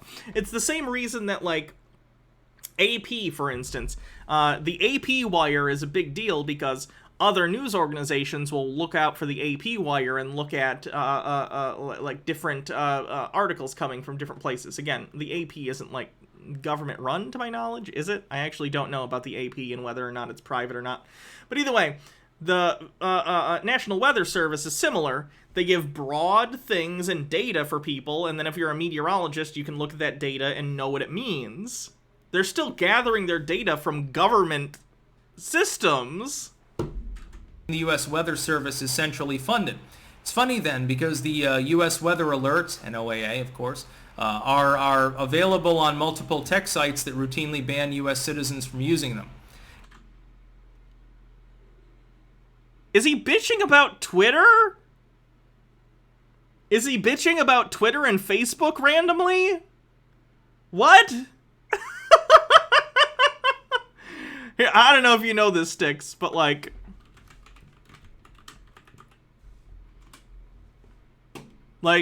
you can just go to their website. You don't have to go to Twitter to look up the National Weather Service. This is their website. It's a .gov website. You can just go look right there. Well, what the fuck does this have to do with Twitter? It's like he keeps trying to veer into typical talking points he has because he's got a grift to, like, his audience, so he's got to bring up, like, yeah, Twitter and Facebook bad. What the fuck does that have to do with anything? Guess it sucks to be them when the next tornado's coming, right? I guess they should only engage in... Sticks, I don't know if you know this. You don't live in America, so maybe you don't know this. But when, a tornado or whatever is going to happen, you get a text message on your phone, or if you don't have one, there are sirens. Hello. What? Did you get, like, a notification for a tornado or something? No, Sticks is saying, Twitter, and he says this is the dumbest argument. He says the National Weather Service is bad because that information gets shared on Facebook and Twitter, which sometimes ban people. Even though I know, that's the face I made. Okay, but they also broadcast it on the radio. On the radio, cell phones, TV, sirens all around the community. You can go to their website. They have a website. Like, literally, we were driving from Saginaw down to here, and a blip came up on the radio. It's like, this is a special weather statement from the National Weather Service. Yep. Blah, blah, blah. There's a big storm. Like, fuck off, Sticks. He's really dumb. Yeah. He keeps deflecting, and it's the weirdest deflections, too, because honestly, I put off doing this video because I thought he'd at least put up some modicum of a decent argument. Not a single thing he has said so far. No, this has been terrible. Because, the argument we were having, he was like, name a government program that can't be, done better by the private industry or whatever. Or like, you saw the tweet. You were there the other day. I didn't look at the tweet at all. Whatever. Or like, name a government program that doesn't solve a problem created by the government. And I named all these things. And so far, he hasn't even really said private entity would be better for most of them. Most of the time, he's just said state-level governments could handle this, but that's still the government. Yeah. I don't know what he's doing. Felix Night Owl says, if you're willing to debate him through his response video to your tweet, would you be willing to debate him live? Could be fun. That would be terrible. Absolutely not. I would just laugh at him, and then he'd probably get transphobic. Of course. He was already transphobic in his tweet. Yeah. And right think. Or, pardon me, Dr. Jen. Is she still here? No, she left. Okay. She has to go finish packing and everything. Gotcha. GPS. Watch a movie or something. No, I'm pretty sure that GPS is not entirely centrally based, but... Oh God, what did he say? What did he say about GPS? He says, I'm pretty sure the GPS isn't entirely centrally based. The GPS was invented and maintained by the federal government! A global public service brought to you by the U.S. government. Do you know how to read, Sticks? Because it sure seems like you don't know how to read. See, that fucking shocks me that he couldn't even take 5 seconds to look this up. I thought he would at least... Because he said something to that effect, too. When we were tweeting, and I was like, surely he'll look that up before he says that in the thing. He didn't. The global positioning system, and I would imagine private companies probably help... They probably lease use of it from... the government at this point. Course. Like, I imagine Google probably pays to use it for Google Maps and every other thing, you know. Like TomTom, Yeah. Garmin. But it's still government run. They're just leasing out use of it. What? Global Positioning System, originally Navstar GPS, is a satellite-based radio navigation system owned by the United States government and operated by the United States Space Force. I assume it used to be Air Force. It's one of the global navigation satellite systems that provides geolocation and time information to a GPS receiver anywhere on or near the Earth where there is an unobstructed line of sight to 4 or more GPS satellites. So no, Sticks, look something up before you say it, please. Good try. I'm pretty sure that satellites are put up by private companies now, too, on a regular... Again, Sticks is like, well, private companies do a thing now, so that means they would have invented this other thing, right? No, they didn't. Sticks, again, if they could have, they would have, but they didn't, so they couldn't. Nick says, Mia Mulder covered the private alternative, what 3 words, in her video, and Daddy Sume says, calling it now, Sticks is just dumb. He's also, alt-right, so, yes. Doesn't he think that he's like convinced he's not a Nazi, isn't he? He says he's not, but he knows he is. Okay. It's a crypto-fascist thing. Gotcha. The girls are Regular creating mischief. Mm-hmm. And what the fuck does that have to do with needing more federal government? A very, very scant one. That wasn't what you said. That wasn't the question, Sticks. The question was, what has the government done that is good and has solved a problem they didn't create? GPS is an answer to that question. He just keeps moving the goalposts whenever he feels, because none of his responses have been good. This is ridiculous. Could easily put a satellite into orbit. The same as like the space race and stuff. You don't. He's smarter than you because he's a cis white dude. I don't know if I'd go that far. I think he's just full of himself. I think he fancies himself like an intellectual, because he's read books on the occult or some shit. Which I think is fed, in fact, by the way he's treated as a cis white man. I don't know if I'd say that. But don't need to load the government with more regulatory authority to create these things.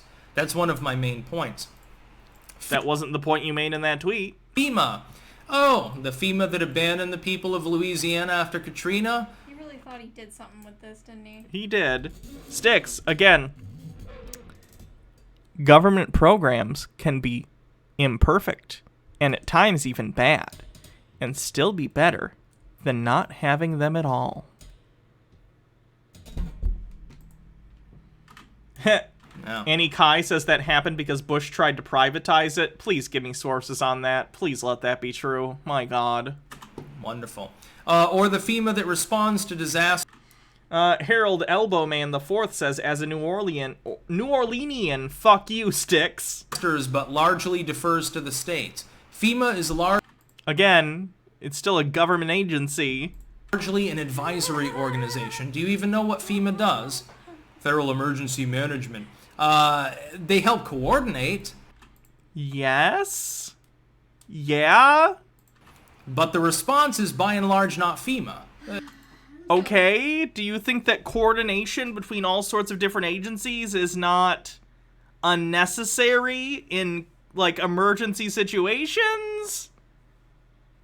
None of this is... What? They're bare bones insofar as their own employees. They help to coordinate the state response. Okay, the state is still the government, and the federal government coming in to help coordinate with the state government is two governments. These are all the government sticks. And the local response. Well, they could be coordinated much more cheaply. FEMA didn't even exist not that long ago, and really, technically speaking, is not necessary. People managed to get through the tornado. Everyone didn't die, so it's fine. Tucker White says, so what's the TLDR of Styx's argument? Pretending for a second he has one. Government bad is the entire argument. People managed to survive the flood. Believe it or not, the federal government wasn't responsible for their survival. Back in the old days, you know... No, but they're there after the event and before to A, help coordinate evacuation, and B, once the storm is over, to help rescue people who didn't leave or couldn't leave, and help deal with all the chaos that ensues after an event like that. Did I say they magically stopped the fucking storm? What? Back in our grandparents' time, people used to have storm shelters and shit like that. Back in my day, when everyone lived 70 miles apart from each other, and we all lived like it was the first 10 fucking minutes of The Wizard of Oz, we didn't need no government. We died in our shelters next to our canned beans, and we liked it. That's a terrible argument. They prepped on their own. The survivorship was probably higher. The fact that people sit in their apartment and they say, well, I've got 5 cans of beans. Hey, Styx. Where's the storm shelter gonna be for people who live in an apartment? You live in an apartment or you rent a house. Where's the storm shelter gonna come from? Who's gonna build it? For free? The government. Tucker White says, I'm now a stream boss, bitches. Nick says, Aquaman. So I'm all good through this next hurricane probably gets more people killed because they become reliant upon the government to save them when they should be saving themselves. All you people in New Orleans have become addicted to the bottles of water that we're giving you after a disaster has destroyed all your homes and infrastructure. So no more bottles of water. You be dehydrated until you learn to self-reliance. Libertarians are the dumbest fucking people on the planet. I swear to God. Sky Comet Fallen says, ah, the stupid it burns. Funding scientific research. Oh yeah, like when they spent millions of dollars on the mating and life cycle of the mayfly or something like that. Or that's funny. They always bring up that one. They always bring up like one or two like specific research things when they have no expertise on whatever the fucking research thing was or whatever. Oh, here's the FEMA thing. Hold on. How Bush dismantled FEMA. The media is now oh, this is from 2005. The media is now stumbling to uncover what went wrong with FEMA's response to Hurricane Katrina, but the fact is that the story of the Bush administration's systematic undermining of the agency has been in plain sight for a while now. And it goes much deeper than the incompetence of FEMA head Michael Brown and his coterie of political appointees. I'm proud to say that my hometown paper, The Independent Weekly, published an eye-opening investigation into FEMA's demise over a year ago. In September 2004, writer John Ellison documented in fine detail the various ways Bush had undermined FEMA, especially when it was brought under the Department of Homeland Security, where its focus became national security, not responding to cataclysmic storms except in Florida during 2004's election year. Here are some choice excerpts from Ellison's 2004 investigation. Quote, some emergency managers inside and outside of government started sounding an alarm that still rings loudly. Bush administration policy changes and budget cuts, they say, are sapping FEMA's long-term ability to cushion the blow of hurricanes, earthquakes, floods, tornadoes, wildfires, and other natural disasters. Among emergency specialists, mitigation, the measures taken in advance to minimize the damage caused by natural disasters, is a crucial part of the strategy to save lives and cut recovery costs. But since 2001, key federal disaster mitigation programs developed over many years have been slashed and tossed aside. FEMA's Project Impact, a model mitigation program created by the Clinton administration, has been canceled outright. Federal funding of post-disaster mitigation efforts designed to protect people and property from the next disaster has been cut in half, and now communities across the country must compete for pre-disaster mitigation dollars. As a result, some states and local government managers say it's become more difficult to get the equipment and funds they need for most efficiently deal with the disasters.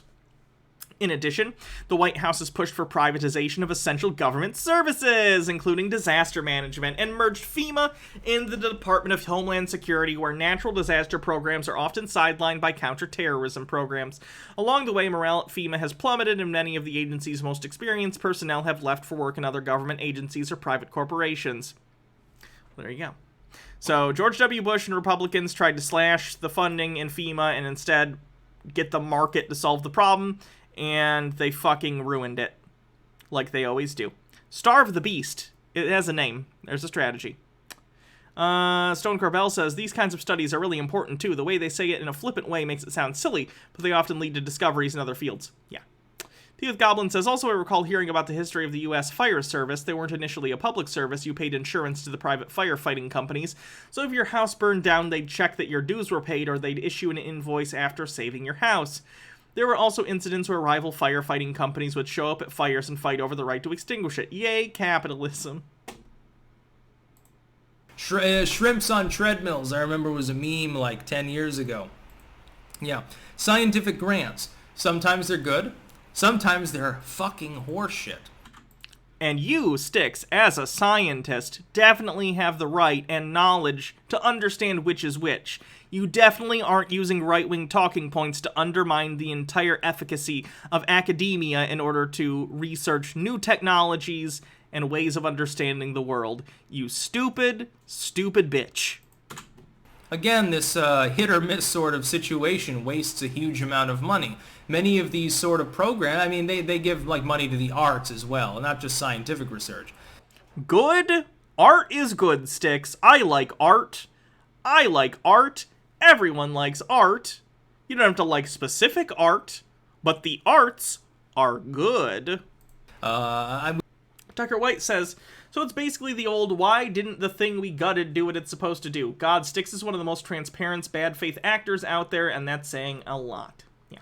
We gave you $100,000 because of your new art display, shit on a canvas. Well, that's wonderful.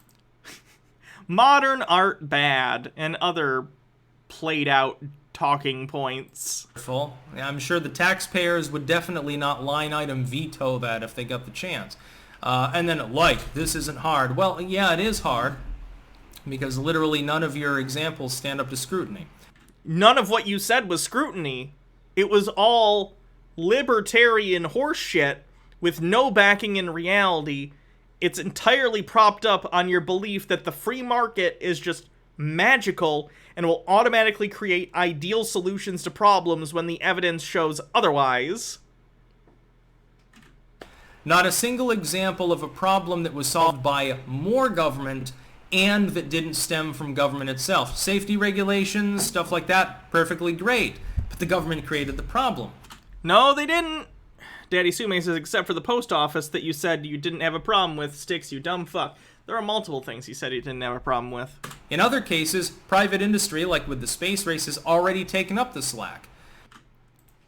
Styx, They're building all... I said this already. I don't know why I'm repeating myself, but he is too. He's just repeating himself. So I'll do the same. Sticks, SpaceX, and other private space agencies, A, are being funded primarily by the public sector through NASA. They're contractors for NASA. And secondly, the entirety of their body of work is built upon their predecessors at NASA and other state space agencies that developed the technology first to allow them to build on top of that technology. That's often how these things work in these public-private partnerships or the development of technology. The initial idea and concept and basics will be tackled and shown as like a proof of concept in public research, in public things like NASA, and then later, those technologies, which were not profitable initially, will be looked at by people in the private sector and say, I can do something with that, I can improve upon that, I have some idea that I can use to develop further upon that idea, and they do so. I just don't understand why you think it's one or the other, or all or nothing. SpaceX could not exist today if it weren't for NASA. Period. Period. In other cases, you're talking, like with the post office, you're talking about a public edifice that is outcompeted both on the end of cheapness and on the end of efficiency. No. Not cheaper. You even changed your argument from what you said earlier. When you initially made this argument, your argument was even, well, the post office might be cheaper, but it's less efficient or something, which isn't true. The only places I've ever had problems with are FedEx and UPS. I've never had a problem with the United States Postal Service, at least to my recollection. So bullshit. Daddy Sume with 30 bits. Nature that's being displayed here staggers me. Oopsie.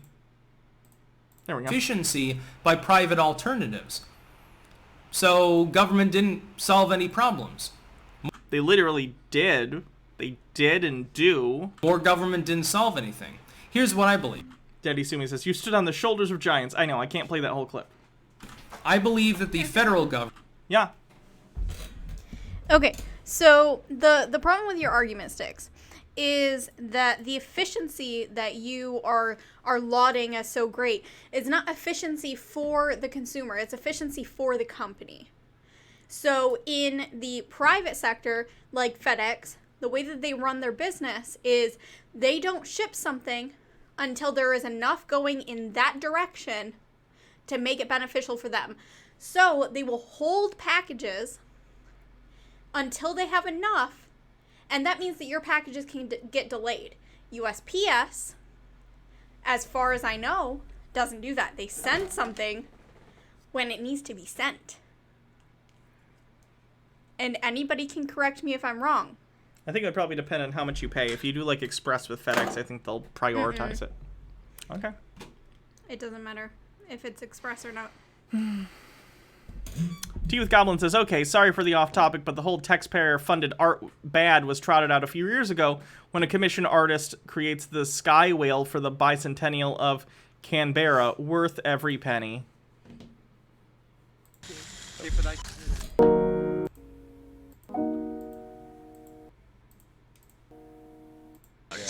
Oh my god, I love it! Okay, I love it. I'm on board. I'll pay taxes for that.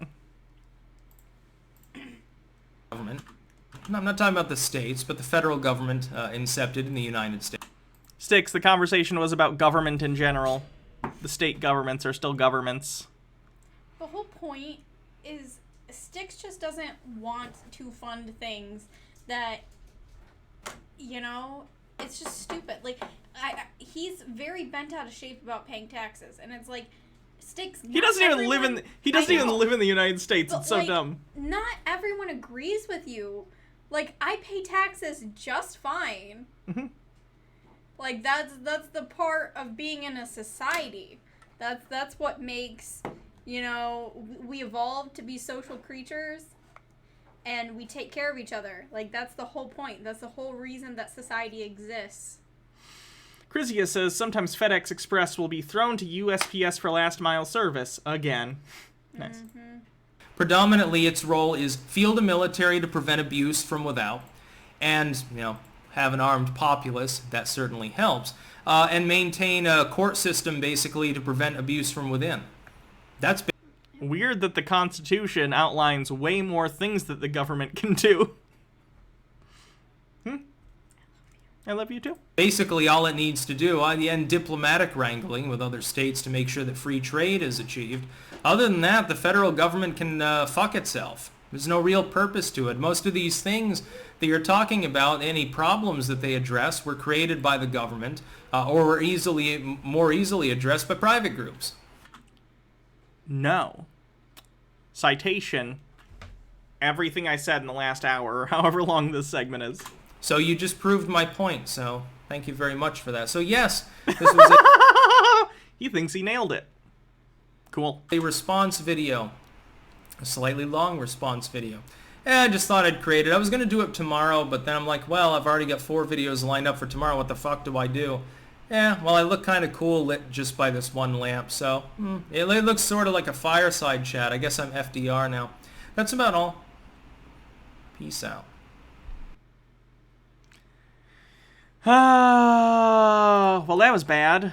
Like, I had very little respect for Styx's opinions prior to that.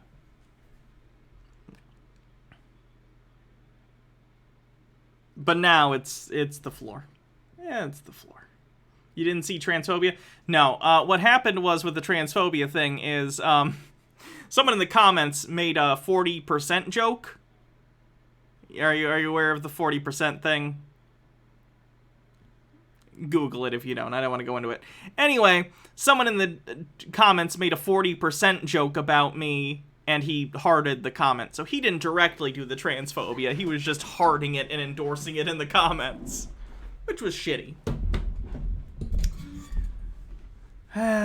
So anyway, that sticks. I really want to do some of these other videos, but I gotta be done. What? No?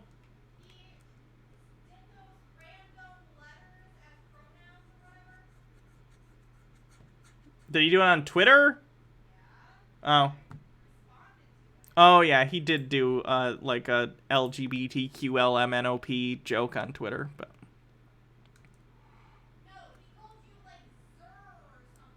Oh, did he? Okay. I didn't notice. So that sticks. He's dumb. Alright, I'm gonna have to save these for next Chud Watch, because I've been going for 5 hours. This is the longest stream I've done in quite a while, and I'm tired. And I have a headache. I think Styx has created a tumor in my brain. I'm gonna name it after him. Do-do-do-do. Do-do-do-do-do-do.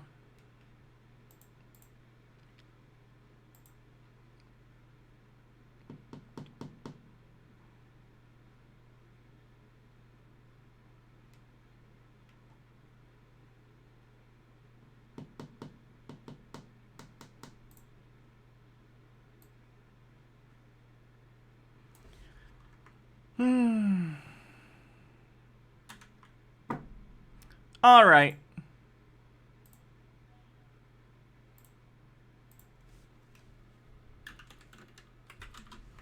Have a good night, everyone. I'll be back tomorrow for Tinfoil Tuesday. So I'll see you guys for all the conspiracy stuff there. Calls being dumb again. Surprise. Ow. Have a good night.